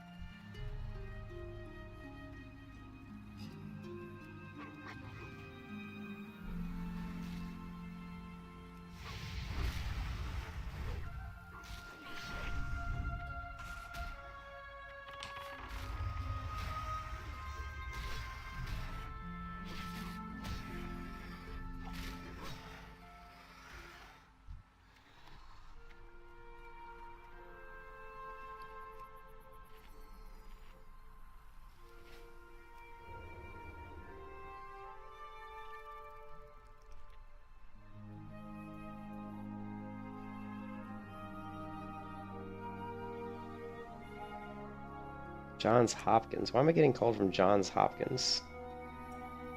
That's weird. Johns Hopkins? Isn't that like a... That's a children's hospital. Maybe they want me to donate money just for something. For a good cause.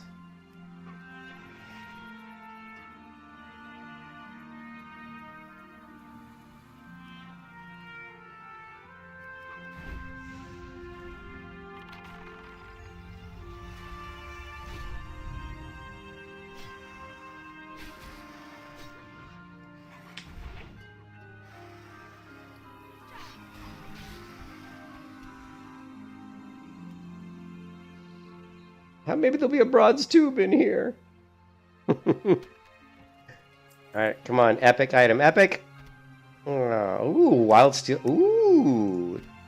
That's actually really good. Ooh, the Bright Mantle. Oh, that was a pretty good chest. That was a pretty good chest. Not gonna lie.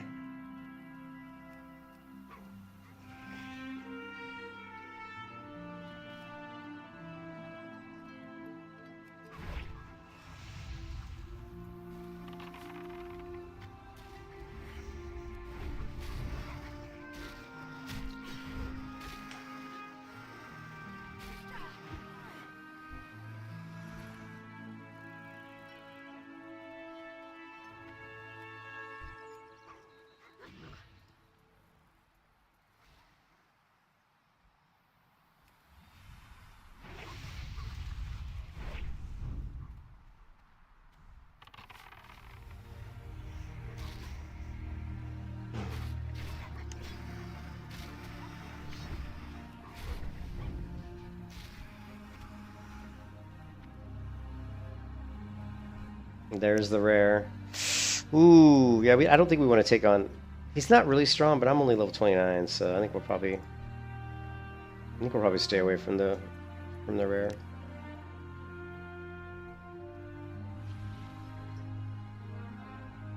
Yeah. Actually, let's get this guy.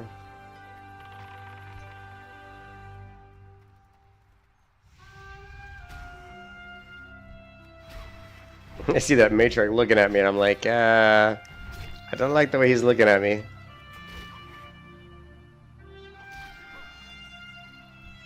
Yeah, we're out of here. We ain't gonna mess with him.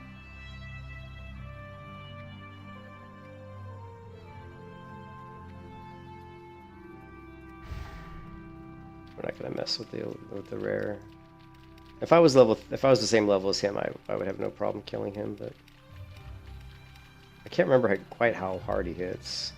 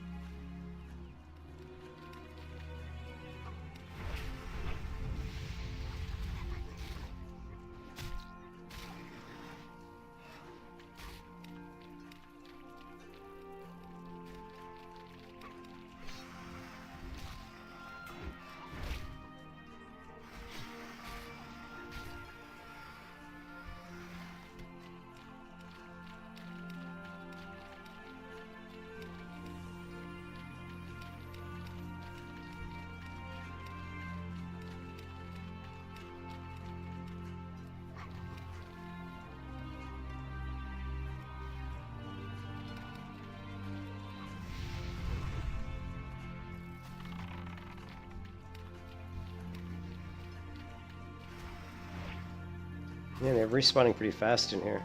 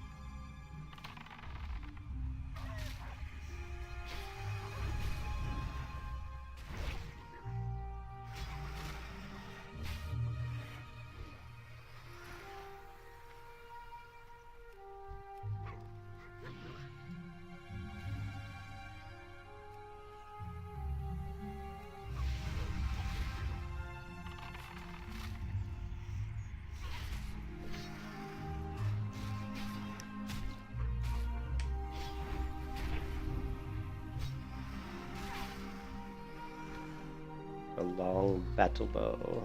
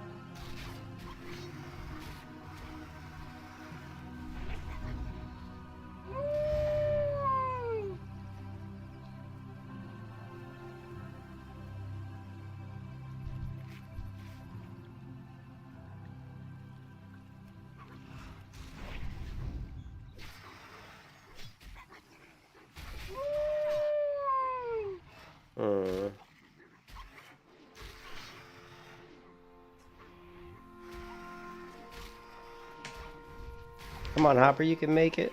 You can make it, Hopper. Look at how tanky Hopper is. Man. Good boy. He is a tanky boy.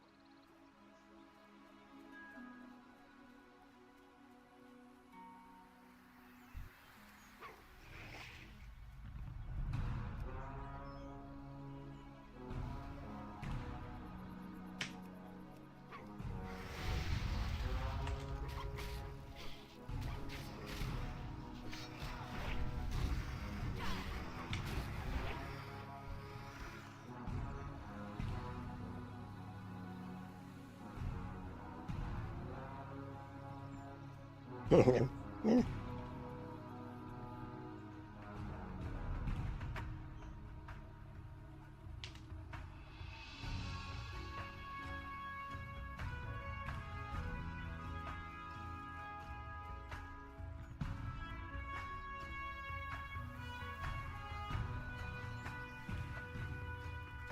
Alright, I think I'm gonna take a break, guys. It's been 5 hours of streaming. And I need to get something to eat. I haven't eaten today, other than I don't even know what I ate today. I had a English muffin. That's all I've had today. So we are in good shape. We're just like 4 bars away, a little bit more than 4 bars away from level 30. And yeah, and I'll have a slice of pie too. Yeah, I'm getting a little tired. I gotta check on my wife, make sure she's okay. And yeah, 5 hours in, we're like, I mean, honestly, I didn't think I was gonna be streaming today, at least not during the day, because we were supposed to go to my wife's parents today, but she wasn't feeling good, so she didn't want to go over there. So I'll probably be going there tomorrow. But yeah, we're doing good. We're pretty soon we'll be 30. That's going to give us feign death, which is huge because now we won't have to take the time. I mean, it'll be more mana intensive, but now we don't have to like drop the trap, send the pet, pull the pet back, pull the mob over the trap, then attack, then move away. You know, so now we can actually just basically like charge in. We can basically send our pet, hit the mob with Serpent Sting, or run right in, start beating on the mob, feign death, emo trap, and finish them off.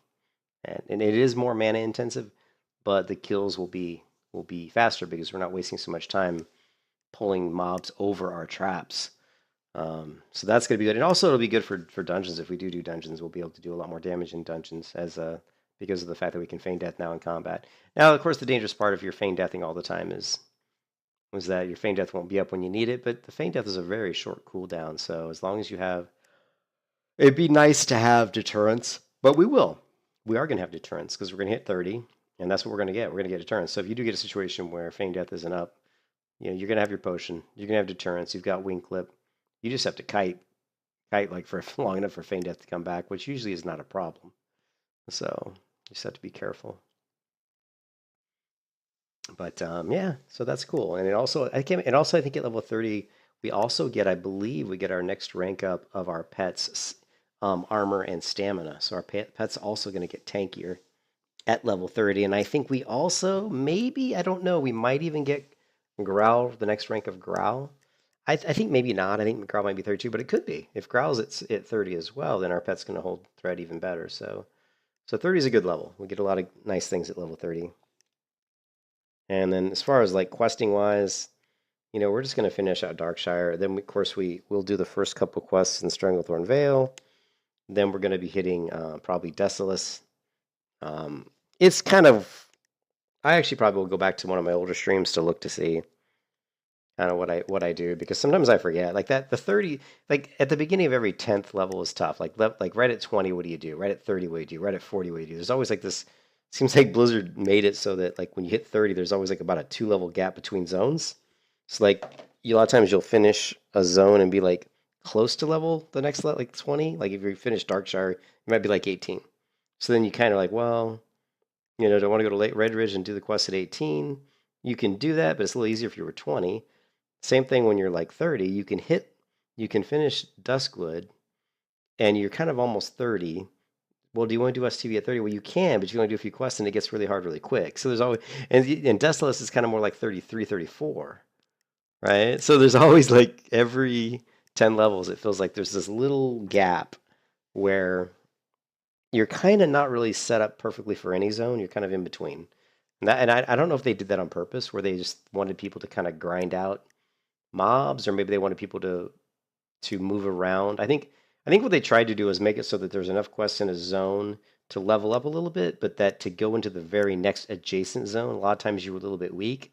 I think they did that on purpose because they wanted you to explore the world more by going into different zones. For example, instead of going from Darkshire right to STV, maybe they wanted you to go from Darkshire to, you know, maybe Ashenvale, because there's some quests in Ashenvale you can finish, and then from Ashenvale, then you could go into STV, and then from STV, after you finish a few quests, then you're going to go into Desolace, and then after Desolace, you're going to go back to maybe South Shore, and then from South Shore you're going to go to Altruck Mountains. I mean, the way it's set up is it really forces you to, if you want to do the quests for hardcore anyway, it makes a lot more sense to move around. So it slows you down though, because you're just not strong enough. You don't have the gear. Like in a regular non-hardcore environment, you're going to have much better gear. And of course, you can also just do dungeons. You could just spam dungeons, which we could do that too, but it's really risky. Dungeons are risky because you never know when you're going to get a bad group. You get a healer that's not paying attention, or they're not a good healer. You get a tank that's not paying attention, they're not a good tank. You know, this shit can go bad pretty quick. So, anyways, if you guys are having a good Saturday, I will catch you next time. Peace out.